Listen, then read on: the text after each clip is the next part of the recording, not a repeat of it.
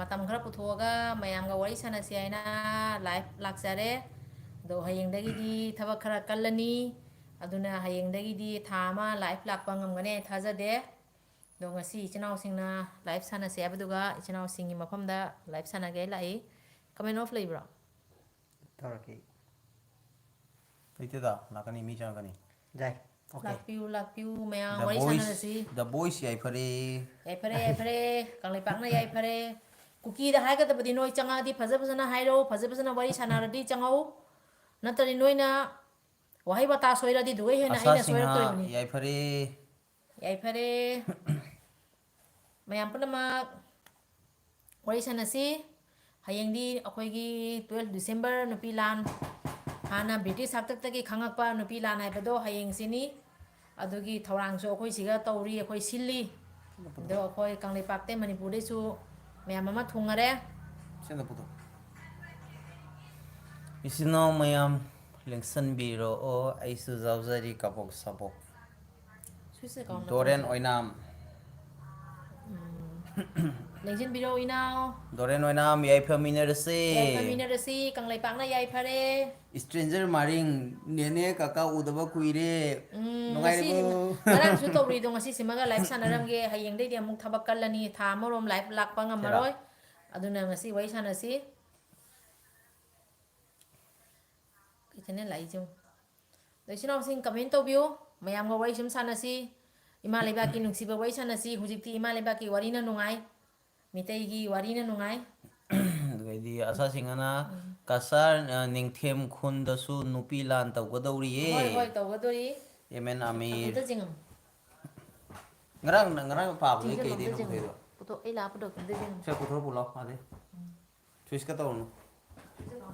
yemen amir channel amata community amata share tau bio hoi tau ge hisi matang si ko katang irangi matam moi bani ne haji snow mayam gi kanam gi community tau dreba manipur irang ke ek pharakhi bane ei snow mayam homi rak pai snow mayam ne amata kaujaro puno ki tau bani da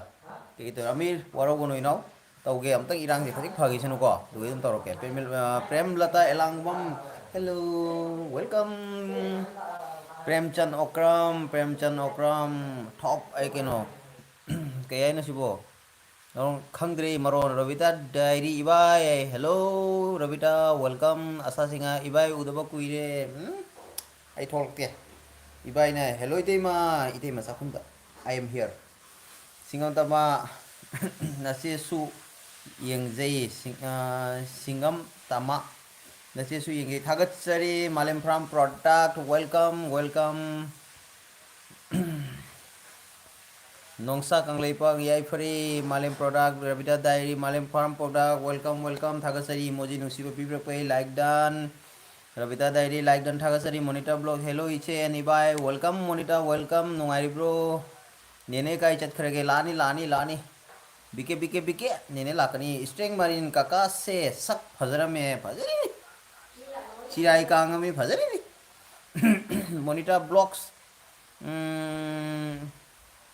Monita blocks na sak ising di chadri loidri nungsi panthong 1939 December 12 Manipur gi ani suba nupilan yai phare Malem farm product na lying tho sanamahi is back oh thagatsari welcome inawu yam nungsi thagatsari asa singha haifam khangde robi Premchan Okram Thabak Kari Taubi Bage Isi Ibaibu Ai Manipur Thawal Dagini Thagasari Manipur Chilau Mayam Akhoi Matani Ai Thabakadi Azikti Dum Chana Jaba Thabam Tauri Ibai wow Tado Karigi Chirai Sigaro Chirai Sia Kutang Thibani Sunibla Oinam Wazabu Ikai Kumnazari Thagasari Lengsen Biro Kanglai Pagna Yai Fare Ado Isino Mayam Ko Warobo jate ko comment se dum amani dum mar nan thok khai na ko mai warobo jate ko sidi nungai bo ena nungai wari sanar se ba doidi sunibala oinam ojabu kai khum thagasari ibai like thagasari priyanka laisram khumana hiking kong priyanka most welcome nungai bro ibai hoine o thagasari monitor blog ise kai mangkhre ise mi lak na wari sanaba sangani baba heidoiro baba haidoiro kai कौदोइनो खंगद्रे कई ꯍꯪꯖꯒꯦ ꯍꯤꯟꯖꯥꯡ ꯆꯥꯔꯒꯦ ꯍꯣꯏ ꯑꯩꯒꯤ ꯆꯍꯤꯗꯤ ꯍꯥꯏꯔꯨꯔꯒ ꯍꯧꯖꯤꯛꯇꯤ ꯁꯛꯅꯥ ꯆꯍꯤ ꯀꯣꯜꯂꯤꯅꯤ ꯅꯤꯐꯨꯁꯤꯗꯤ ꯊꯣꯝꯖꯤꯜꯂꯦ ꯀꯔꯤ ꯀꯧꯒꯦ ꯍꯥꯏꯕꯗꯨꯗꯤ ꯈꯪꯗ꯭ꯔꯦ ꯄ꯭रियंका ꯂꯥꯏꯁ꯭ꯔꯝ ꯈꯨꯃꯟ ꯅꯨꯡꯉꯥꯏꯔꯤꯌꯦ ꯑꯩꯈꯣꯏ ꯄꯂꯦꯝꯗꯤ ꯂꯥꯛꯀꯅꯤ ꯏꯕꯥꯏ ꯀꯥꯏꯗꯦ ꯁꯨꯝ ꯄꯥꯕꯤꯌꯨ ꯊꯥꯒꯠꯆꯔꯤ ꯅꯨꯡꯁꯤꯕꯗꯨꯡ ꯏꯕꯥꯏ ꯀꯩ ꯃꯊꯦꯜꯅꯣ ꯉꯁꯤꯗꯤ ꯈꯪꯗꯦ ꯀꯔꯤ ꯊꯣꯡꯉꯤꯕ ꯃꯌꯥꯝ ꯆꯥꯛ ꯆꯥꯅꯔꯕ ꯅꯠꯇ꯭ꯔꯣ ꯑꯩꯁꯦ ꯑꯗꯨꯝ ꯌꯦꯡꯉꯝꯃꯤꯅꯤꯗ ꯑꯩꯗꯤ ꯚꯤꯗꯤꯑꯣꯗ ꯌꯥꯎꯍꯟꯗꯦ ꯍꯟꯗꯛ ꯑꯩ ꯚꯤꯗꯤꯑꯣ ꯅꯝꯕ ꯈꯣꯠꯄꯗ ꯑꯃꯐꯥꯎ ꯌꯥꯎꯍꯟꯗꯦꯕ ꯑꯩꯉꯣꯟꯗ ꯀꯩꯅꯣꯗ ꯑꯩꯁꯦ ꯈꯔ ꯏꯗꯣ ꯃꯤꯇꯔꯗꯣ ꯀꯥꯡꯈꯠꯂꯗꯤ ꯃꯥꯅ ꯉꯥꯡꯉꯤꯗꯨꯒꯤ ꯍꯦꯟꯒꯠꯂꯛꯀꯅꯦꯅ ꯑꯩꯉꯣꯟꯗ ꯌꯥꯎꯍꯟꯗꯦ ꯃꯥ ꯃꯊꯟꯇ ꯁꯦꯝꯃꯤ ꯆꯦꯅꯦꯜ ꯑꯗꯣ ꯃꯤꯅꯥꯏ ꯃꯆꯥꯁꯤꯡꯗꯣ ꯉꯔꯥꯡꯗꯤ ꯑꯃꯅꯤ ꯈꯛ ꯂꯤꯁꯜꯂꯛꯄꯅꯤ ꯉꯁꯤꯗꯤ ꯃꯤꯅꯥꯏ ꯃꯆꯥ ꯆꯪꯉꯛꯇꯦ ꯏꯕꯥꯏ ꯀꯩ ꯃꯊꯦꯜꯅꯣ ꯉꯁꯤꯗꯤ ꯈꯪꯗꯦ ꯀꯔꯤ ꯊꯣꯡꯉꯤꯕ ꯌꯥꯏꯐꯔꯦ ꯌꯥꯏꯐꯔꯦ ꯀꯪꯂꯩꯄꯥꯛꯅ ꯌꯥꯏꯐꯔꯦ ꯄꯨꯔꯦꯝꯖꯔꯤ ꯃꯌꯥꯝꯕꯨ ꯂꯥꯏꯞ ꯃꯄꯨ ꯏꯀꯥꯏ ꯈꯨꯝꯅꯖꯔꯤꯌꯦ ꯌꯥꯏꯐꯔꯦ ꯏꯕꯨꯙꯧ ꯄꯥꯈꯪꯕꯅ ꯌꯥꯏꯐꯔꯦ ꯀꯪꯂꯩꯄꯥꯛꯅ ꯌꯥꯏꯐꯔꯦ ꯑꯩ ꯂꯥꯏꯛ ꯏꯕꯥꯏ ꯀꯨꯏꯔꯦ ꯎꯗꯕ ꯎꯁꯥꯂꯩꯃ ꯋꯦꯜꯀꯝ ꯅꯨꯡꯉꯥꯏꯔꯤꯕ꯭ꯔꯣ ꯁ꯭ꯔꯦꯡ ꯃꯔꯤꯟ ꯀꯀꯥꯗꯨꯗꯤ ꯄꯥꯈꯪ ꯐꯖꯅ ꯐꯥꯕ ꯃꯇꯝ ꯑꯣꯏꯔꯦ ꯌꯥꯏꯐꯔꯦ ꯑꯁ ꯍꯛꯆꯥꯡꯁꯦ ꯇꯦꯛꯈꯠꯂꯤꯅꯦ ꯁꯤꯒꯅꯤꯅꯦ ꯀꯔꯤ ꯊꯥꯗ ꯂꯥꯛꯎꯒꯦ मेरा थादा लाक्सिरा ꯐꯩꯔꯦꯟ ꯊꯥꯗ ꯂꯥꯛꯎꯔꯥ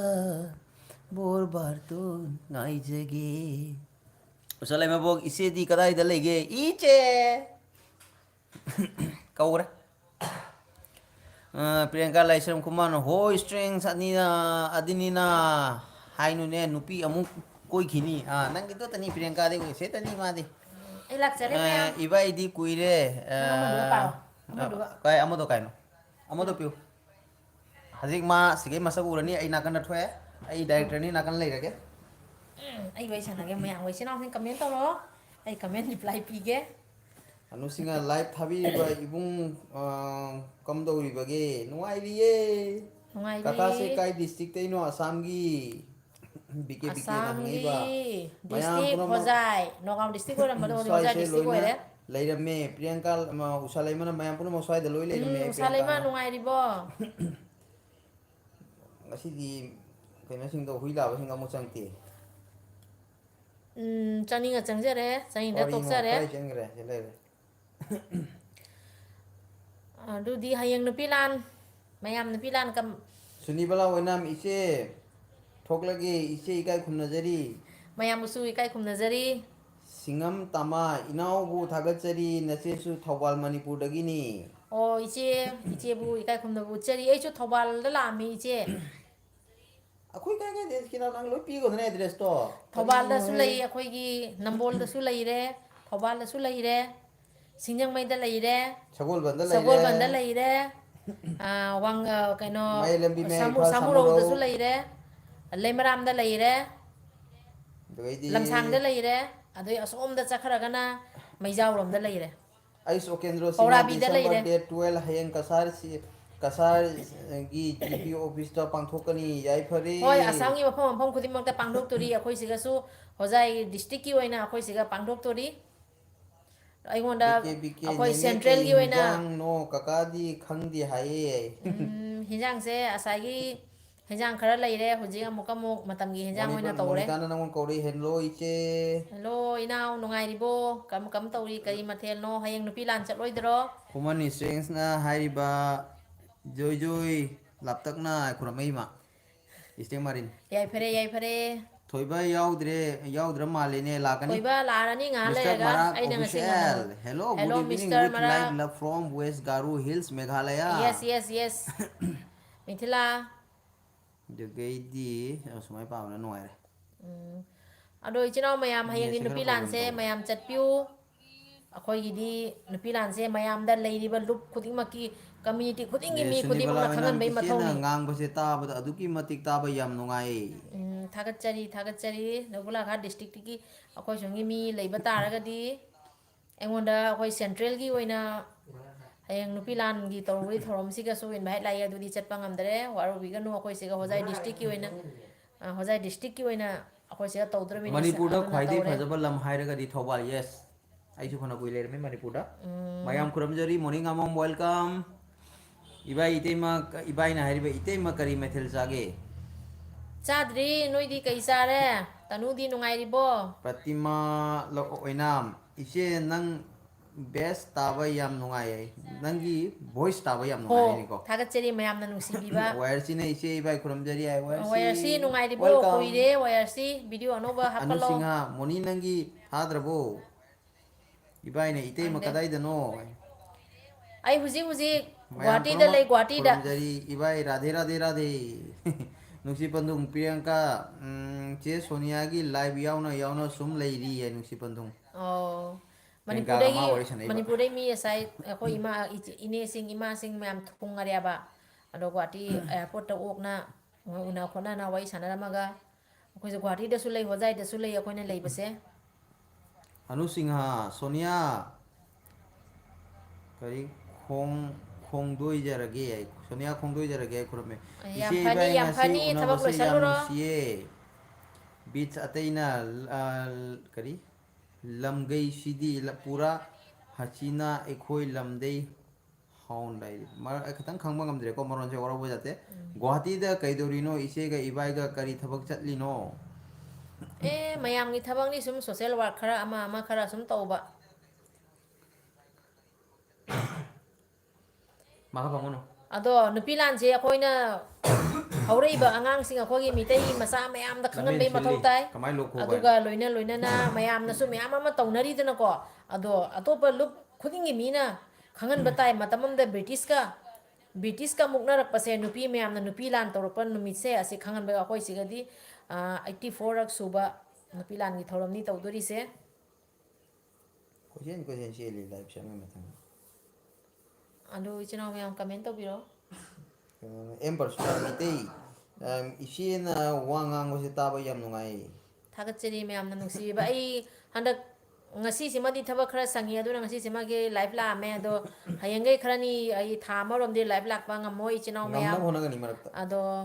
matam se khara kena to boina ngarang akoi ichina khara mana engonda comment tore ngarang live thai na khangau dre ngasi ka thabiro aina ado ngasi sima adogi live sima laksare hayengdagi di sangaron mongol nata like dan itei ma khurab dari hoi nungai de bo inau nanga la amaga no de base nungai te ko akoi ju manak ni ma chali akoi gi hek jum manak tani mana kano noina chakri bado ma lei jum do imana wi jum ni na dabi morning ngom nandabi do aduga hangamasu khangadaba mana bi lete da kiso morning ngom nungsi panthungai kore wire si na moni si nungsi panthung na bro khurab jari e wire si bro na mongol nata ne itei ma tato saksar bro sadri inau sadri Friends kasada and di okram. hayang napilan jaw basat loy dero sot piu hen thoiba okramna kabu nungsi manipur lakpada unasi unasi chinau mayam unasi akoi tongram nungsi nana leminasi aidi chahi gi manipur da ni rakum rak sega sali ibaga se nungaina leiba leibiu akoi loina nungsi janana leminasi adom na thaujan biba akoi bu nungsi biba yam laibak phabani nungsi janana leibo ijage like iche nungaibo nungairi inau idi dilip nungairi bo samjit sabam bye tori hello inau comment to biro mayam prak id AK47 khapadona khapthai kuki gadi sang tri haji ngarang ge humari hojik chinau sing den hajari kuki sing se na ne hojik phege account jam sari bani akhoi rambai tengol gi mingda adui di akhoi gi akhoi gi lingthoi ngambi gi magi ningam da bai mi eng do adu mi eng do thamaga adu gi dasu phege account sari bani aduna chinau sing na akhoi gi mitei gi account ne phoya page tani ko ma तौसे Facebook follow तौद्रिङैदा मुन्ना थिगत पिरगा यंगबिरगा तौबियो आई मसु खंगदना फेसबुक पेज अमदा मोइगी कुकी न साबा फेक अकाउंट दा इना कमेंट तौरी कोना अखोइगी इबुंग अमना सिटी कुकी गी फेक अकाउंट नि मोइना साना बने थिगत पदि असे अखोइगी सुमिते इचनाउ म्याम अमा होजिक नेट से पाइरि बसे नेट सिगी खुदोंग साबा सिसु मोइना लौरी बसे अखोइ असि थुदेक पे मथौ तायबा एलडी खुमन हाइ नेने नुंगाइ ब्रो नुंगाइरी बिकेना नेने नहान मुक इम्फाल लापदो कई फाउगे नेने अस थमोइ सिदि कइनो इरमदम नेना इम्फाल दि एदी चाही गी लाई अदो अमुक्तंग अहा मलाक नतबनिना असम नगदे हनोक लान मरक्ता लाकपदो थमोइ से नहांगै लाकपदना थमोइ दो हराउरी इचनाउ मयाम नुंसी इरमदमदा लाइने ना को हंदक लाकपददी अहेन ब थौना अमा अचाकपा म लोइनेना लैयाबा बदो ना को फिजु चलो कुकी हैबा कुकी से को असे वारी से कुकी दमु लाक्तरे कुकी हैबा कुकी से अखोइना मोइसे इस मोइसे फै हैना हाइबा ngamdरेबा को होसे कुकी अंगांग मसा कुकी मसा अंगांग दो अदु बाउ न को फै हैबा ngamdरेबा अखोइना मोइसे दे अंगांग नि को हैना मोइदे खल्लनेबा ꯑꯗꯣ ꯃꯣꯏꯅ ꯑꯩꯈꯣꯏꯗ ꯈꯪꯉꯣꯏꯕꯁꯦ ꯃꯤꯇꯩ ꯏꯕꯨꯡ ꯏꯄ꯭ꯋꯥ ꯃꯤꯇꯩ ꯏꯃꯥ ꯍꯣꯏꯅ ꯑꯩꯈꯣꯏꯁꯦ ꯀꯟꯕꯤꯔꯛꯏꯅꯦ ꯈꯜꯂꯣꯏꯕ ꯆꯥꯎꯔꯛꯑꯒ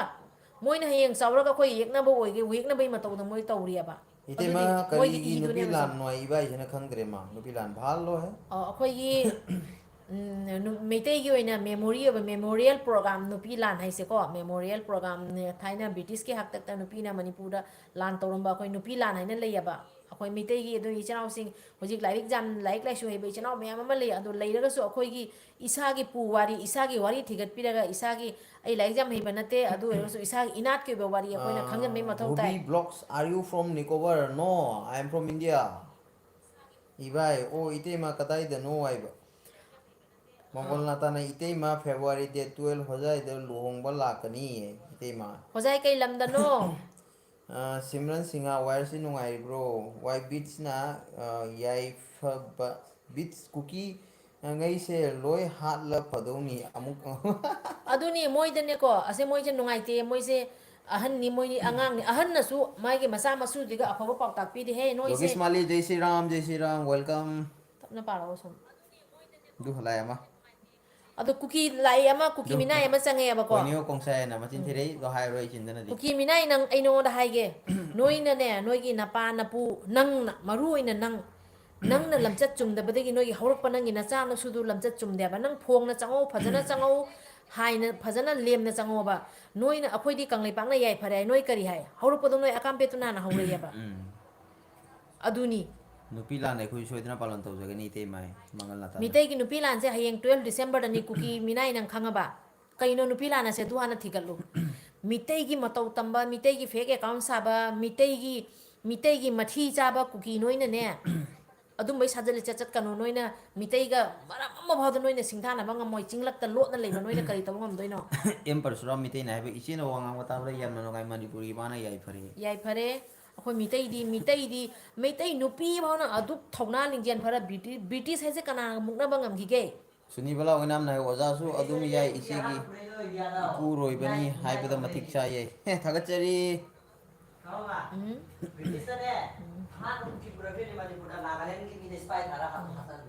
kuki ama leire haino ꯑꯗꯨꯅꯤ kongsai se kuki ꯑꯗꯣ ama leire na hariba bike bike na takli lai khange ꯀꯣꯡꯁꯥꯏ ꯃꯣꯏ ꯃꯔꯣꯟꯅꯤꯗꯨꯅꯤ ꯀꯣꯡꯁꯥꯏ ꯐꯣꯡꯁꯥꯏ ꯍꯥꯏꯅ ꯑꯗꯨꯒ ꯑꯗꯨ ꯑꯗꯨꯝ Dhirendra ꯂꯩꯔꯕꯅꯤ Singh, you know Hindi, ma'am? Little थोड़ा थोड़ा Oh, Okendra Singha Kasar, kari Sribarda Nupilangi, Sri Barda ꯁꯤꯕꯥꯔꯗ ꯀꯣꯟꯁꯥꯔ ꯁꯤꯕꯥꯔꯗ Sribarda Nupilangi Thorom Pangthoke Nambagi Imphal Isin Inau Mayam Laktori Leina Mayam ꯑꯩꯈꯣꯏ Lakpiu. ꯁꯤꯗꯗꯤ ꯉꯁꯤ ꯊꯨꯡꯉꯔꯦ ꯉꯁꯥই ꯊꯨꯡꯉꯔꯦ ꯑꯗꯣ Any mafam da Pangthok pada Isin Inau Mayam ꯊꯨꯡꯉꯔꯦ Apu Punsi Loina. ꯑꯩꯈꯣꯏ ꯃꯤꯇꯩꯅꯤ ꯃꯤꯇꯩ ꯏꯅꯤꯅꯦ ꯑꯩꯈꯣꯏ ꯏꯅꯤ ꯀꯨꯀꯤ ꯃꯣꯏꯅ ꯑꯩꯈꯣꯏꯗ ꯂꯥꯛꯆ ꯉꯝꯗꯣꯏ Simran ꯅꯠꯇꯦ Hoi where si Tanuni. Dhirendra Singha, you from China? Are I don't know bhaiya. English Cookie haiba cookie sina mang takhan base othong no su pen khidre ko ai ꯃꯣꯏ ꯃꯔꯝ ꯆꯠꯇꯨꯅꯅꯤ ꯁꯣꯝꯗ ꯕꯔꯃꯥꯔꯣꯝꯗ ꯃꯣꯏ ꯃꯔꯝ ꯆꯠꯇꯨꯅꯅꯤ ꯃꯤꯁꯤꯟꯒꯥꯟꯅ ꯀꯞꯈꯥꯏꯔ ꯍꯥꯏꯔꯗ ꯀꯨꯀꯤ ꯑꯃ ꯂꯥꯛꯏ ꯃꯃꯤꯡ ꯈꯣꯡꯖꯥꯏ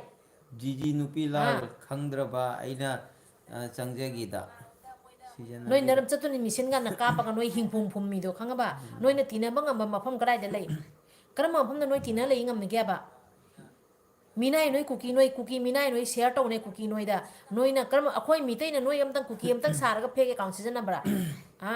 kukisa amala e kukisa amala e ꯅꯣꯏ fake account ꯑꯩꯈꯣꯏ nusi ꯁꯤꯖꯤꯟꯅꯕ꯭ꯔꯕ bandung kukisa amala e ꯅꯣꯏꯗꯤ ꯁꯥꯗꯒꯤꯁꯨ ꯍꯨꯏꯗꯣ ꯃꯄꯨ ꯃꯁꯛ ꯈꯪꯕꯅꯤ ꯍꯨꯏꯗꯣ ꯃꯄꯨ ꯃꯁꯛ ꯈꯪꯕ ꯅꯣꯏꯗꯤ ꯍꯨꯏꯗꯒꯤꯁꯨ ꯑꯣꯏꯅ ꯇꯣꯜꯂꯤ ꯈꯪꯉꯕ ꯍꯨꯏꯗꯒꯤꯁꯨ ꯑꯣꯏꯅ ꯇꯣꯜꯂꯤ respect 796 mai duidi dhanraj dharje hello ai morning angon cookie hello mio ai नमस्ते जी Mongol natana kukibu miro modi chak sabada nekhai lemu kai inkhagi enekhagi laimu chan kai chaban tharaga chaba mini te mai ꯆꯨꯝꯃꯤ ꯑꯩꯈꯣꯏꯁꯦꯀꯣ ꯑꯩꯈꯣꯏ ꯃꯤꯇꯩ ꯑꯩꯈꯣꯏꯁꯦ ꯏꯆꯝ ꯆꯝꯅ ꯂꯩꯖꯕꯅꯤ Kes Malinga ꯑꯩꯈꯣꯏꯗꯤ welcome ꯋꯥꯍꯩ ꯋꯥꯇꯥ ꯐꯖꯔꯒ ꯃꯤꯉꯣꯟꯗ ꯏꯀꯥꯏ ꯈꯨꯝꯅꯕ ꯎꯠꯂꯒ ꯊꯛꯁꯤ ꯈꯥꯁꯤ ꯂꯝꯆꯠ ꯑꯩꯈꯣꯏ ꯃꯤꯇꯩꯒꯤꯗꯤ ꯑꯁꯤꯁꯦ ꯃꯌꯥꯝꯗꯒꯤ ꯇꯣꯉꯥꯟꯅ ꯇꯥꯅ ꯂꯩꯖꯕꯅꯦꯕ ꯑꯗꯣ ꯑꯩꯈꯣꯏꯁꯦ ꯅꯣꯏꯒ ꯆꯥꯡꯗꯝꯅꯒꯅꯣꯕ Sunibula oina kubagi selai harauda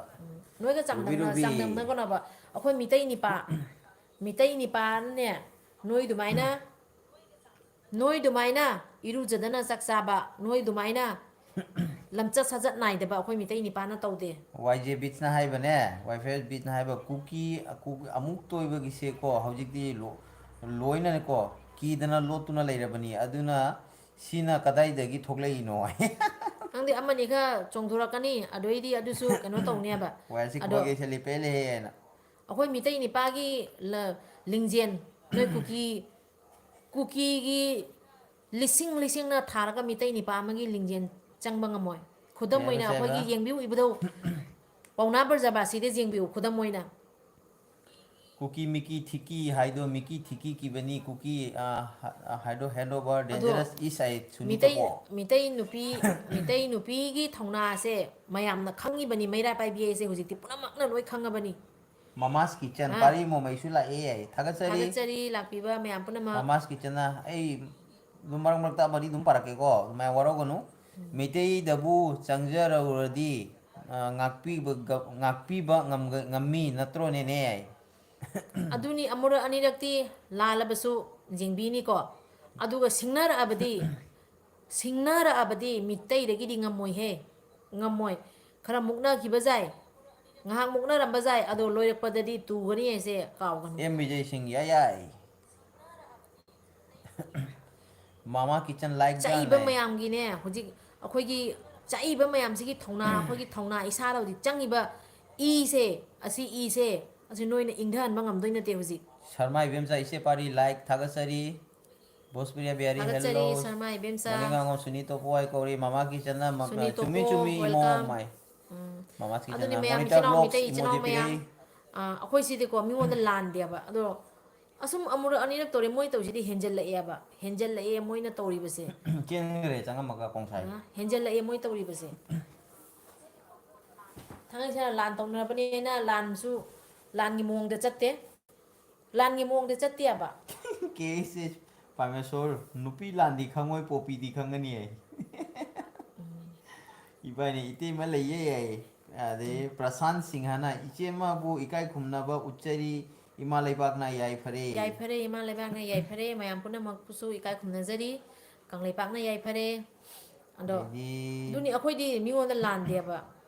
kyani akhoi su asumai leideno ado moi di akhoi di angang akhoi gi angang chawkholakpada thaksi ka si takpi afa phata takpi moi di chawrakpada nongoi pai ba takpi re popi tha ba takpi re huran chat pa takpi re huran chinthi ba takpi re ba ha moi di nongoi masa no nongoi pai ba hei di moi harau re ba akhoi gi lamchat sachat akhoi di lining lamchat thaksi ka si aseng man khai re chat le ba moi da kai lei dige monitor blogs na hangiye cookie hui la tro lb da amala ame chen gre mitei myam nom jan da ibai like ai ichinaw mayam ado comment sum to biro ichinaw mayam ado cookie sinje lak pula abadi cookie na comment da chumna tawra di adugi chumna pakhum bibi ni ado oina tenena ka cookie na ko si thoina haira ba afabam di haigane di khanganu hayang nupi langi ni misisu hayang asum oi be nupi akhoi hujik ima leiba ki tamakta hayang se akhoi matam mamada akhoi ima thoba mayam na thawaina pon thawairaga nupi lani na mayam na khangnari ba se ase hayang se asi gi numini adoi di ngasi siga kuki na akhoi da comment ka tawraga oina tene ba nganga ba mawong di charo ke na hai ba ibido pakhang bagi mai duna muktang ka maga sakthek redi Loire sum. ni ai eke ibido pakhang baning ba masa masuni akhoi ibido pakhang bai masa masuni akhoi salai tare ai bese karino eke sing na be se manipur da lama bana trai laksere ina akhoi di ngai ta lai manipur da fix ni dum ngai ta lai chahim da ni rakti soida amukti soida lai do ani rak chat pa jawri hum rak chat pa jawri kuki noi gumba amaga asing khangdraba amang asing khangdraba maiti manau chak pin punna saksina ba ising khusi pina thamina ba noi gumba oktobi mai masin thire masa nati aikhoi mitei de good jumi mitai muk semai mitai di lai ga lai min rak pa lai gi macha masu lai ga lai min rak pa lai gi macha masu ado ichinau sing dai na haije ga dabadi ai tak chabadi nate akhoi like lai soi ba mitai ichinau mayam ma lai ri ko tau to bo ai gi icha isu horak pa mayam da akhoi gi hana gi puwari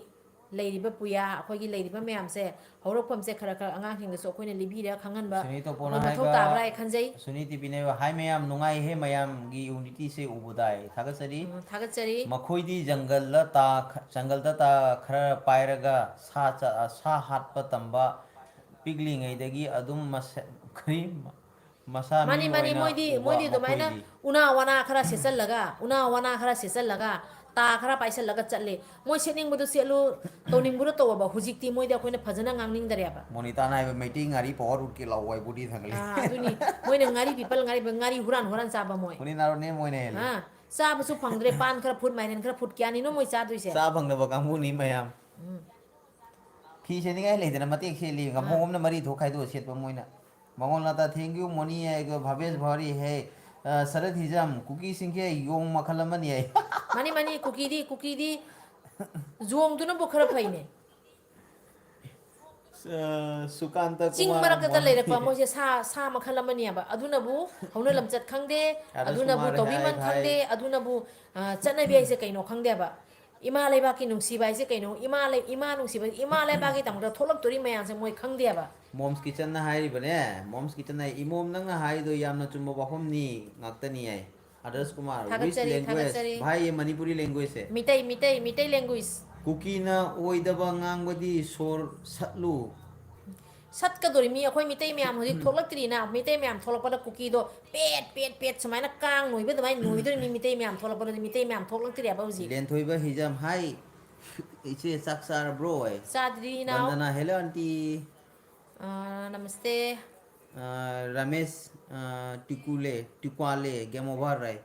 de bikena hai bane ꯀꯨꯀꯤꯅ makeup ꯇꯧꯗꯣꯏꯁꯦ thoklasi ꯃꯤꯉꯣꯟꯗꯩ athoba ꯕꯤꯈꯥꯅꯤꯕ monita na cookie jingala hu una ꯃꯤꯉꯣꯟꯗꯒꯤ sepa ꯍꯥꯏꯖꯤꯟꯅꯔꯒ ꯕꯤꯈꯥ ꯈꯔ ꯅꯤꯕ ꯎꯅꯥ ꯁꯦꯠꯄ ꯍꯥꯏꯗꯣ ꯆꯨꯝꯃꯃꯤ ꯏꯅꯥꯎ ꯃꯣꯅꯤꯇꯥꯅ ꯍꯥꯏꯌꯦ ꯊꯥꯒꯠꯂꯤ rk srinivas ꯁꯨꯡꯀꯤ na ꯀꯤꯒꯅꯨ bobi ꯑꯩꯅ hai ꯍꯥꯏꯒꯗꯤ ꯀꯨꯀꯤꯗ ꯉꯥꯡꯕꯗ ꯁꯨꯡꯀꯤ ꯀꯤꯒꯅꯨ our meeting ngari is more popular in world like nusi yes panduna yes ꯆꯨꯝꯃꯤ mani ne ꯋꯥꯔꯜꯗ ꯄꯣꯄꯨꯂꯔ ꯑꯣꯏꯕ ꯈꯪꯉꯤꯕꯗꯨꯅꯤ foreign do bunang loi chari foreign do chathari oi se tanti ꯀꯃꯦꯟ ꯇꯧꯕꯤꯔꯨ ꯏꯆꯤꯟ ꯏꯅꯥꯎ ꯃꯌꯥꯝ ꯀꯥꯏ ꯆꯪꯈ꯭ꯔꯦ ꯀꯨꯀꯤ ꯃꯤꯅꯥ ꯌꯥꯝ ꯆꯪꯉꯝꯃꯗꯨꯁꯨ ꯆꯠꯈ꯭ꯔ ꯃꯥꯜꯂꯦ ꯆꯦꯟꯈ꯭ꯔꯦ ꯆꯪꯉꯛꯑꯒ ꯆꯨꯝꯅ ꯍꯥꯏꯔꯝꯃꯗꯤ ꯆꯨꯝꯅ ꯈꯨꯝꯕꯤꯅꯤ ꯑꯩꯈꯣꯏꯗꯤꯅꯦ ꯌꯦꯛꯅꯕ ꯑꯣꯏꯔꯁꯨ ꯌꯦꯛꯅꯕꯗꯨꯅ ꯆꯨꯝꯅ Cookie ꯍꯥꯏꯔꯗꯤ ꯑꯩꯈꯣꯏ ꯆꯨꯝꯅ morning ꯍꯥꯏꯌꯦꯕ ngomna hai cookie di mi su nate sa su nate moi di mi marak sa marak hai duni right ꯆꯨꯝꯃꯤ ꯃꯤꯇꯩ ꯑꯩꯈꯣꯏꯗꯤꯀꯣ ꯃꯔꯨꯞ ꯑꯃꯅꯦ ꯈꯜꯂꯗꯤ ꯃꯔꯨꯞꯇꯨꯒꯤꯗꯃꯛꯇ ꯊꯋꯥꯏ ꯀꯠꯊꯣꯛꯄ ꯉꯝꯃꯦꯕ ꯏꯕꯨꯡ matrix ꯏꯄ꯭ꯋꯥꯅꯦ ꯈꯜ ꯏꯕꯨꯡ ꯏꯄ꯭ꯋꯥꯗꯨꯒꯤꯗꯃꯛꯇ ꯊꯋꯥꯏ ꯀꯠꯊꯣꯛꯄ ꯉꯝꯃꯦꯕ ꯑꯗꯨꯒ ꯌꯦꯛꯅꯕ ꯍꯥꯏꯅ ꯈꯟꯈ꯭ꯔꯒꯗꯤ ꯌꯦꯛꯅꯕ ꯍꯥꯏꯁꯦ ꯀꯩꯅꯣꯁꯤ ꯈꯪꯍꯟꯕꯗ ꯃꯤꯇꯩꯅ ꯅꯤꯡꯍꯜꯂꯣꯏꯑꯕ bike na hai ꯃꯤꯇꯩꯗꯤ ba ꯑꯗꯨꯗꯨꯅꯤ ngari se paris ta pawa yogre ꯃꯔꯨꯞꯀꯤꯗꯃꯛꯇ ꯊꯋꯥꯏ ꯀꯠꯊꯣꯛꯄꯅꯤ ꯑꯩꯈꯣꯏ lanthoi ba hijam ise na mai tare hauji ki oina ꯊꯥꯒꯠꯆꯔꯤ ꯑꯩꯈꯣই ꯃꯌꯥꯝ ꯀꯃꯦꯟ ꯇꯧꯕꯤꯔꯣꯀꯣ ꯆꯨꯝꯃꯁꯨ ꯆꯨꯝꯃꯤ ꯂꯥꯜꯂꯁꯨ ꯂꯥꯜꯂꯤ ꯁꯨꯝ ꯍꯥꯏꯕꯤꯔꯣꯕ ꯃꯤꯇꯩ ꯑꯩꯈꯣꯏꯗꯤꯀꯣ ꯑꯩꯈꯣꯏ ꯏꯕꯨꯡ ꯏꯄ꯭ꯋꯥꯒꯤ ꯏꯆꯤꯟ ꯏꯅꯥꯎꯒꯤꯗꯃꯛꯇ ꯊꯋꯥꯏ ꯀꯠꯊꯣꯛꯄꯗ ꯅꯤꯡꯍꯟꯕ꯭ꯔꯣ ꯍꯟꯗꯕꯅꯦꯕ ꯃꯔꯨꯞꯀꯤꯗꯃꯛꯇ ꯍꯥꯏꯅ ꯑꯩꯈꯣꯏ ꯊꯣꯛꯏꯑꯕ ꯏꯇꯥꯎ ꯍꯥꯏꯅ ꯑꯩꯈꯣꯏ ꯊꯣꯛꯏꯑꯕ moina ꯀꯨꯀꯤꯁꯤꯡꯅ ꯏꯇꯥꯎ yaran ꯍꯥꯏꯅꯤ ꯑꯩꯈꯣꯏ ꯃꯤꯇꯩ ꯃꯔꯣꯟꯗ ꯃꯣꯏꯅ ꯏꯇꯥꯎ ꯍꯥꯏꯅꯦꯕ ꯃꯣꯏꯅ ꯇꯥꯡꯖꯕꯁꯦ ꯀꯌꯥꯃꯨꯛ ꯁꯥꯝ ꯇꯥꯡꯖꯩꯑꯕꯗ ꯃꯔꯝ ꯈꯨꯗꯤꯡꯃꯛꯇ ꯇꯥꯡꯖꯩꯑꯕ ꯑꯗꯣ ꯃꯤꯇꯩ ꯑꯩꯈꯣꯏꯅ ꯃꯔꯨꯞꯀꯤꯗꯃꯛꯇ ꯊꯋꯥꯏ ꯀꯠꯊꯣꯛꯏ ꯃꯤꯇꯩ ꯑꯩꯈꯣꯏꯅ ꯏꯃꯥ ꯂꯩꯕꯥꯛꯀꯤꯗꯃꯛꯇꯗꯤ ꯀꯗꯥꯏꯗꯊꯋꯥꯏ ꯀꯠꯊꯣꯔꯛꯀꯅꯤ ꯃꯣꯏ ꯈꯪ ꯇꯥꯕꯅꯤ ꯃꯣꯏ ꯏꯁꯥꯒꯤ ꯏꯃꯥ ꯂꯩꯕꯥꯛꯀꯤꯗꯃꯛꯇꯗꯤ ꯀꯗꯥꯏꯗ monita ꯀꯠꯊꯣꯔꯛꯀꯅꯤ vlogs naiba aingonda su cookie gi comment mayam lai reply tawrudi ai ꯑꯩꯗꯤ ꯇꯧꯅꯤꯡꯉꯨ ꯅꯨꯃꯤꯠꯇꯗꯤ ꯃꯉꯛ ꯂꯩꯍꯠꯀꯦꯅ ꯀꯃꯦꯟ ꯇꯧꯏꯃꯤ ꯃꯥꯅ ꯉꯝꯃꯦ ꯂꯩꯍꯠꯆꯈꯤꯅꯤ ꯑꯩꯅ ꯉꯝꯃꯦ ꯂꯩꯍꯠꯀꯅꯤ ꯃꯣꯏ ꯗꯨꯛ ꯊꯧꯅꯥ ꯂꯩꯔꯗꯤ ꯑꯩꯒꯤ ꯂꯥꯏꯐꯁꯦ ꯀꯨꯀꯤ ꯌꯦꯡꯉꯤꯕꯅꯦꯕ ꯗꯨꯛ ꯊꯧꯅꯥ ꯂꯩꯔꯗꯤ ꯅꯣꯏ ꯀꯨꯀꯤ ꯅꯨꯄꯤ ꯊꯥꯔꯛꯑꯣ ꯅꯣꯏ ꯀꯨꯀꯤ ꯅꯨꯄꯤ ꯑꯃ ꯊꯥꯔꯛꯑꯣ ꯑꯩꯒ ꯑꯃꯨꯛ ꯁꯤꯡꯅꯁꯤ ꯃꯨꯛꯅꯁꯤ ꯅꯣꯏꯗꯤ ꯗꯨꯏ ꯄꯋꯥꯔ ꯂꯩꯇꯦꯕ ꯂꯨꯝꯃꯒ ꯅꯣꯏꯗꯤ ꯂꯨꯝꯃꯒ ꯀꯨꯀꯤꯒꯤ ꯐꯦꯛ ꯄꯦꯖ ꯑꯃ ꯁꯥꯏꯌꯦꯕ ꯑꯗꯣ ꯄꯦꯖꯇꯨꯒ ꯑꯩꯒꯤ ꯆꯦꯅꯦꯜꯒ ꯊꯥꯡꯒꯠꯂꯤ ꯀꯩꯗꯧꯒꯦ ꯍꯥꯏꯅꯣ ꯀꯩꯗꯧꯒꯦ ꯍꯥꯏꯅꯣ ꯑꯩꯒꯤ ꯆꯦꯅꯦꯜ ꯊꯥꯡꯒꯠꯂꯒ ꯐꯣꯡꯅ ꯅꯣꯏ ꯅꯄꯥ ꯑꯁꯦꯡꯕ ꯅꯪꯅꯁꯦ ꯑꯁꯦꯡꯕ ꯀꯨꯀꯤ ꯃꯆꯥ ꯑꯣꯏꯔꯝꯃꯗꯤꯀꯣ Sinong ꯅꯣꯏꯁꯦ mayam ꯑꯁꯦꯡꯕ comment ꯀꯨꯀꯤ ꯃꯆꯥ tawro ꯑꯣꯏꯔꯝꯃꯗꯤ ꯅꯣꯏꯁꯦ ꯑꯁꯦꯡꯕ ꯀꯨꯀꯤ ꯑꯣꯏꯔꯝꯕ ꯇꯥꯔꯗꯤꯀꯣ ꯃꯤꯇꯩꯒ ꯅꯣꯏꯅ ꯂꯥꯟ ꯇꯧꯅꯩꯁꯦ ꯃꯤꯇꯩ ꯃꯆꯥ ꯑꯗꯨꯃꯥꯏꯅ ꯐꯣꯡꯅ ꯊꯣꯛꯎꯑꯕ ꯃꯤꯇꯩꯒꯤ ꯃꯔꯤꯟ ꯄꯥꯏꯔꯒ ꯅꯣꯏꯁꯨ ꯀꯨꯀꯤꯒꯤ ꯃꯔꯤꯟ ꯎꯠꯂꯣꯕ ꯃꯤꯅꯥꯏ ꯑꯗꯨꯃꯥꯏꯅ ꯂꯣꯠꯂꯒ ꯀꯥꯞꯄꯗꯣ ꯇꯧꯅꯣꯕ ꯀꯨꯀꯤꯒꯤ ꯃꯔꯤꯟꯗꯣ ꯀꯩꯅꯣꯝꯇ ꯎꯠꯂꯣꯕ ꯅꯣꯏꯗꯤ ꯊꯧꯅꯥ ꯐꯕ ꯃꯔꯤꯟ ꯄꯥꯏꯕ ꯍꯦ ꯃꯤꯇꯩ ꯌꯦꯟꯕ ꯈꯔ ꯀꯃꯦꯟ ꯈꯔ ꯇꯧ ꯂꯩꯌꯦꯕ ꯑꯗꯨ ꯇꯧꯅꯣꯕ mina ne mapu sara kai jadoina ꯃꯤꯇꯩꯅ ꯐꯣꯡꯅ ꯊꯣꯛꯏ ꯑꯗꯨꯃꯥꯏꯅ ꯅꯣꯏꯁꯨ ꯐꯣꯡꯅ ꯊꯣꯛꯂꯛꯑꯣ ꯃꯄꯨꯟꯁꯤꯒꯤ ꯉꯝꯃꯣꯏ ꯃꯄꯨꯟꯁꯤꯒꯤ ꯀꯅꯥ ꯉꯝꯃꯣꯏ ꯀꯅꯥ ꯅꯣꯏ ꯃꯨꯛꯅꯒꯦ ꯑꯔꯥꯝꯕꯥꯏ ꯇꯦꯡꯒꯣꯜꯒ ꯃꯨꯛꯅꯒꯦ ꯍꯥꯏꯔꯣ ꯍꯥ ꯂꯣꯏꯅꯕ ꯃꯤꯇꯩ ꯅꯣꯡꯁꯥꯒ ꯃꯨꯛꯅꯒꯦ ꯍꯥꯏꯔꯣ ꯅꯣꯡꯁꯥ ꯃꯤꯇꯩ ꯅꯣꯡꯁꯥ ꯈꯪꯉꯕ ꯅꯣꯏꯅ ꯎꯆꯤ ꯃꯆꯥ ꯎꯆꯤ ꯈꯪꯉꯕ ꯍꯧꯗꯣꯡ ꯎꯕꯗ ꯀꯤꯅ ꯆꯦꯟꯕ ꯅꯣꯏꯅꯁꯨ ꯑꯩꯈꯣꯏꯗꯤ ꯅꯣꯡꯁꯥ ꯍꯧꯗꯣꯡꯗꯨꯒꯤ ꯊꯛꯇ ꯂꯩꯕ ꯅꯣꯡꯁꯥ ꯁꯨꯅꯤ ꯇꯤꯄꯤꯅ ꯍꯥꯏꯕ ꯀꯔꯤꯒꯤ ꯔꯤꯄ꯭ꯂꯥꯏ ꯇꯧꯗ꯭ꯔꯤꯅꯣ ꯑꯩꯗꯤ ꯀꯤꯕꯤꯗꯦ ꯌꯥꯏ ꯇꯧꯔꯤꯃꯤ ꯑꯩꯗꯤ ꯀꯨꯀꯤꯒꯤ ꯐꯦꯁ ꯃꯤꯇꯩ ꯑꯩꯈꯣꯏꯗꯤ ꯑꯦꯀꯥꯎꯟꯗꯤ ꯅꯣꯡꯁꯥ ꯆꯪꯂꯛꯑꯦ ꯀꯨꯀꯤꯅ ꯎꯆꯤ ꯑꯃꯨꯛ ꯀꯨꯀꯤꯅ ꯀꯩꯗꯧꯅꯤꯕ ꯃꯤꯇꯩ ꯁꯥꯔ ꯆꯪꯉꯅꯦꯕ ꯀꯩꯅꯣ ꯁꯥꯔ ꯆꯪꯕꯗꯤ ꯉꯝꯃꯣꯏ ꯃꯤꯇꯩ ꯁꯥꯔꯒ ꯃꯣꯏꯅ ꯑꯩꯈꯣꯏꯒꯤ ꯃꯤꯇꯩ ꯁꯥꯔꯒ ꯃꯤꯇꯩ ꯑꯦꯀꯥꯎꯟ ꯁꯤꯖꯤꯟꯅꯔꯒ ꯃꯤꯇꯩꯒꯤ ꯚꯤꯗꯤꯑꯣꯁꯨ ꯈꯔ ꯊꯥꯡꯒꯠꯂꯤ ꯈꯪꯉꯕ ꯀꯨꯀꯤꯅ ꯁꯤꯖꯤꯟꯅꯕꯅꯦ ꯑꯗꯨꯅ ꯀꯩꯅꯣ ꯇꯧꯅꯕ ꯌꯥꯝ ꯆꯦꯛꯁꯜꯂꯨ ꯐꯦꯁꯕꯨꯛ ꯄꯦꯖꯇ ꯐꯣꯂꯣꯋꯔꯁ ꯃꯣꯔꯅꯤꯡ ꯌꯥꯝꯅꯕ ꯉꯥꯉꯣ ꯀꯩꯅꯣ ꯌꯥꯝꯅꯕ ꯀꯨꯀꯤꯒꯤ ꯐꯦꯛ ꯑꯦꯀꯥꯎꯟꯅꯤ ꯆꯪꯂꯛꯑꯦ ꯁꯨꯅꯤꯕꯂꯥ ꯑꯣꯏꯅꯥꯝꯅꯦ ꯏꯆꯦꯅ ꯍꯧꯗꯣꯡꯅꯤ ꯀꯨꯀꯤꯗꯣ ꯂꯨꯝꯃꯤꯗꯣ ꯑꯩ ꯏꯆꯦ ꯍꯧꯗꯣꯡꯅꯦ ꯀꯨꯀꯤ ꯂꯨꯝꯃꯤꯗꯣ ꯑꯗꯨꯅꯤꯅꯦ ꯑꯩꯈꯣꯏꯗꯤꯅꯦ ꯅꯣꯡꯁꯥ ꯃꯣꯏꯅ ꯎꯆꯤ ꯑꯩꯈꯣꯏꯅ ꯅꯣꯡꯁꯥ ꯈꯪꯕ꯭ꯔꯥ ꯀꯪꯂꯥ ꯁꯥ ꯈꯪꯕ꯭ꯔꯥ ꯑꯩꯈꯣꯏꯁꯦ ꯅꯣꯡꯁꯥ ꯅꯣꯏꯅ ꯎꯆꯤ ꯍꯧꯗꯣꯡ ꯎꯕꯗ ꯀꯤꯅ ꯆꯦꯟꯕꯗꯣ ꯅꯣꯡꯁꯥ ꯃꯅꯥꯛꯇꯗꯤ ꯀꯔꯤ ꯑꯣꯏꯒꯅꯤ ꯑꯗꯨ ꯈꯪꯉꯨ ꯃꯣꯅꯤꯇꯥ ꯕ꯭ꯂꯣꯛ ꯏꯆꯦ ꯃꯣꯅꯤ ꯆꯥꯛ ꯆꯥꯔꯕ꯭ꯔꯣ ꯁꯣꯚꯥ ꯑꯗꯣ ꯏꯆꯤꯜ ꯏꯅꯥꯎ ꯗꯦꯕꯤ ꯃꯌꯥꯝ ꯋꯥꯔꯤ ꯁꯥꯟꯅꯁꯤ ꯍꯥꯏ ꯀꯨꯀꯤ ꯆꯪꯉꯛꯀꯥꯟꯗ ꯀꯨꯀꯤꯒꯤ ꯋꯥꯔꯤ ꯍꯧꯖꯤꯛ ꯑꯩꯈꯣꯏ ꯃꯤꯇꯩ ꯏꯆꯤꯜ ꯏꯅꯥꯎ ꯃꯌꯥꯝ ꯋꯥꯔꯤ ꯁꯥꯟꯅꯁꯤ ꯆꯥꯛ ꯏꯟꯖꯥꯡꯒꯤ ꯑꯩꯈꯣꯏ ꯃꯤꯇꯩ ꯏꯆꯤꯜ ꯏꯅꯥꯎ ꯃꯌꯥꯝꯅꯗꯤ ꯍꯧꯖꯤꯛ ꯑꯩꯈꯣꯏ ꯂꯃꯟ ꯈꯨꯝꯒꯗꯕ ꯖꯥꯝꯅ ꯑꯁꯦꯡꯕ ꯂꯩ ꯄꯥꯡꯒꯜ ꯍꯟꯊꯕ ꯊꯦꯡꯅꯔꯗꯤ ꯌꯥꯗꯦ ꯑꯁꯦꯡꯕ ꯊꯦꯡꯅꯔꯗꯤ ꯇꯪ ꯇꯥꯕ ꯑꯃ ꯌꯦꯞꯄꯒ ꯀꯔꯤ ꯊꯥꯡ ꯑꯃ ꯌꯦꯞꯄꯒ ꯆꯠꯄ ꯌꯥꯔꯣꯏ ꯍꯥꯏ ꯆꯠꯇ ꯌꯥꯔꯣꯏ ꯍꯥꯏ ꯕꯤꯀꯦꯅ ꯍꯥꯏꯕ ꯑꯦ ꯃꯣꯃꯤꯇꯥ ꯆꯥꯗꯤ ꯅꯪꯗꯤ ꯕꯣꯕꯤꯇꯥꯅ ꯃꯣꯏꯒꯨꯝꯕꯁꯤꯗꯤꯀꯣ ꯃꯨꯛꯅꯕꯗ ꯗ꯭ꯔꯛꯁ ꯆꯥꯁꯟꯅ ꯉꯥꯎꯅ ꯂꯩꯕ ꯀꯨꯀꯤ ꯅꯨꯄꯤꯁꯤꯡꯁꯤꯅ ꯀꯩꯗꯧ ꯌꯦꯡꯉꯨ ꯃꯣꯏꯒꯤ ꯀꯩꯅꯣꯁꯤꯡꯗꯣ ꯌꯦꯡꯉꯨ ꯃꯣꯏꯅ ꯕꯕ꯭ꯂꯤ ꯀꯨꯀꯤ ꯅꯨꯄꯤꯅꯦ ꯗꯦꯕꯤ ꯈꯔ ꯊꯣꯛꯂꯛꯏ ꯍꯥꯏ ꯃꯌꯥꯝꯗꯣ ꯍꯦꯜꯂꯣ ꯕꯦꯛ 99 ꯍꯥꯏ ꯑꯩꯈꯣꯏ ꯃꯤꯇꯩ ꯏꯆꯤꯟ ꯏꯅꯥꯎ ꯃꯌꯥꯝꯅ ꯋꯥꯔꯤꯕꯁꯦ ꯂꯦꯝꯅꯗꯤ ꯃꯥꯡꯉꯣꯏꯁꯤ ꯈꯟꯒꯅꯨ ꯑꯩꯈꯣꯏ ꯃꯌꯥꯝꯒꯤꯅꯤ ꯍꯥꯏꯅ ꯆꯤꯡ ꯃꯔꯛꯇ ꯂꯩꯔꯤꯕꯁꯦ ꯑꯁꯤꯁꯦ ꯑꯩꯈꯣꯏ ꯃꯌꯥꯝꯅ ꯀꯥꯎꯗꯣꯏ ꯅꯠꯇꯦ ꯊꯋꯥꯏ ꯆꯥꯛꯏ ꯃꯌꯥꯝꯁꯦ ꯃꯤꯔꯞ ꯀꯞꯄꯤꯕ ꯃꯤꯀꯞ ꯃꯤꯔꯥꯎꯈꯨꯟ ꯃꯌꯥꯝꯗꯣ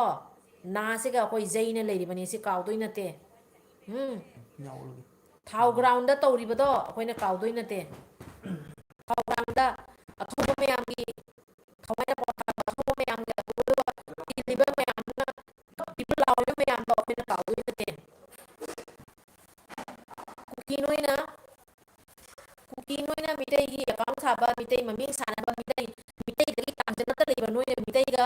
ꯁꯦꯄꯔꯦꯠ ꯑꯦꯗꯃꯤꯅꯤꯁꯇ꯭ꯔꯦꯁꯟ ꯀꯥꯏꯅ ꯅꯣꯏꯅ ꯍꯥꯏꯅ ꯁꯦꯄꯔꯦꯠ ꯀꯥꯏꯅ ꯆꯨꯝꯅ ꯂꯩꯗꯨꯕ ꯀꯗꯥꯏꯗꯒꯤ ꯂꯩꯕ ꯐꯪꯉꯤꯅꯣ ꯍꯥꯏ ꯈꯪꯅꯤꯡꯗꯅ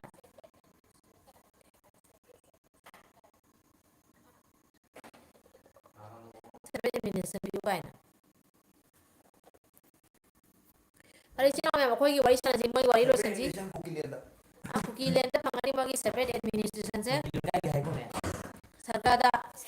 ꯁꯔꯒꯒꯤ ꯑꯃꯔꯥꯄꯨꯔ ꯂꯩꯀꯣꯜꯗ ꯂꯩꯕꯅꯤ ꯀꯨꯀꯤꯂꯦꯟꯗꯣ ꯁꯔꯒꯗ ꯁꯦꯄꯔꯦꯠ ꯑꯦꯗꯃꯤꯅꯤꯁꯇ꯭ꯔꯦꯁꯟ ꯑꯦꯗꯃꯤꯅꯤꯁꯇ꯭ꯔꯦꯁꯟ ꯃꯩꯇꯩ ꯏꯆꯤꯟ ꯏꯅꯥꯎ ꯃꯌꯥꯝ ꯀꯩꯗꯧꯔꯒꯦ ꯀꯃꯦꯟ ꯇꯧꯔꯣ ꯇꯨꯃꯤꯟ ꯂꯩꯈ꯭ꯔꯦ ꯀꯃꯦꯟ ꯇꯧꯕꯤꯌꯨ ꯏꯆꯤꯟ ꯏꯅꯥꯎ ꯃꯌꯥꯝ ꯀꯃꯦꯟ ꯇꯧꯕꯤꯔꯛꯎ ꯀꯨꯀꯤ ꯌꯦꯡꯈꯩ ꯂꯨꯝ ꯂꯩꯔꯕ ꯑꯃꯈꯛ ꯂꯥꯛꯑꯦ ꯈꯪꯗꯦ ꯃꯤ ꯍꯥꯎꯀꯤ ꯄꯥꯏꯅ ꯑꯃ ꯂꯥꯛꯑꯦ Howkip, how are you? Howkip, ꯍꯨꯃꯥꯡ how ꯑꯣꯔꯣꯔꯣꯇꯥ are ꯃꯔꯤ you? ꯇꯨꯡꯁꯤꯜꯂꯦ ꯍꯨꯏꯔꯦꯝ ꯔꯥꯖꯨ Howkip, ꯆꯥꯗ꯭ꯔꯤꯌꯦ ꯍꯨꯏꯔꯦꯝ ꯔꯥꯖꯨ ꯁꯨꯅꯤꯕꯂꯥ ꯑꯣꯏꯅꯥꯝ ꯈꯨꯕꯥꯛ ꯌꯩꯁꯜꯂꯛꯏ Howkip ꯅꯣꯏꯗꯤ ꯀꯃꯥꯏ ꯀꯃꯥꯏ ꯆꯥꯕ ꯊꯛꯄ ꯀꯔꯤ ꯀꯔꯤ ꯋꯩꯁꯅꯕꯤ ꯋꯥꯠꯂꯤꯒꯦ ꯎꯅꯥ ꯆꯥꯔꯤ Howkip ꯆꯤꯡꯗꯕꯨ ꯀꯩꯀꯩ ꯂꯣꯏ ꯁꯨꯅꯕ ꯂꯩꯕ꯭ꯔꯣ ꯋꯩꯁꯅꯕꯤ ꯊꯥꯀꯨꯔꯤꯌꯥ ꯍꯥꯏ ꯍꯦꯜꯂꯣ Howkip ꯅꯣꯏꯕꯨ ꯀꯩ ꯀꯩ ꯀꯃꯥꯏ ꯄꯥꯜꯂꯤꯒꯦ ꯉꯥꯛꯊꯣꯛ ꯃꯦꯆꯤꯟ ꯆꯥꯅꯕ ꯂꯩꯔꯛꯑꯣ ꯊꯛꯅꯕ ꯀꯔꯤ ꯀꯔꯤ ꯂꯩꯔꯤꯒꯦ ꯅꯣꯏꯕꯨ ꯆꯥꯛꯀꯗꯣ ꯆꯥꯕ ꯐꯪꯉꯤꯕꯣ ꯀꯃꯥꯏꯅ ꯇꯧꯔꯤꯒꯦ ꯐꯪꯗ꯭ꯔꯁꯨ ꯁꯨꯝ ꯍꯥꯏꯔꯧꯅꯦ ꯃꯤꯇꯩꯁꯤꯡꯗ ꯆꯥꯛ ꯆꯥ ꯐꯪꯗ꯭ꯔꯦ ꯍꯥꯏꯅ ꯆꯪꯖꯔꯗꯤ ꯍꯤꯡꯗꯣꯏꯅꯤ ꯕꯤꯀꯦꯅ ꯑꯩꯈꯣꯏꯗꯁꯨ ꯔꯣꯖꯤ ꯍꯥꯎꯀꯤꯞ ꯑꯃ ꯑꯣꯖꯥ ꯑꯃ ꯌꯥꯎꯔꯝꯃꯦ ꯎꯅꯥꯄꯣ ꯁ꯭ꯀꯨꯜꯗ ꯆꯦꯜꯂꯝꯃꯅꯤꯗ ꯍꯧꯖꯤꯛꯇꯤ ꯑꯗꯣ ꯃꯤꯇꯩ ꯏꯆꯤꯟ ꯏꯅꯥꯎ ꯃꯌꯥꯝ ꯑꯩꯈꯣꯏ ꯏꯁꯥ ꯏꯁꯥꯒꯤ ꯏꯕꯨꯡ ꯏꯄ꯭ꯋꯥꯁꯤꯡꯗ ꯑꯩꯈꯣꯏꯅ ꯊꯧꯅꯥ ꯂꯤꯡꯖꯦꯜ ꯍꯥꯞꯄ ꯂꯦꯞꯄ ꯌꯥꯗꯦꯀꯣ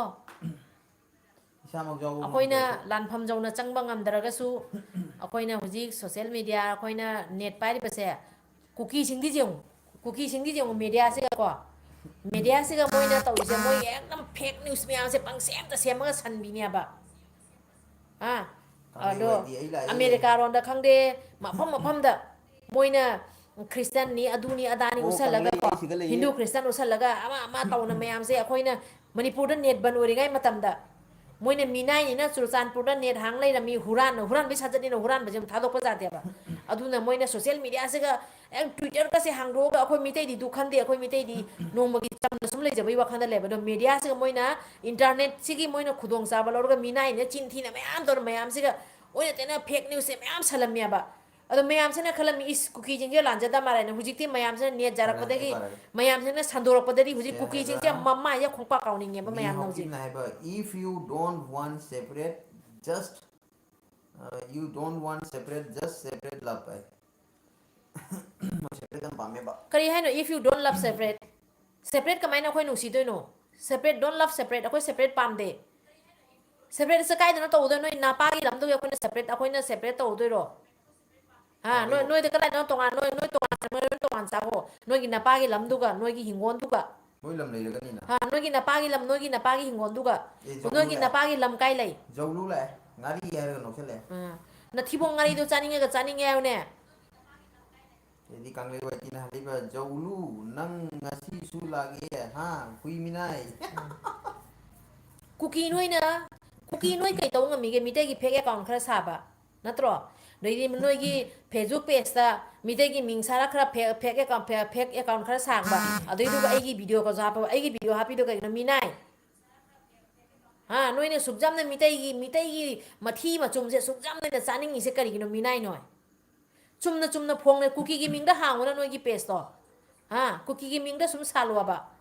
नोय की मिंग सारा का दोइदो एगी वीडियो का अपलोड तोइदो केदो गायनो नोय mongol na ta na hai ba handak nanau no hojai da lag lam maga ite ma un hok da se pel hok dre matang la pa ite ma ga un na ho na jagi ko ite होय होना सी उना सी अदो cookie है बा नोय सिदि अखोइन होजिक सोंगनो नुसिदरे सेंग ना हाबदा अखोइ लोट लग सो हाय रो cookie है बा cookie सिदि ने अखोइन होजिक सोंगनो नुसिदरे उबगा ने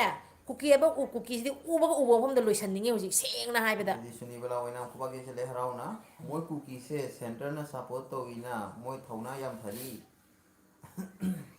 kaya nino dusu kaya nino fa अखोई मैम लेबदेगी नी को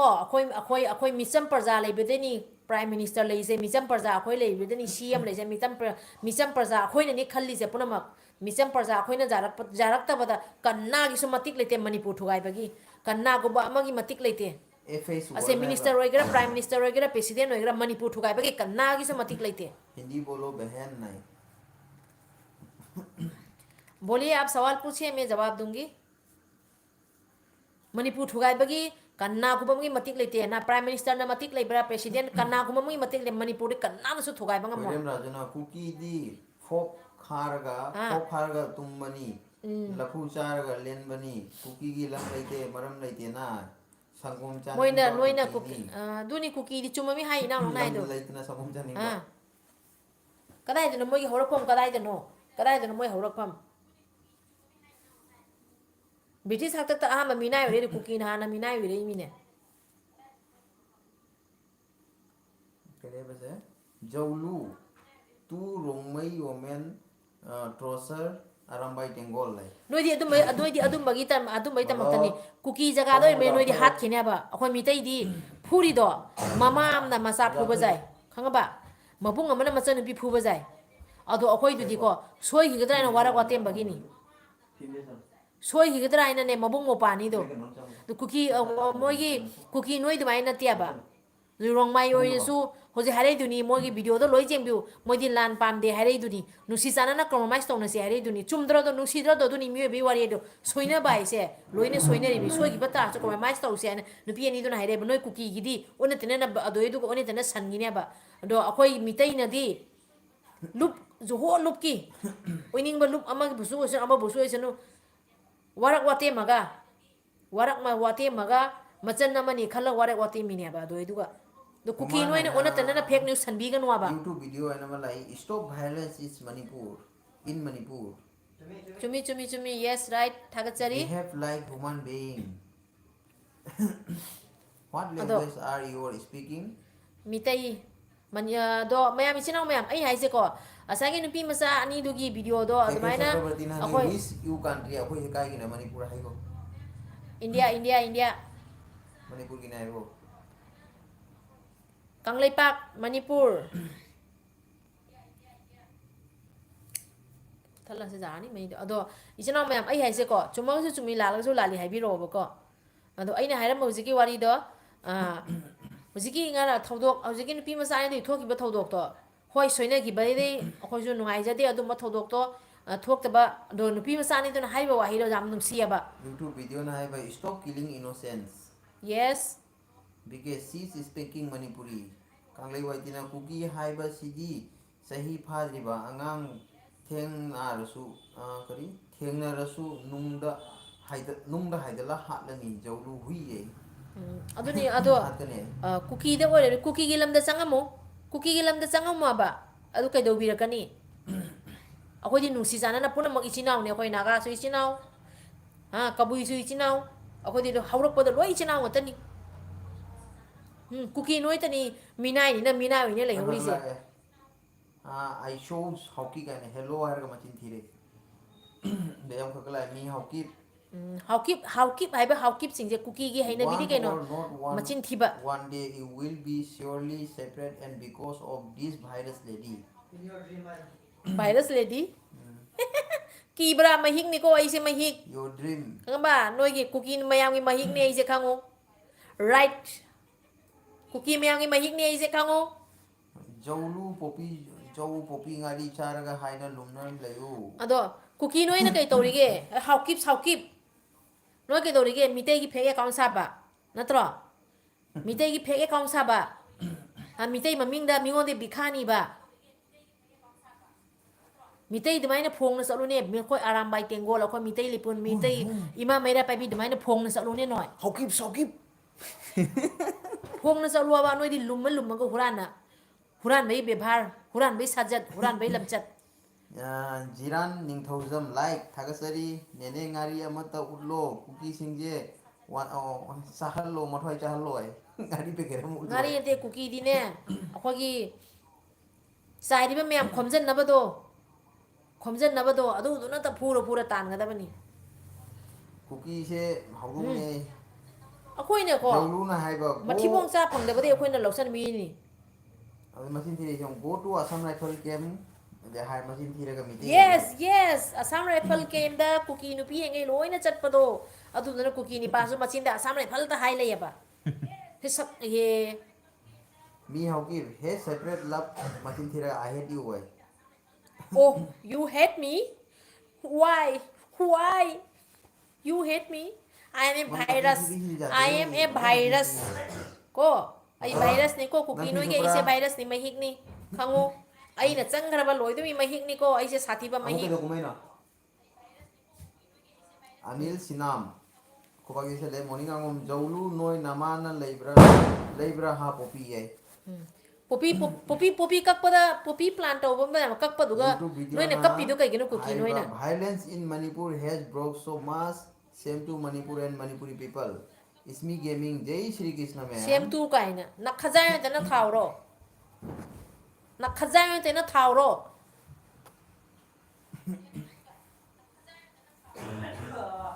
Santos Nauren hai ba haijo haujik ti mun guess mu thalom ta haujik noi nama napa da nachin thibado ekhoi mitei channel da lakanu asi moi gi lam chat ni kuki gi lam chat batao nupi nachan nasa section lu हम cookie lyric लोग लड़की लोग हाँ लोग AR के लिए हाजिर है हाय बदोय आपकी सेवा में हाजिर है ना कुकी असम राइफल दा फेमस पॉपुलर असम राइफल की सेवा के लिए कुकी लड़की लोग हमेशा हाजिर है आरती देवी नमु क्रमई नमदा थागचरी चिनाव मयाम कुकी लाई से मयाम चंगना मंगक मेट नबा कमेंट से त तोबिरो मयाम कगिनो मोय से अखोइना नुसी हैना मोतमम द मोय द मयाम न काहत न नै हत न मठिबोंग चा फंग न ngaw na leiba matam do mitai अखोइना मोय मठिबोंग पिजे gi bagi मठिबोंग पिजे gi द मोय कावरे बा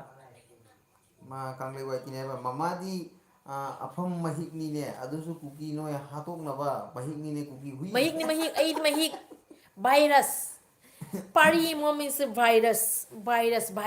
มีเฮากี้ oh I love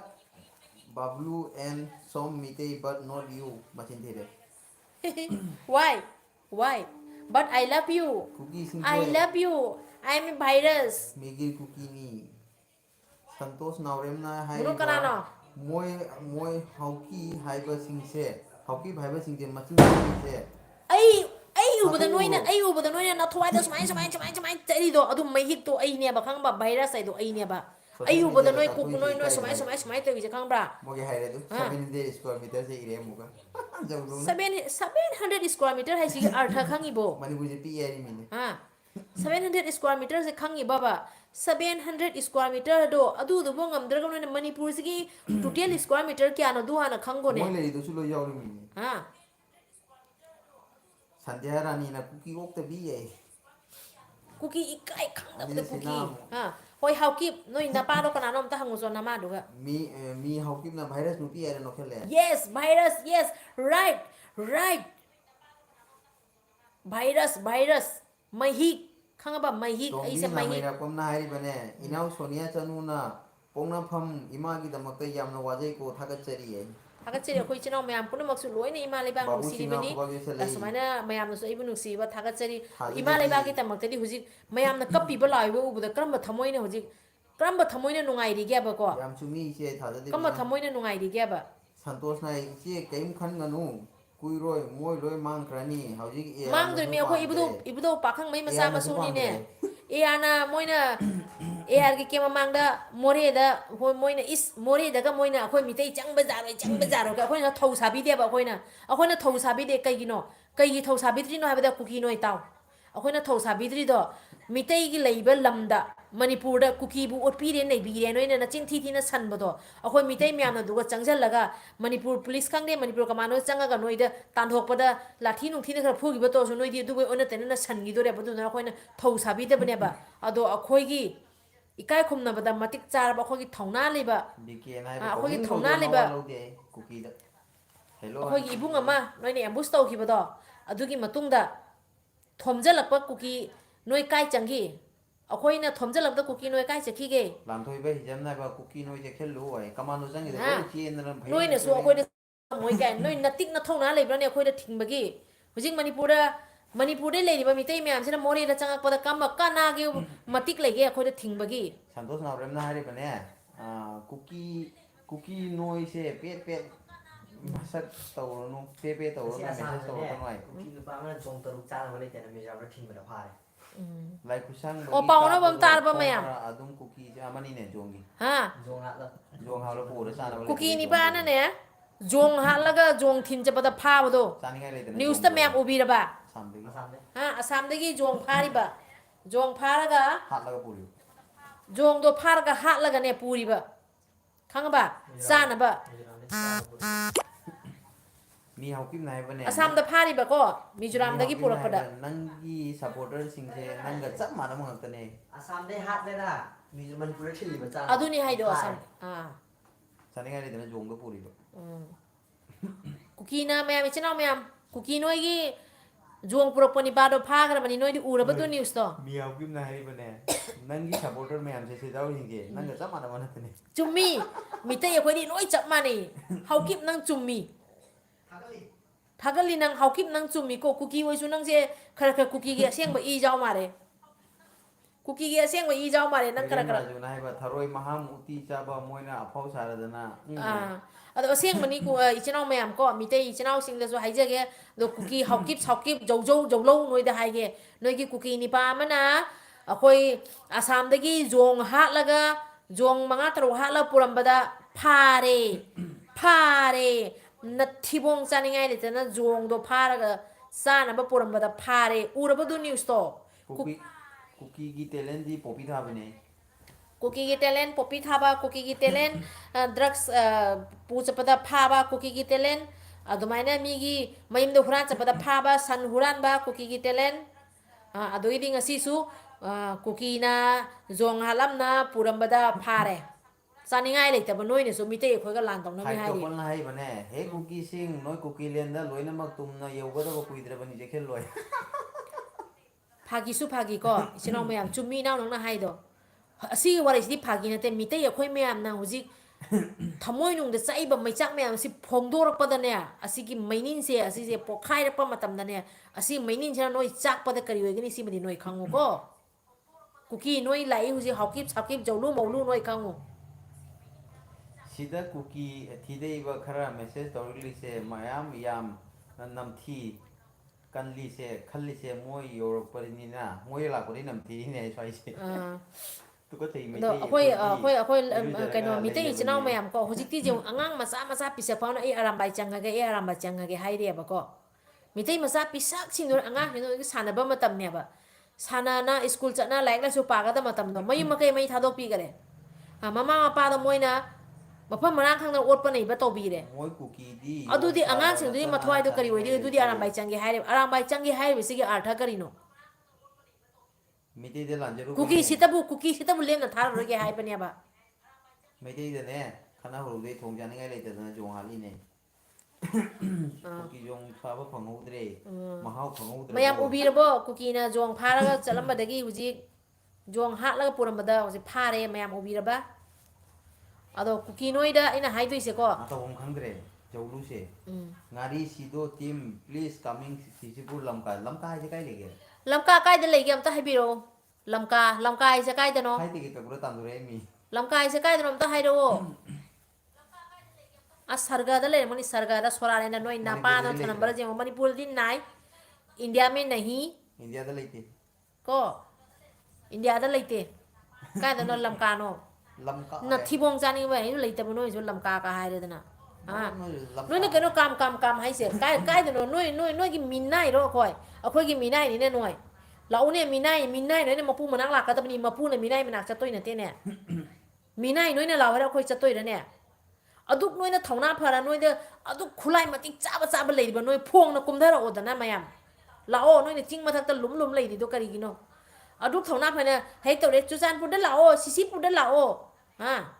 ꯅꯣꯏ ꯅꯄꯥꯅ ꯊꯅꯝꯕ ꯃꯤꯅꯥꯏ ꯅꯠꯇꯦꯅꯦ ꯑꯩꯈꯣꯏ ꯏꯄꯥ ꯏꯄꯨꯒꯤ ꯃꯤꯅꯥꯏ ꯑꯣꯏꯔꯝꯃꯤꯅꯤꯅꯦ ꯅꯣꯏꯁꯦ ꯄꯥꯕꯨ ꯁꯤꯡꯍ ꯍꯥꯏꯅ ꯈ ꯂꯩꯑꯦꯕ ꯃꯁꯤ ꯐꯦꯛ ꯑꯦꯀꯥꯎꯟꯂ ꯃꯤꯇꯩꯗꯗꯤ ꯈꯪꯗꯦ ꯂꯝꯀꯥꯁꯦ ꯑꯁꯥꯝ ꯒꯨꯍꯥꯇꯤ ꯃꯅꯥꯛꯀꯤ ꯂꯩꯌꯦ ꯃꯁꯤ ꯃꯤꯇꯩꯅꯤꯀꯣ ꯑꯩꯈꯣꯏꯗ ꯑꯗꯨꯝ ꯀꯩꯅꯣ ꯇꯧꯕ ꯃꯥꯜꯂꯦ ꯑꯗꯨ ꯂꯝꯀꯥ ꯅꯠꯇꯦ ꯑꯗꯨꯅ ꯂꯪꯀꯥ ꯃꯣꯏꯅ ꯍꯥꯏꯁꯤꯅ ꯂꯝꯀꯥ LAM ꯃꯣꯏꯅ ꯍꯥꯏꯁꯤꯅ ꯑꯁꯥꯝꯗ ꯂꯩꯕꯗꯨꯅ ꯂꯪꯀꯥ ꯑꯗꯨꯗꯤ ꯃꯤꯇꯩꯅ ꯄꯥꯟꯕ ꯂꯝꯅꯤꯀꯣ ꯀꯨꯀꯤꯅꯒ ꯆꯪꯉꯕ ꯂꯣꯏꯁꯤꯟꯖꯈꯤꯅꯤ ꯂꯣꯏꯖꯟ ꯀꯨꯀꯤꯅꯒ ꯑꯗꯨꯒ ꯆꯪꯉꯨꯔꯕ ꯁꯣꯏꯅꯒ ꯆꯪꯉꯨꯔꯕ ꯂꯣꯏꯖꯈꯤꯅꯤ ꯑꯩꯗꯤ ꯍꯧꯖꯤꯛꯇꯤ ꯍꯥꯏꯍꯧꯒꯦ ꯍꯥꯏꯕꯤꯗꯦ ꯍꯥꯏꯅꯤ ꯑꯃꯐꯥꯎ ꯍꯜꯂꯣꯏ ꯍꯥꯏꯕꯤꯗꯦ ꯍꯥꯏꯅꯤꯀꯣ ꯀꯨꯀꯤ ꯅꯣꯏꯗ ꯑꯁꯥꯝꯒꯤ ꯍꯣꯖꯥꯏꯗ ꯂꯩꯔꯤꯕ ꯂꯝꯀꯥ ꯅꯠꯇꯦ ꯂꯪꯀꯥ ꯑꯗꯨꯒ ꯆꯪꯉꯨꯅꯨ ꯂꯣꯏꯖꯈꯤꯅꯤꯀꯣ ꯁꯨꯅꯨ ꯁꯥꯖꯈꯤꯅꯤ ꯎꯐꯨꯟ ꯁꯥꯖꯈꯤꯅꯤ ꯍꯥꯏꯕꯤꯗꯦ ꯍꯥꯏꯅꯤꯀꯣ ꯀꯨꯀꯤ ꯅꯣꯏ ꯅꯥꯎꯔꯦꯝꯅ ꯍꯥꯏꯔꯤꯕ ꯁꯟꯇꯣꯁ ꯅꯥꯎꯔꯦꯝꯅ ꯃꯣꯏ ꯃꯄꯥꯅ ꯀꯗꯥꯏꯗ ꯂꯝ ꯊꯝꯃꯝꯒꯦ ꯃꯤꯅꯥꯏꯅ ꯅꯈꯣꯏꯗꯤ ꯑꯁ ꯃꯣꯏꯁꯤꯗꯤꯀꯣ ꯃꯐꯝ ꯃꯐꯝꯗ ꯇꯥꯡꯖꯅ ꯃꯤꯅꯥꯏ ꯑꯣꯏꯅ ꯂꯩꯔꯦꯀꯣ ꯑꯁꯥꯝꯗ ꯐꯪꯉꯦ ꯂꯥꯎꯅꯅ ꯈꯠꯅꯅ ꯑꯁꯥꯝꯗꯩ ꯇꯥꯟꯊꯣꯛꯄꯤꯈꯔꯦ ꯕꯔꯃꯥꯗꯩ ꯐꯪꯉꯦ ꯇꯥꯟꯊꯣꯛꯄꯤꯈꯔꯦ ꯅꯥꯒꯥꯂꯦꯟꯗꯩ ꯐꯪꯉꯦ ꯇꯥꯟꯊꯣꯛꯄꯤꯈꯔꯦ ꯕꯔꯃꯥꯔꯣꯝꯗꯩ ꯐꯪꯉꯦ ꯇꯥꯟꯊꯣꯛꯄꯤꯔꯦ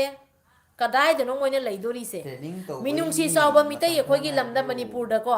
ꯃꯤꯅꯨꯡꯁꯤ ꯆꯥꯎꯕ ꯃꯤꯇꯩ ꯑꯩꯈꯣꯏ ꯂꯝ ꯃꯅꯤꯄꯨꯔꯁꯤꯒ ꯈꯔꯅꯤ ꯂꯩꯅ ꯃꯣꯏꯁꯦ ꯃꯊꯤꯕꯣꯡ ꯈꯔ ꯄꯤꯖ ꯄꯤꯊꯛ ꯇꯧꯅ ꯅꯨꯡꯁꯤ ꯆꯥꯟꯅꯅ ꯃꯌꯥꯝꯅ ꯂꯨ ꯇꯧꯕꯁꯤꯒ ꯃꯣꯏ ꯈꯜꯂꯤ ꯏꯁ ꯌꯥꯗꯣꯔ ꯃꯥꯜꯂꯦꯅ ꯂꯨꯅ ꯑꯩꯈꯣꯏꯅ ꯅꯣꯏꯁꯦ ꯀꯔꯤꯁꯨ ꯊꯣꯛꯅꯗꯕ ꯅꯣꯏꯁꯦ ꯑꯩꯈꯣꯏꯅ ꯂꯨꯅ ꯅꯊꯤꯕꯣꯡ ꯄꯤꯖꯅ ꯊꯥꯛꯄ ꯉꯝꯃꯗꯤ ꯑꯗꯣ ꯌꯦꯛꯅꯕ ꯑꯃ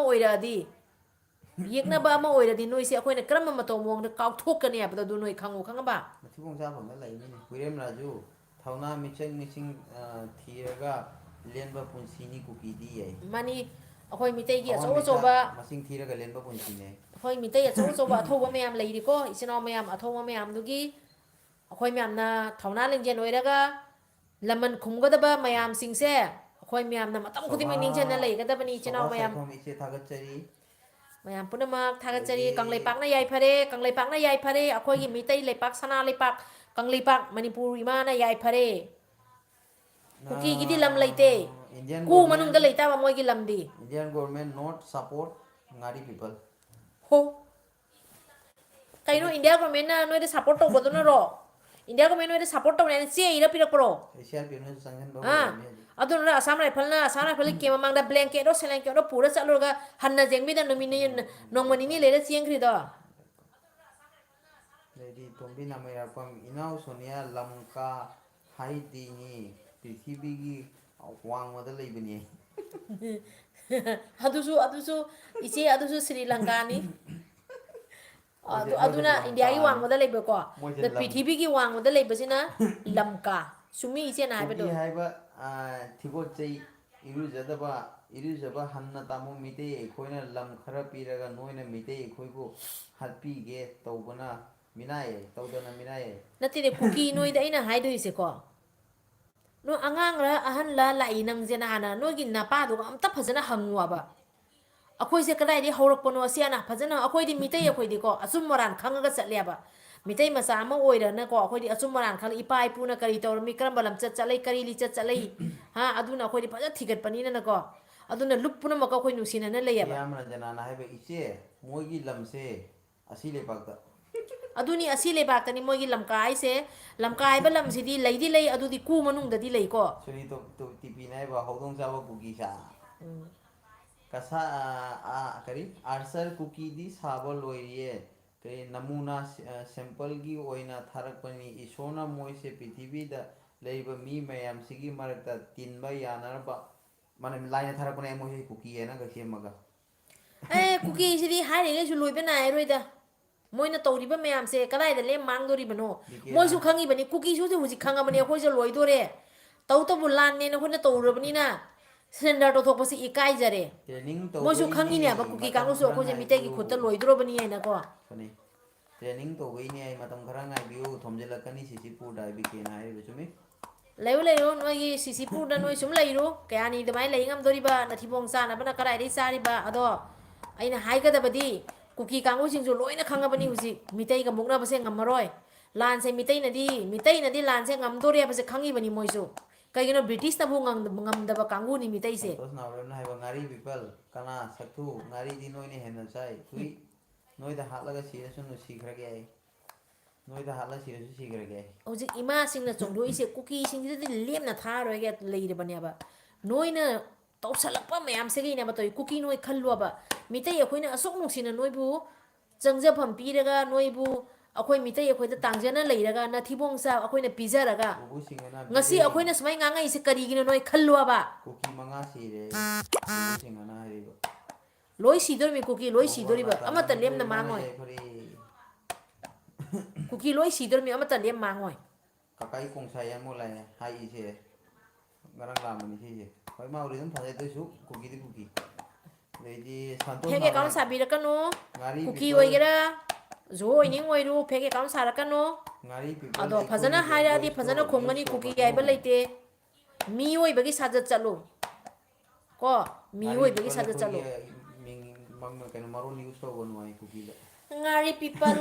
kyam tasty so tasty ngari to bahut maza hai ngari without ngari I can't live without ngari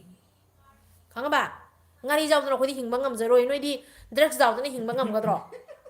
Santos Navarana have each Jolu Hibama comment over Asia, Masim Manga Katlaga Hatlage, Kataga Hatlage. ꯑꯩꯁꯨ ꯀꯟꯅ ꯊꯥꯡ ꯐꯦꯡꯒꯦ ꯇꯧꯏꯅꯤ ꯊꯥꯡ ꯃꯌꯥ ꯊꯧꯅ ꯐꯦꯡ ꯑꯩ purse ꯑꯃ ꯑꯩ ꯕꯖꯥꯔ ꯆꯠꯄꯗ ꯄꯔꯁ ꯑꯃ ꯄꯨꯏꯌꯦꯕ ꯑꯩꯁꯦ ꯆꯠꯊꯣꯛ ꯆꯠꯁꯤꯟ ꯌꯥꯝ ꯇꯧꯔꯦꯕ ꯀꯨꯀꯤ ꯅꯣꯏ ꯇꯥꯁꯜꯂꯨ ꯆꯠꯊꯣꯛ ꯆꯠꯁꯤꯟ ꯌꯥꯝ ꯇꯧꯔꯦꯕꯀꯣ ꯊꯥꯡ ꯃꯈꯜ ꯑꯅꯤꯅꯤ ꯍꯥꯞꯄꯤꯁꯦ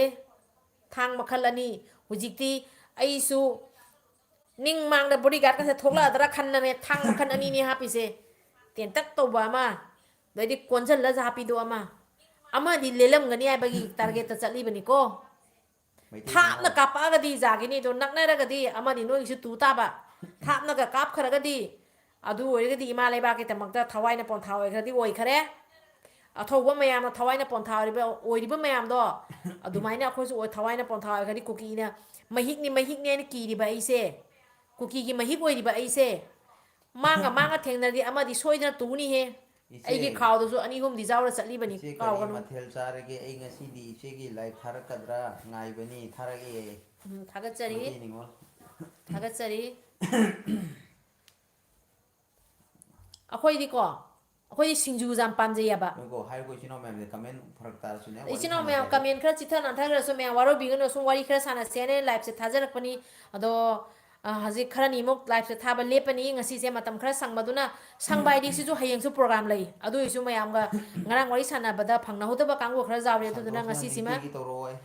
ꯉꯁꯤꯁꯤꯃ ꯃꯌꯥꯝꯒ ꯋꯥꯔꯤ ꯁꯥꯟꯅꯒꯦꯅ ꯆꯪꯉꯝꯕꯅꯤ ꯏꯆꯤꯜ ꯏꯅꯥꯎ ꯃꯌꯥꯝꯅ ꯂꯥꯏꯐꯇ ꯑꯩ ꯂꯥꯛꯄꯤꯕ ꯃꯔꯛ ꯃꯔꯛꯇ ꯀꯃꯦꯟ ꯇꯧꯔꯛꯀꯅꯤ ꯇꯧꯕꯤꯔꯛꯄ ꯌꯥꯝ ꯅꯨꯡꯁꯤ ꯑꯗꯣ ꯃꯊꯪꯁꯤꯗꯤ ꯇꯣꯏꯅ ꯀꯃꯦꯟ ꯂꯥꯛꯄ ꯉꯝꯒꯅꯤ ꯊꯥꯖꯗꯦ ꯃꯇꯝ ꯐꯪꯉꯀꯥꯟꯗꯗꯤ ꯄꯨꯡ ꯑꯃꯔꯣꯝꯒ ꯂꯥꯛꯄꯁꯨ ꯍꯞꯇꯥꯗ ꯑꯃꯨꯛꯇꯤ ꯑꯗꯨꯝ ꯉꯝꯅꯕ ꯂꯥꯛꯀꯅꯤ ꯍꯣꯠꯅꯖꯔꯛꯀꯦ ꯏꯆꯤꯜ ꯏꯅꯥꯎ ꯃꯌꯥꯝ ꯑꯗꯣ ꯉꯁꯤ ꯑꯩꯅ ꯂꯥꯏꯐꯁꯤꯒ ꯂꯥꯛꯏꯕꯁꯦ ꯀꯨꯀꯤ ꯈꯔ ꯆꯪꯉꯒ ꯀꯨꯀꯤꯁꯤꯡꯒꯤ ꯋꯥꯍꯪꯒꯤ ꯄꯥꯎꯈꯨꯝ ꯈꯔ ꯄꯤꯒꯦꯅ ꯇꯧꯕꯅꯤ ꯁꯟꯇꯣꯁ ꯑꯗꯣ ꯅꯥꯔꯣꯏ ꯏꯆꯦꯗꯤ ꯂꯦꯝꯅ ꯃꯤꯇꯩ ꯂꯦꯝꯅ ꯑꯁꯦꯡꯕꯅꯤ ꯏꯆꯦ ꯋꯥꯍꯪ ꯊꯥꯒꯠꯆꯔꯤ ꯇꯧꯕꯤꯔꯛꯑꯣꯕ ꯏꯆꯦꯗꯤ ꯃꯤꯇꯩ ꯑꯁꯦꯡꯕꯅꯤ ꯏꯆꯦ ꯊꯥꯒꯠꯆꯔꯤ ꯁꯟꯇꯣꯁ ꯊꯥꯒꯠꯆꯔꯤ ꯅꯥꯎꯔꯦꯝꯅ ꯊꯥꯒꯠꯆꯔꯤ ꯁꯟꯇꯣꯁ ꯏꯅꯥꯎ ꯑꯩꯈꯣꯏ ꯂꯣꯏꯅ ꯏꯕꯨꯙꯧ ꯄꯥꯈꯪꯕꯒꯤ ꯃꯆꯥ ꯃꯁꯨꯅꯤ ꯃꯤꯇꯩꯒꯤ ꯃꯆꯥ ꯃꯁꯨꯅꯤ ꯑꯗꯨꯅ ꯑꯩꯈꯣꯏꯒꯤ ꯏꯄꯥ ꯏꯃꯥ ꯑꯩꯈꯣꯏ ꯂꯥꯏꯅꯤꯡ ꯂꯝꯆꯠ ꯑꯩꯈꯣꯏ ꯍꯧꯅ ꯂꯝꯆꯠ ꯑꯩꯈꯣꯏ ꯃꯌꯥꯝꯅ ꯊꯤꯒꯠꯃꯤꯟꯅꯔꯒ ꯑꯩꯈꯣꯏ ꯂꯥꯏꯅꯤꯡ ꯂꯝꯆꯠ ꯊꯤꯒꯠꯂꯒ ꯀꯥꯎꯅꯔꯣꯏꯁꯤ ꯏꯕꯨꯙꯧ ꯏꯄꯥ ꯏꯃꯥ ꯄꯥꯈꯪꯕꯅ ꯃꯁꯛ ꯈꯪꯁꯤ ꯏꯕꯨꯙꯧ ꯄꯥꯈꯪꯕꯅ ꯌꯥꯏꯐꯔꯦ ꯏꯕꯨꯙꯧ ꯄꯥꯈꯪꯕꯅ ꯁꯥꯞ ꯇꯧꯕꯗꯒꯤ ꯃꯣꯏ ꯁꯤꯕ ꯍꯧꯔꯛꯑꯦꯗꯅ ꯁꯦ ꯁꯤꯗꯣꯏꯃꯤ ꯁꯤꯗꯣꯏ ꯑꯣ ꯂꯣꯛꯇꯥꯛꯇꯁꯨ ꯀꯨꯀꯤꯒꯤꯔꯥ ꯃꯤꯠ ꯍꯧꯀꯤꯝꯅ ꯍꯥꯏꯕ ꯔꯤꯠ ꯃꯥꯏ ꯀꯃꯦꯟ ꯇꯧꯕ ꯇꯧꯗꯦ ꯃꯥ ꯀꯃꯦꯟ ꯍꯥꯎꯀꯤꯞ ꯕꯣꯂꯣ ꯕꯣꯂꯣ what happen what you want to ꯁꯦ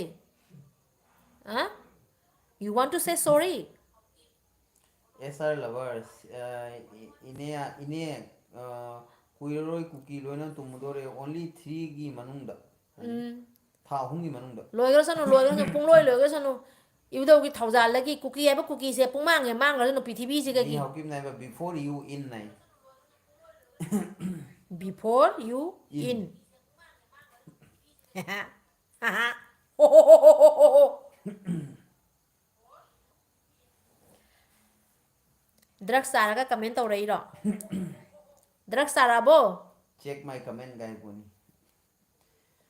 ꯁꯤꯡꯖꯨ ꯑꯗꯣ ꯍꯥꯏꯕꯒꯨꯝꯕ ꯑꯩꯈꯣꯏꯗꯤ ꯀꯨꯀꯤꯒꯤ ꯁꯦ ꯀꯩꯅꯣ ꯑꯩꯈꯣꯏꯗꯤ ꯍꯧꯖꯤꯛꯀꯤ ꯋꯥꯔꯤꯗ ꯃꯤꯇꯩꯗꯤ ꯁꯤꯡꯖꯨꯁꯦ ꯌꯥꯝ ꯄꯥꯝꯃꯤ ꯑꯩꯈꯣꯏꯗꯤ ꯁꯤꯡꯖꯨꯗ ꯉꯥꯎꯖꯩ ꯉꯥꯔꯤꯗ ꯉꯥꯎꯖꯩ ꯁꯤꯡꯖꯨꯗ ꯄꯥꯝꯖꯩ ꯑꯗꯨꯅ ꯁꯤꯡꯖꯨ ꯁꯣꯏꯅꯕ ꯁꯣꯔꯤꯁꯦ ꯑꯩꯈꯣꯏꯒꯤ ꯍꯩꯖꯔꯥꯡ ꯃꯆꯥꯁꯦ ꯑꯁꯨꯝ ꯂꯣꯏꯅꯖꯩꯑꯕ ꯁꯤꯡꯖꯨ ꯁꯣꯏꯗ ꯑꯗꯨꯏ ꯃꯤ ꯖꯔ ꯖꯔ ꯖꯔ ꯍꯦꯜꯂꯣ ꯑꯥꯏ ꯁꯣ ꯌꯨ ꯈꯪꯉꯕ ꯑꯥꯎꯠꯁꯥꯏꯠ ꯍꯥꯏꯗꯤ ꯀꯩꯅꯣ ꯒꯦꯃꯤꯡ ꯗ꯭ꯔꯥꯒꯟ ꯍꯥꯏꯁꯦ ꯍꯦꯜꯂꯣ ꯑꯥꯏ ꯁꯣ ꯌꯨ ꯑꯥꯎꯠꯁꯥꯏꯠ ꯀꯥꯏꯗ ꯎꯔꯤꯅꯣ ꯀꯥꯏꯗ ꯎꯔꯤꯅꯣ ꯑꯩꯕꯨ ꯀꯥꯏꯗ ꯑꯥꯎꯠꯁꯥꯏꯗꯠꯇ ꯀꯥꯏꯗ ꯎꯔꯤꯅꯣ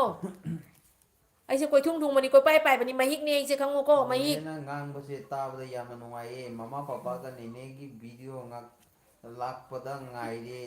ꯂꯩꯌꯦ ꯑꯗꯨꯃꯥꯏ ꯍꯣꯏ ꯍꯣꯏ ꯏꯅꯥꯎ ꯃꯃꯥ ꯃꯄꯥ ꯑꯗꯨꯝ ꯊꯥꯒꯠꯆꯔꯤ ꯉꯥꯏ ꯂꯩꯔꯦ ꯑꯗꯣ ꯌꯦꯡꯒꯦ ꯍꯌꯦꯡ ꯅꯠꯇ꯭ꯔꯒ ꯍꯪꯆꯤꯠ ꯚꯤꯗꯤꯑꯣ ꯑꯃ ꯃꯌꯥꯝꯒꯤꯗꯃꯛꯇ ꯍꯥꯄꯛꯄ ꯉꯝꯕ꯭ꯔꯥ ꯌꯦꯡꯖꯒꯦ ꯊꯕꯛ ꯈꯔ ꯁꯨꯄꯔ ꯀꯟꯕ ꯁꯥꯏꯐꯝ ꯏꯆꯦꯅ ꯌꯥꯏꯐꯔꯦ ꯑꯩꯈꯣꯏ ꯏꯆꯤꯜ ꯏꯅꯥꯎ ꯃꯌꯥꯝ ꯄꯨꯝꯅꯃꯛꯅ ꯌꯥꯏꯐꯃꯤꯟꯅꯔꯁꯤ ꯂꯛꯀꯤ ꯁꯤꯡ are you so sweet sister are you so sweet you sister are ꯍꯥꯏꯔ ꯑꯣꯏꯔꯝꯒꯅꯤꯗ you are so sweet sister ꯊꯥꯒꯠꯆꯔꯤ ꯏꯅꯥꯎ ꯏꯆꯦ ꯏꯅꯥꯎꯁꯨ ꯅꯨꯡꯁꯤ ꯃꯌꯥꯝ ꯄꯨꯝꯅꯃꯛ ꯂꯣꯏ ꯅꯨꯡꯁꯤ ꯅꯥꯎꯔꯦꯝꯅ ꯍꯥꯏꯕ ꯏꯆꯦ ꯃꯤ ꯍꯥꯎꯀꯤꯞꯅ ꯏꯟ ꯑꯥꯔꯊ ꯀꯩꯅꯣ ꯃꯤꯅꯥꯏꯅ ꯂꯥꯛꯑꯣ ꯈꯣꯡꯅ ꯐꯨꯅꯁꯦ ꯈꯨꯗꯩ ꯁꯦꯠꯂꯒ ꯊꯣꯛꯂꯛꯑꯣ ꯍꯨꯏ ꯑꯃ ꯀꯗꯥꯏꯗꯒꯤ ꯈꯨꯗꯩꯅꯣ ꯐꯤ ꯃꯇꯠ ꯁꯦꯠꯄ ꯃꯣꯏꯅ ꯀꯗꯥꯏꯗꯒꯤ ꯈꯨꯗꯩꯅꯣ ꯑꯩꯈꯣꯏ ꯃꯤꯇꯩꯒꯤ ꯈꯨꯗꯨꯞ 5 ꯃꯈꯥꯏ ꯁꯥꯡꯕ ꯈꯨꯗꯩꯗꯣ ꯃꯣꯏ ꯃꯤ 100 ꯁꯦꯠꯈ꯭ꯔꯅꯤ ꯑꯩꯈꯣꯏ ꯃꯤꯇꯩ ꯈꯨꯗꯨꯞ 5 ꯃꯈꯥꯏ ꯁꯥꯡꯕ ꯈꯨꯗꯩꯗꯣ ꯃꯣꯏ ꯀꯨꯀꯤ ꯃꯤ 100ꯅ ꯁꯦꯠꯈ꯭ꯔꯅꯤ ꯃꯆꯦꯠ ꯃꯆꯦꯠ ꯃꯆꯦꯠ ꯇꯧꯗꯅ ꯑꯩꯒꯤ ꯀꯃꯦꯟ ꯂꯣꯏꯅ ꯂꯩꯍꯧꯔꯦ ꯃꯣꯔꯅꯤꯡ ꯉꯥꯉꯣꯝꯅ ꯑꯣ ꯈꯪꯗꯦ ꯀꯃꯦꯟ ꯈꯔ ꯑꯃ ꯅꯥꯟꯊꯣꯛꯏ ꯏꯆꯤꯜ ꯏꯅꯥꯎ ꯃꯌꯥꯝ ꯋꯥꯔꯧꯕꯤꯒꯅꯨ ꯃꯔꯨ ꯃꯔꯨ ꯑꯣꯏꯕꯗꯣ ꯉꯁꯤꯗꯤ ꯄꯥꯔꯤꯅꯤ ꯃꯌꯥꯝꯒ ꯋꯥꯔꯤ ꯁꯥꯟꯅꯁꯦꯅ ꯀꯃꯦꯟꯁꯦ ꯂꯥꯏꯐꯁꯦ ꯂꯥꯛꯄꯅꯤ ꯏꯆꯤꯜ ꯏꯅꯥꯎ ꯃꯌꯥꯝ ꯑꯗꯣ ꯍꯌꯦꯡꯗꯤ ꯅꯨꯄꯤ ꯂꯥꯟꯅꯤ ꯅꯨꯄꯤꯒꯤ ꯊꯧꯅꯥ ꯑꯩꯈꯣꯏꯒꯤ ꯃꯇꯝ ꯑꯃꯗ ꯃꯅꯤꯄꯨꯔꯗ ꯉꯥꯛꯈꯤꯕ ꯏꯃꯥ ꯃꯌꯥꯝꯒꯤ ꯊꯧꯅꯥꯗꯣ ꯑꯩꯈꯣꯏ ꯃꯌꯥꯝꯅ ꯃꯤ ꯅꯤꯡꯁꯤꯡꯉꯒ ꯏꯀꯥꯏ ꯍꯥꯎꯀꯤꯞꯅ ꯈꯨꯝꯅꯒꯗꯕ ꯍꯥꯏꯕ ꯅꯦꯛꯁ ꯅꯨꯃꯤꯠꯅꯤ ꯇꯥꯏꯝ ꯁꯦꯄꯔꯦꯠ ꯂꯞ ꯁꯦꯄꯔꯦꯠ ꯅꯣꯏ ꯅꯄꯥꯒ ꯅꯣꯏ ꯅꯃꯥꯒꯗꯣ ꯁꯣꯏꯗꯅ ꯁꯦꯄꯔꯦꯠ ꯑꯣꯏꯒꯅꯤ ꯀꯨꯀꯤ ꯅꯣꯏ ꯁꯣꯏꯗꯅ ꯏꯃꯥ ꯂꯩꯕꯥꯛꯇꯒꯤ ꯁꯦꯄꯔꯦꯠ ꯑꯣꯏꯒꯅꯤ ꯀꯨꯀꯤꯗꯤ ꯁꯦꯄꯔꯦꯠ ꯌꯥꯝ ꯄꯥꯝꯕꯅꯤꯅ ꯁꯣꯏꯗꯅ ꯅꯣꯏ ꯁꯦꯄꯔꯦꯠ ꯑꯣꯏꯒꯅꯤ ꯅꯣꯏ ꯅꯄꯥꯒ ꯅꯃꯥꯒ ꯁꯦꯄꯔꯦꯠ ꯑꯣꯏꯒꯅꯤ ꯀꯨꯀꯤꯗꯤ ꯃꯤꯔꯝꯂꯦꯟꯗꯒꯤ ꯁꯣꯏꯗꯅ ꯁꯦꯄꯔꯦꯠ ꯑꯣꯏꯒꯅꯤ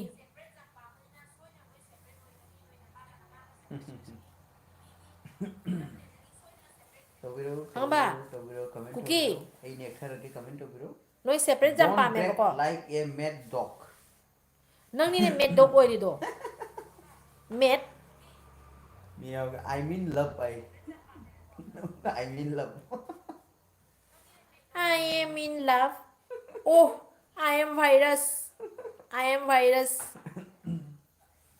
More danger than coronavirus. ꯅꯦꯅꯦ ꯅꯨꯄꯤ ꯂꯥꯟ Okay? ꯌꯥꯎꯗꯣꯏꯔꯣ ꯑꯩ ꯍꯣꯏ ꯏꯅꯥꯎ ꯂꯦꯗꯔꯅꯤ ꯂꯦꯗꯔ ꯅꯨꯄꯤ ꯂꯦꯗꯔ ꯂꯥꯟ ꯌꯥꯎꯗꯣꯏꯅꯤ ꯑꯩꯈꯣꯏ ꯃꯌꯥꯝꯅ ꯅꯨꯡꯁꯤꯕꯤꯕꯗꯒꯤ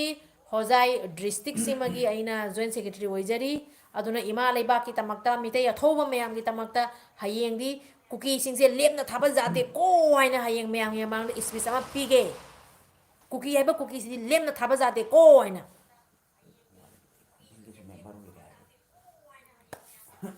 ꯑꯩꯈꯣꯏꯒꯤ ꯂꯩꯔꯤꯕ ꯃꯌꯥꯝ ꯑꯃ ꯏꯕꯨꯡ ꯏꯄ꯭ꯋꯥ ꯋꯥꯔꯜ ꯃꯤꯇꯩ ꯀꯥꯎꯟꯁꯤꯜꯒꯤꯅꯦ ꯍꯥꯏꯅ ꯂꯩꯔꯤꯕ ꯏꯕꯨꯡ ꯃꯌꯥꯝꯅ UN ꯗ ꯄꯦꯇꯤꯁꯟ ꯊꯥꯅ ꯇꯧꯔꯤꯕ ꯑꯗꯨꯒꯩꯗꯤ ꯑꯔꯥꯝꯕꯥꯏ ꯇꯦꯡꯒꯣꯜꯅ ꯃꯐꯝ ꯃꯐꯝ ꯈꯨꯗꯤꯡꯗ ꯆꯠꯂꯒ ꯉꯥꯛꯏꯕ ꯑꯗꯩꯗꯤ ꯑꯩꯈꯣꯏꯒꯤ ꯃꯤꯇꯩ ꯅꯨꯡꯁꯥ ꯌꯨꯠ ꯑꯣꯐ ꯃꯅꯤꯄꯨꯔ ꯃꯤꯇꯩ ꯑꯊꯧꯕ ꯏꯃꯥ ꯃꯩꯔꯥ ꯄꯥꯏꯕꯤ ꯂꯩꯔꯤꯕ ꯃꯌꯥꯝꯁꯦ ꯂꯩꯔꯤꯕ ꯃꯌꯥꯝꯁꯦ ꯀꯨꯀꯤ ꯀꯃꯦꯟ ꯑꯃ ꯄꯥꯕꯤꯔꯛꯀꯅꯨ ꯑꯩ ꯇꯥꯅꯤꯡꯗ꯭ꯔꯦ ꯇꯥꯔꯣꯏ ꯑꯁꯤ ꯇꯥꯔꯣꯏ ꯃꯌꯥꯝꯁꯦ ꯃꯤꯇꯩꯒꯤ ꯃꯆꯥꯅꯤꯀꯣ ꯃꯤꯇꯩ ꯏꯃꯥꯒꯤ ꯃꯆꯥ ꯀꯨꯀꯤ ꯅꯣꯏꯒꯤꯗꯤ ꯀꯨꯀꯥ ꯀꯦ ꯈꯔ ꯊꯣꯛꯂꯒ ꯖꯥꯗꯣꯏ ꯅꯠꯇꯦꯀꯣ ꯁꯟꯇꯣꯁ ꯅꯥꯎꯔꯦꯝꯅ ꯏꯆꯦꯒꯨꯝꯕꯁꯤꯅꯤ ꯀꯨꯀꯤ ꯃꯣꯏꯅ ꯌꯥꯝ ꯁꯥꯎꯔꯤꯁꯦ ꯑꯁꯦꯡꯕ ꯉꯥꯡꯕꯩ ꯃꯥꯅꯦ ꯃꯣꯏꯒꯤ ꯐꯦꯛ ꯄꯦꯖ ꯑꯃ ꯁꯦꯝꯃꯦ ꯃꯤꯇꯩꯒꯤ ꯃꯤꯡꯗ ꯈꯪꯉꯕ ꯑꯗꯨꯒ ꯑꯩꯒꯤ ꯚꯤꯗꯤꯑꯣ ꯄꯪꯊꯥ ꯊꯥꯒꯠꯂꯤ ꯑꯩꯒꯤ ꯚꯤꯗꯤꯑꯣ ꯄꯪꯊꯥ ꯊꯥꯒꯠꯂꯤ ꯇꯧꯔꯣ ꯊꯥꯒꯠꯂꯣ ꯇꯧꯔꯣ ꯅꯣꯏꯅ ꯇꯧꯅꯤꯡ ꯇꯧꯔꯣ ꯊꯥꯒꯠꯂꯣ ꯑꯁꯥꯝ ꯔꯥꯏꯐꯜ ꯀꯦꯝꯗ ꯆꯠꯂꯒ ꯑꯩꯒꯤ ꯐꯣꯇꯣꯒꯗꯣ ꯎꯠꯂꯨꯒꯦꯔ ꯎꯠꯂꯨꯆꯣꯅꯦ ꯃꯩꯂꯦꯁ ꯑꯣꯏꯅꯥꯝꯅ ꯅꯇꯤꯛꯁꯨ ꯍꯥꯏꯕꯅꯦ ꯂꯩꯇꯦ ꯑꯩꯗꯤ ꯆꯞ ꯆꯥꯕꯤ ꯋꯥꯍꯪꯒꯤ ꯄꯥꯎꯈꯨꯝ ꯄꯤꯕꯅ ꯅꯣꯏꯅ ꯉꯥꯡꯉꯩꯗꯨꯒꯤ ꯔꯤꯄ꯭ꯂꯥꯏ ꯈꯔ ꯈꯔ ꯄꯤꯕꯅꯤꯅꯦ ꯊꯤꯅ ꯅꯣꯏꯅ ꯉꯥꯡꯉꯣ ꯑꯩꯉꯣꯟꯗ ꯑꯣꯕꯖꯦꯛꯁꯟ ꯇꯧꯕꯒꯤ ꯅꯇꯤꯛꯁꯨ ꯂꯩꯇꯦ ꯀꯨꯀꯤꯒꯤ ꯅꯣꯏꯒꯤ ꯅꯄꯥ ꯅꯄꯨ ꯀꯨꯀꯤꯒꯤ ꯑꯆꯧ ꯑꯁꯥꯡ ꯀꯅꯥꯒꯨꯝꯕ ꯑꯃꯅ ꯑꯩꯉꯣꯟꯗ ꯀꯝꯄ꯭ꯂꯦꯟ ꯇꯧꯕꯒꯤ ꯅꯇꯤꯛꯁꯨ ꯂꯩꯇꯦ ꯅꯦꯅꯦ ꯀꯨꯀꯤꯁꯤꯡꯗꯣ ꯈꯔ ꯈꯔ ꯊꯤꯅ ꯉꯥꯡꯉꯣ ꯃꯤ ꯑꯇꯩꯅ ꯉꯥꯡꯕ ꯉꯝꯗꯕ ꯃꯌꯥꯝ ꯅꯦꯅꯦꯅ ꯉꯥꯡꯉꯤ ꯅꯦꯅꯦ ꯈꯛꯅꯤ ꯃꯌꯥꯝꯅ ꯉꯥꯡꯕ ꯉꯝꯃꯤꯁꯦ ꯁꯨꯃꯥꯏꯅ ꯉꯥꯡꯕ ꯉꯝꯃꯤꯁꯦ ꯊꯥꯒꯠꯆꯔꯤ ꯑꯩꯈꯣꯏꯗꯤ ꯃꯩꯂꯦꯁ ꯃꯤꯇꯩ ꯑꯣꯏꯅꯥꯝ ꯏꯃꯥꯒꯤ ꯃꯆꯥꯅꯤ ꯃꯤꯇꯩ ꯃꯆꯥꯅꯤ ꯑꯗꯣ ꯑꯩꯈꯣꯏꯒꯤ ꯏꯃꯥꯗ ꯃꯩꯇꯩꯗ ꯀꯪꯂꯩꯄꯥꯛꯇ ꯎꯁꯤꯠ ꯊꯣꯏꯗꯅ ꯇꯧꯔꯛꯄꯗ ꯀꯥꯡꯕꯨꯗꯤ ꯑꯃꯠꯇ ꯂꯦꯝꯅ ꯊꯥꯔꯣꯏ ꯃꯣꯅꯤꯅ ꯑꯗꯣ ꯑꯩꯈꯣꯏ ꯍꯥꯏꯔꯤꯕ ꯃꯤꯇꯩ ꯃꯆꯥ ꯃꯌꯥꯝꯅ ꯑꯩꯈꯣꯏ ꯃꯤꯇꯩ ꯑꯊꯧꯕ ꯃꯌꯥꯝꯅ ꯊꯋꯥꯏꯅ ꯄꯣꯟꯊꯥ ꯑꯣꯏꯔꯤꯕꯗꯣ ꯑꯩꯈꯣꯏ ꯃꯤꯀꯞ ꯃꯤꯔꯧꯈꯣꯟ ꯃꯌꯥꯝꯁꯦ ꯑꯁꯤꯗꯤ ꯀꯗꯥꯏꯗ ꯂꯦꯝꯅ ꯃꯥꯡꯍꯟꯒꯗ꯭ꯔꯣ ꯑꯩꯈꯣꯏ ꯍꯦ ꯃꯤ ꯍꯧꯀꯤꯞ ꯅꯁꯛꯅ ꯊꯤꯕ ꯀꯨꯀꯤꯁꯦ ꯐꯖꯅ ꯊꯤꯍꯦ ꯑꯃꯠꯇ ꯐꯖꯕ ꯌꯥꯎꯗꯦ ꯁꯤꯡꯖꯨ ꯇꯣꯠꯂꯒ ꯆꯥꯕ ꯃꯍꯥꯎ ꯍꯥꯎꯇꯦ ꯍꯥꯎꯔꯣꯏꯅꯦ ꯅꯁꯛꯁꯨ ꯀꯨꯀꯤꯒꯤ ꯃꯁꯛ ꯎꯠꯂꯛꯀꯦ ꯌꯦꯡꯉꯨ ꯇꯜꯂꯤ ꯁ꯭ꯋꯥꯏꯁꯨ ꯆꯠꯂꯨ ꯅꯨꯃꯤꯠ ꯃꯈꯥꯗꯩ ꯁꯨꯃꯥꯏꯅ ꯁ꯭ꯋꯥꯏꯗꯩ ꯗꯪꯒꯦꯜ ꯍꯥꯎꯀꯤꯞ ꯍꯥꯎꯀꯤꯞ ꯀꯨꯀꯤ ꯑꯩ ꯀꯨꯀꯤꯅꯦ ꯃꯩꯇꯩꯗ ꯑꯩꯅ ꯈꯠꯅꯕ ꯍꯧꯔꯕ ꯌꯥꯝꯅ ꯂꯥꯡꯈꯔꯦ ꯀꯔꯤꯔꯥ ꯀꯨꯀꯤ ꯑꯩꯗꯤ ꯀꯨꯀꯤꯅꯤ ꯀꯨꯀꯤ ꯑꯩꯈꯣꯏꯅ ꯃꯩꯇꯩꯗ ꯌꯥꯝꯅ ꯂꯥꯟꯈꯔꯦ ꯅꯣꯡꯃꯥꯏꯊꯦꯡ ꯁꯔꯃꯤꯂꯥꯅ ꯒꯨꯗ ꯏꯚꯤꯅꯤꯡ ꯏꯇꯥ ꯌꯥꯝꯅ ꯅꯨꯡꯉꯥꯏꯖꯩ ꯉꯔꯥꯡ ꯑꯩꯒꯤ ꯂꯥꯏꯐꯇ ꯀꯃꯦꯟꯒ ꯊꯥꯒꯠꯆꯔꯤ ꯄꯤꯕ ꯅꯪꯍꯧꯗ꯭ꯔꯦ ꯑꯣ ꯃꯌꯥꯝ ꯀꯨꯀꯤꯒ ꯏꯆꯤꯟ ꯏꯅꯥꯎ ꯃꯌꯥꯝ ꯈꯠꯅꯔꯤꯉꯩꯗ ꯌꯥꯝ ꯅꯨꯡꯁꯤ ꯀꯃꯦꯟ ꯇꯧꯕꯤꯔꯛꯄ ꯅꯠꯇꯦ ꯑꯩꯈꯣꯏꯁꯤꯕꯨ ꯄꯪꯉꯤ ꯍꯥꯏꯅ ꯂꯩꯖꯔꯤꯕ ꯑꯩꯈꯣꯏꯅꯦꯕꯀꯣ ꯆꯝꯃꯦ ꯍꯥꯏꯅ ꯂꯩꯖꯔꯤꯕ ꯑꯩꯈꯣꯏꯅꯦꯕꯀꯣ ꯑꯗꯣ ꯑꯩꯈꯣꯏꯅ ꯄꯪꯉꯤ ꯍꯥꯏꯕ ꯃꯣꯏꯅ ꯈꯜꯂꯤꯕꯁꯦ ꯑꯩꯈꯣꯏꯁꯦ ꯄꯪꯕ ꯅꯠꯇꯦꯕ ꯑꯩꯈꯣꯏꯁꯦ ꯄꯨꯛ ꯐꯗꯣꯛꯄꯒꯤ ꯋꯥꯔꯤꯅꯦꯕ ꯃꯣꯏꯅ ꯃꯤꯇꯩꯁꯦ ꯄꯪꯉꯤ ꯑꯩꯈꯣꯏꯅ ꯍꯥꯟꯅ ꯏꯄꯥ ꯏꯄꯨꯅ ꯑꯩꯈꯣꯏꯅ ꯃꯤꯇꯩꯗꯤ ꯌꯥꯝ ꯄꯪꯖꯩ ꯍꯥꯏꯅ ꯍꯥꯏꯖꯕꯁꯦ ꯄꯪꯕ ꯅꯠꯇꯦꯕ ꯑꯩꯈꯣꯏꯗꯤ ꯆꯝꯖꯕꯅꯦꯕ ꯑꯗꯣ ꯑꯩꯈꯣꯏꯗ ꯄꯪꯉꯤ ꯀꯔꯤ ꯈꯜꯂꯛꯀꯅꯣ ꯅꯣꯏꯅ ꯍꯣꯜꯂꯤ ꯁꯣꯔꯗꯣ ꯑꯩꯈꯣꯏꯅ ꯎꯔꯤꯕꯅꯤꯀꯣ ꯖꯤꯠ ꯁꯔꯥꯡꯊꯦꯝ ꯀꯨꯀꯤ ꯑꯦꯟ ꯀꯨ ꯀꯥꯡꯕꯨꯁꯦ ꯑꯥꯏꯁꯇ ꯃꯣꯔꯣꯛ ꯊꯤꯜꯂꯒ ꯍꯩꯅꯤꯡꯉꯤ ꯑꯩꯗꯤ ꯁꯤꯗ ꯃꯣꯔꯣꯛ ꯊꯤꯟꯒꯦ ꯍꯥꯏꯅꯤꯡꯉꯦ ꯃꯃꯤꯡꯗ ꯄꯥꯎꯅꯥ ꯆꯨꯝꯃꯤ ꯆꯨꯝꯃꯤ ꯕ꯭ꯔꯖꯕꯥꯁꯤ ꯆꯨꯝꯃꯤ ꯇꯤꯀꯦꯟꯗ꯭ꯔꯖꯤꯠ ꯒꯝꯚꯤꯔ ꯁꯤꯡꯍꯅ ꯀꯨꯀꯤ ꯂꯣꯏꯁꯤꯟꯕ ꯉꯝꯒꯅꯤ ꯌꯥꯏ ꯑꯁ ꯑꯩꯈꯣꯏꯒꯤ ꯃꯇꯝꯒꯤ ꯏꯕꯨꯙꯧ ꯄꯥꯎꯅꯥ ꯕ꯭ꯔꯖꯕꯥꯁꯤ ꯕꯤ ꯇꯤꯀꯦꯟꯗ꯭ꯔꯖꯤꯠ ꯒꯝꯚꯤꯔ ꯁꯤꯡ ꯑꯃꯈꯛ ꯂꯩꯔꯝꯕꯗ ꯂꯣꯏꯔꯦ ꯃꯌꯥꯝꯁꯤꯒꯤ ꯑꯃꯈꯛꯇꯪ ꯂꯩꯔꯝꯕꯗꯅꯦ ꯀꯨꯀꯤ ꯅꯣꯏꯁꯦ ꯀꯩ ꯑꯣꯏꯅꯤ ꯈꯪꯉꯨ ꯑꯗꯨ ꯑꯣꯏꯔꯒꯁꯨ ꯇꯧꯇꯕꯨ ꯄꯥꯎꯅꯥ ꯕ꯭ꯔꯖꯕꯥꯁꯤ ꯕꯤ ꯇꯤꯀꯦꯟꯗ꯭ꯔꯖꯤꯠ ꯂꯩꯔꯤꯕ ꯃꯌꯥꯝꯗꯣ ꯑꯗꯨꯒꯤ ꯏꯅꯤ ꯑꯩꯈꯣꯏꯁꯦꯀꯣ ꯑꯗꯨꯒꯤ ꯏ ꯑꯗꯨꯅꯅꯤ ꯍꯧꯖꯤꯛ ꯁꯤꯕ ꯀꯤꯗꯗꯅ ꯆꯥꯃꯔꯛ ꯁꯤꯔꯁꯨ ꯁꯤꯒꯦ ꯆꯣꯡꯊꯣꯔꯛꯏꯕ ꯃꯤꯇꯩ ꯏ ꯃꯌꯥꯝꯗꯣ ꯃꯇꯝ ꯑꯃꯒꯤ ꯄꯥꯎꯅꯥ ꯕ꯭ꯔꯖꯕꯥꯁꯤꯒꯤ ꯏꯅꯦꯕꯁꯦ ꯁꯪꯀꯦꯠ ꯀꯥꯎꯒꯅꯨ ꯋꯥꯡꯖꯅꯤꯅ ꯍꯥꯏꯔꯤꯕꯅꯦ ꯃꯦꯝ आपने अभी किसका कान खींचा है नंगी छेमदो नमाई ओ कुकी कुकी एक जानवर बोलेगा न इंसान बोलेगा आर एस लभरना न हरिबा कीड़ा बोलेगा कुकी का कुकी का कान खींच रहा था मैं आर एस लभरना हाइबने वी आर रेडी कसारदसु लोइना रेडीनी अरामबाई टेंगोल एन अपुनबा लिपुन इमा मैरा पाइबि लोइना कुइद्रमी कसारदगी अखोई फी लाकपा सुमबदो अदुमाई सुमगदा मतमसे जौराबनी कुइद्रबनी खंगबा फीसे टिंगदना उजिक बोप बोप बोप लाउ सुगदबदा वाले सुजिक सुदरक तोरबनेबा सुबरो सुमकपदो सुमबदो जोरो जोरो जोरो तागै सुमबदो अदो मतम जौराबनी उजिक तोमी नामेरापमना इनाव सोनिया हायर मचिन मेरन मोखरे थागतचरी इचे मोर्निंग आंगम इचे तल्लेको हुजिक्तिको कुकी इचे मसक्तो यामना नुक्सिनेना लेमिनरंबा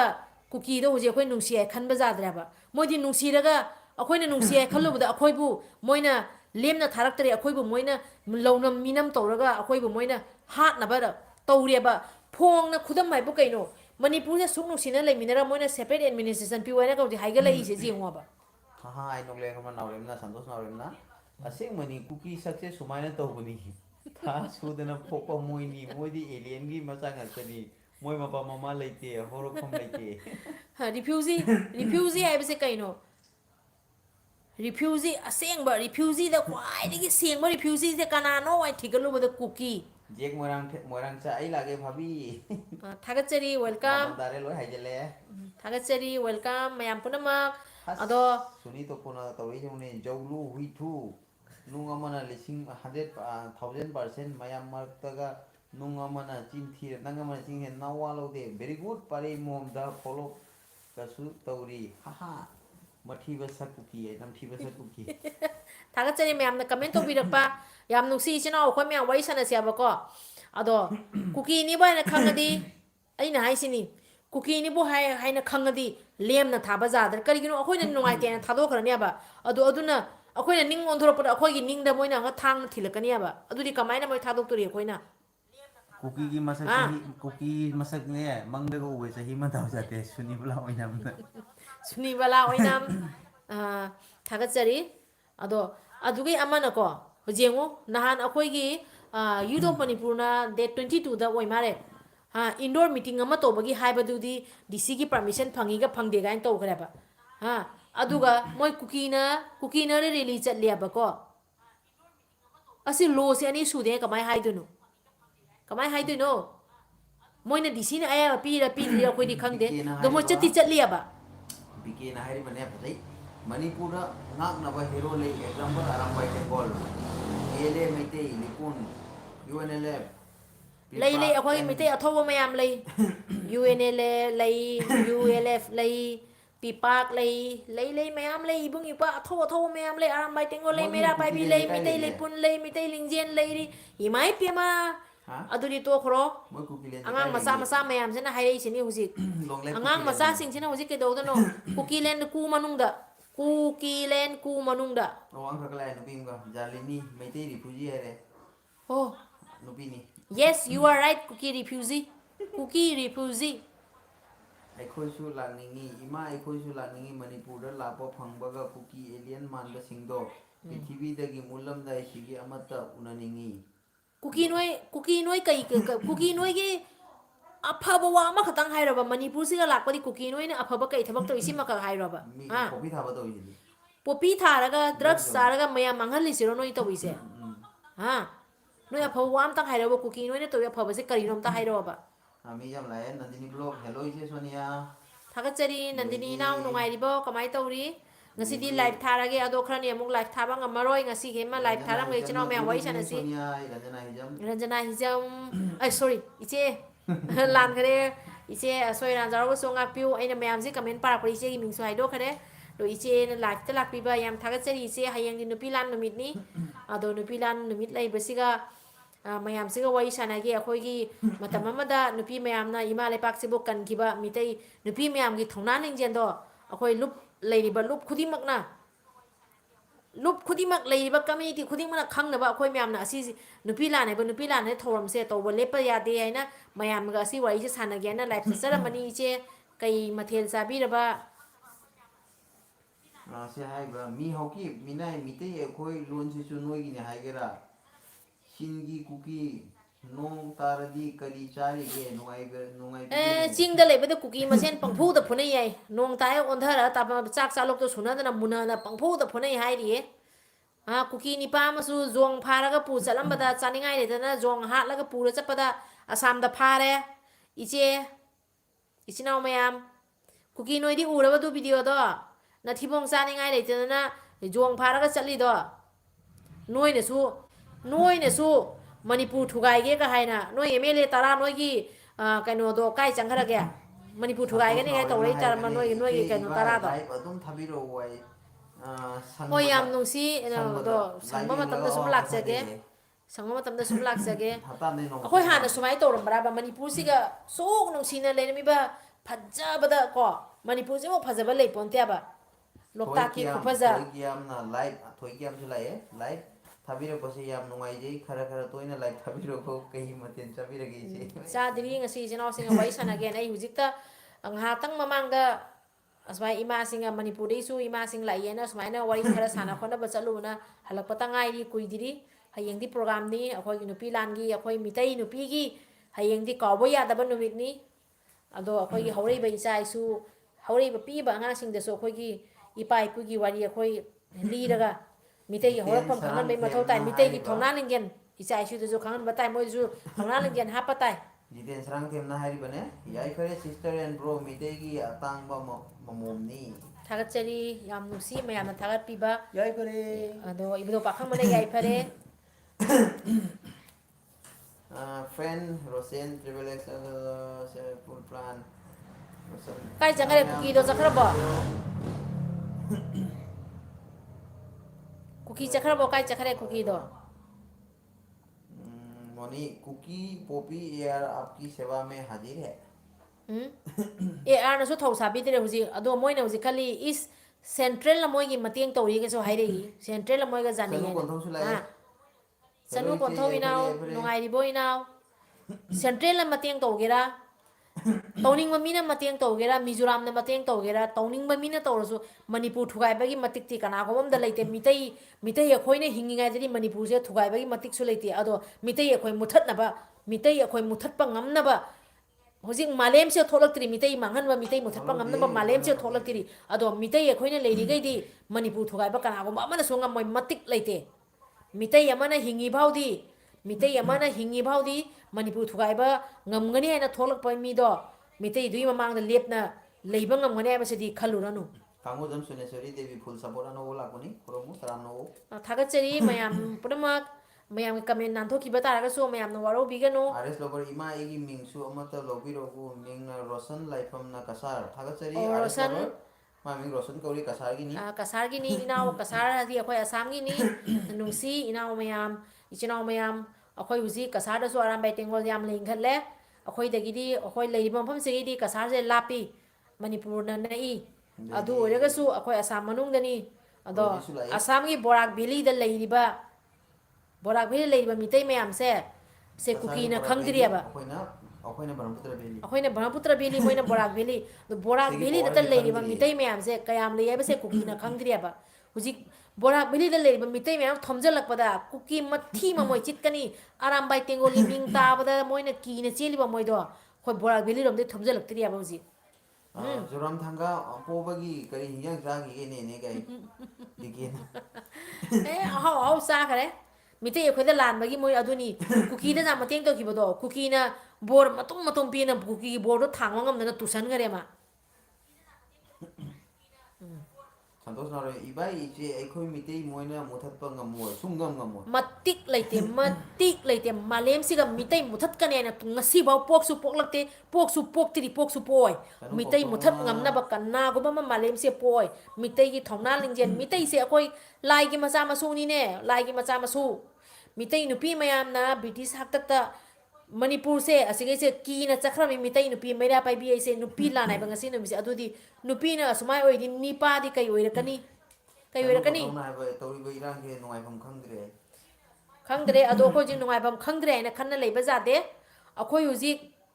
लान की तमकता सेम साना मतम खुदिमकता लेगदबनी इमा लेबा की तमकता चामरक सेरसु सीगे थोकदबनी करिगिनो थोई कियाम नाइबे इचे याम नुसिये इम्फाल दसु कोइथोकपिरो वो कुकी सिंग पूरा हुरान नंबर 1 नी तो कदरक मदरक हेक तौरदना मोइना इकाई इमा कंगलेबाकु थोगाइनाबा थोरगलिसे याम नोंगिंगे चुबी कइमिंग हाइबा थोई कियाम थोई हाइबा को थोई कियाम ओ थोई ना अखोयदी मणिपुर सही की चली सही द हाना दे अनि रोहम रक चली बको अंदा इरांग तो बदैगी इरांग हरकप मतमदा चलुरे फयेंग चलुरे अदुगैदी खामेरोक चलुरे अदुगैदी खुमंदा लेबा अखोय मसावाई संगदबा इचिनाव सिंगी केम यूथ खुमनगी दुगैदो चलुरे अचा थक पुरगा हैरा पुरगा चलुरे अंगamba सेन खरा मतेंग तौजरामे यूसीएम द चलुरे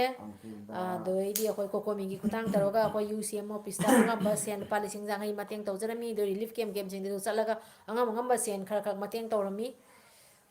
अदो असुमाइना मयाम पुनमंगना अखोय हुजी मितैगी तमक्तनी आइना अखोय मयामना मतेंग तौसन लेपा जाते थौना हंदहन बजाते पांगन फंगे पांगन मतेंग दो तोंबी ना मेरा पम नंगी तमतो बाबिरेना कयबा नाउ साक थेंगी को नसा सोकनी अखोय इसिनाव मेम द वई सानाबदो इचे असिने हेन नुंगाई साकसु सुम सागनी इचे ना आइगी तमक्तो बाबिबा इचे बु हानिंगाई लेतना थागतचरी इचे इचे फोन तौरो वई सानासी हयेंग सिदि थबक खतंग कल्लनी इचे हंचित फोन तौबिरो हमनब्लो चे सोनिया थागली बेबी रोस ना बेबी रोस है बेबी रोस कोई गांग दो ने बेबी रोस चे सोनिया थागली थागचरी इनाव अदो इचिनाव मैम को आई हाइसे इचिनाव सिंह चुमगदी सुम चुमे अदो आइसु मीओइबनिना लांदबा ngamdeko aina मीओइबा सिदि लांदबा ngamde अदो अइना लानगिबा जाउरु इचिनाव सिंहना असुम ताकपिरो वीडियो दो खंगदे लाइव ता खंगदे सोइगिबा जाउरगसु को अखोय मसेन ताकपिरो कनानामा कप्पिसना सॉरी मी सोहा करी शोभा गोहिल लाइन नौना सॉरो खुदम सुइबो वायरस हूँ मैं I am a virus ID virus नी कुकी उब जादबा वायरस नी को ऐसे कुकी उब जादबा वायरस बिगे ना नि इंगांग नि अदो ओरसु इमा लेबा की दमक थोय थाबा ngमनी हाय चुम्मी चुम्मी अदु थौना लिंजेन दो खोय मितै ने जावरियाबा मितै की ईद अदु ईदो जावरियाबा दु ईदो कदाई मांगदुरिगेबा मितै मया मोइना तमथीना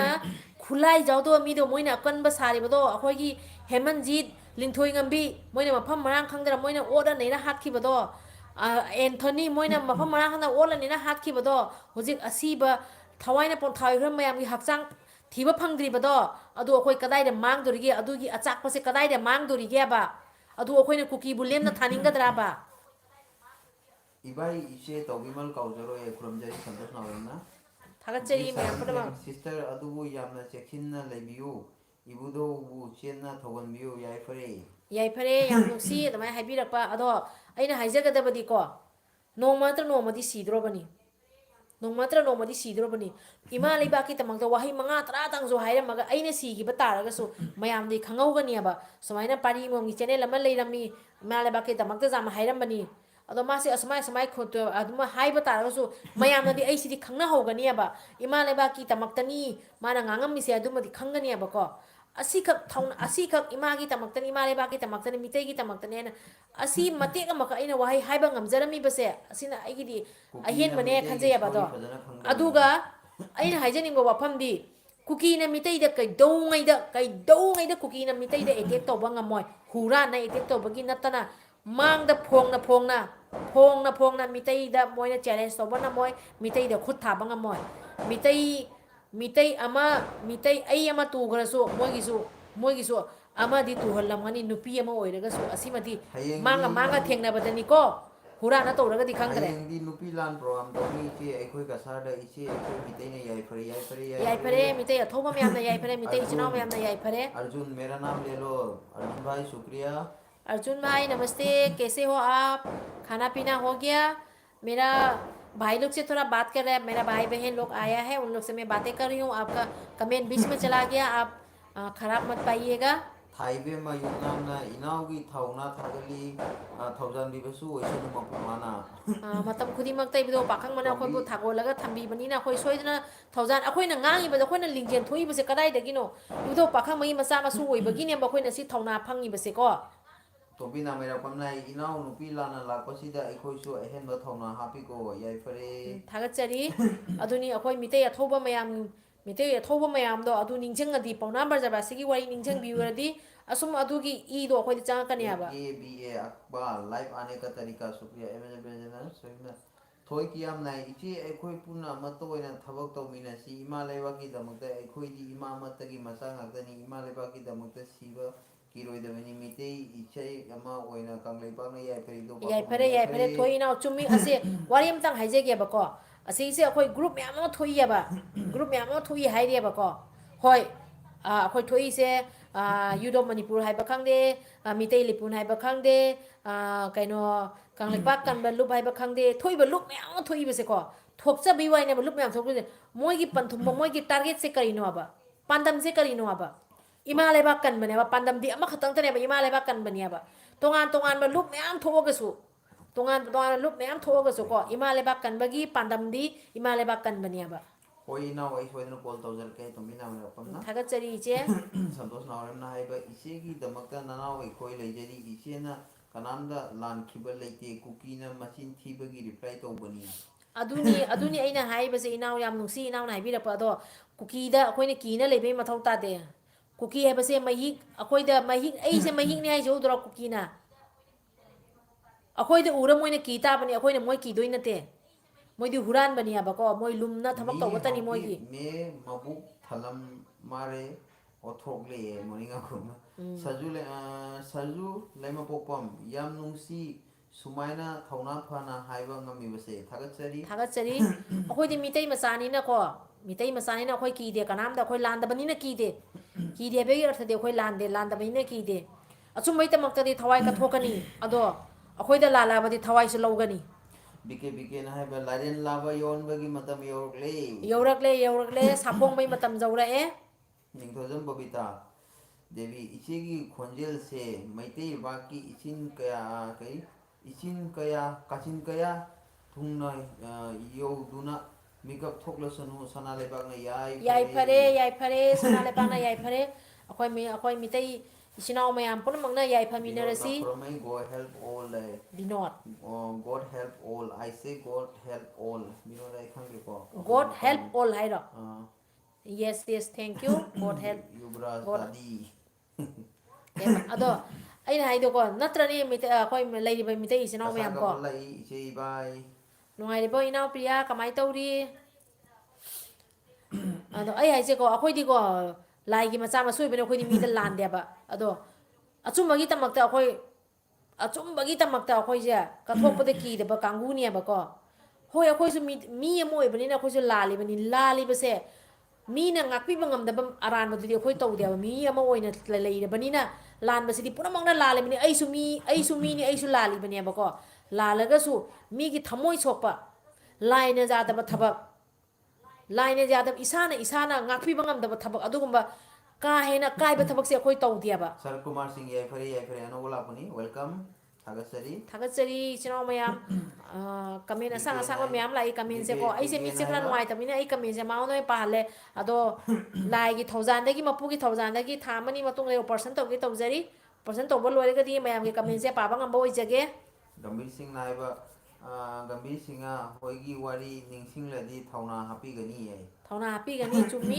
ꯑꯩꯈꯣꯏꯒꯤ ꯔꯇꯟꯄꯨꯔꯥ ꯍꯦꯜꯂꯣ ꯏꯕꯨꯙꯧ ꯃꯦꯗꯝ ꯈꯣꯡꯅꯥꯡ ꯊꯥꯕꯒꯤ ꯋꯥꯔꯤ ꯇꯥꯕꯤꯌꯣꯕ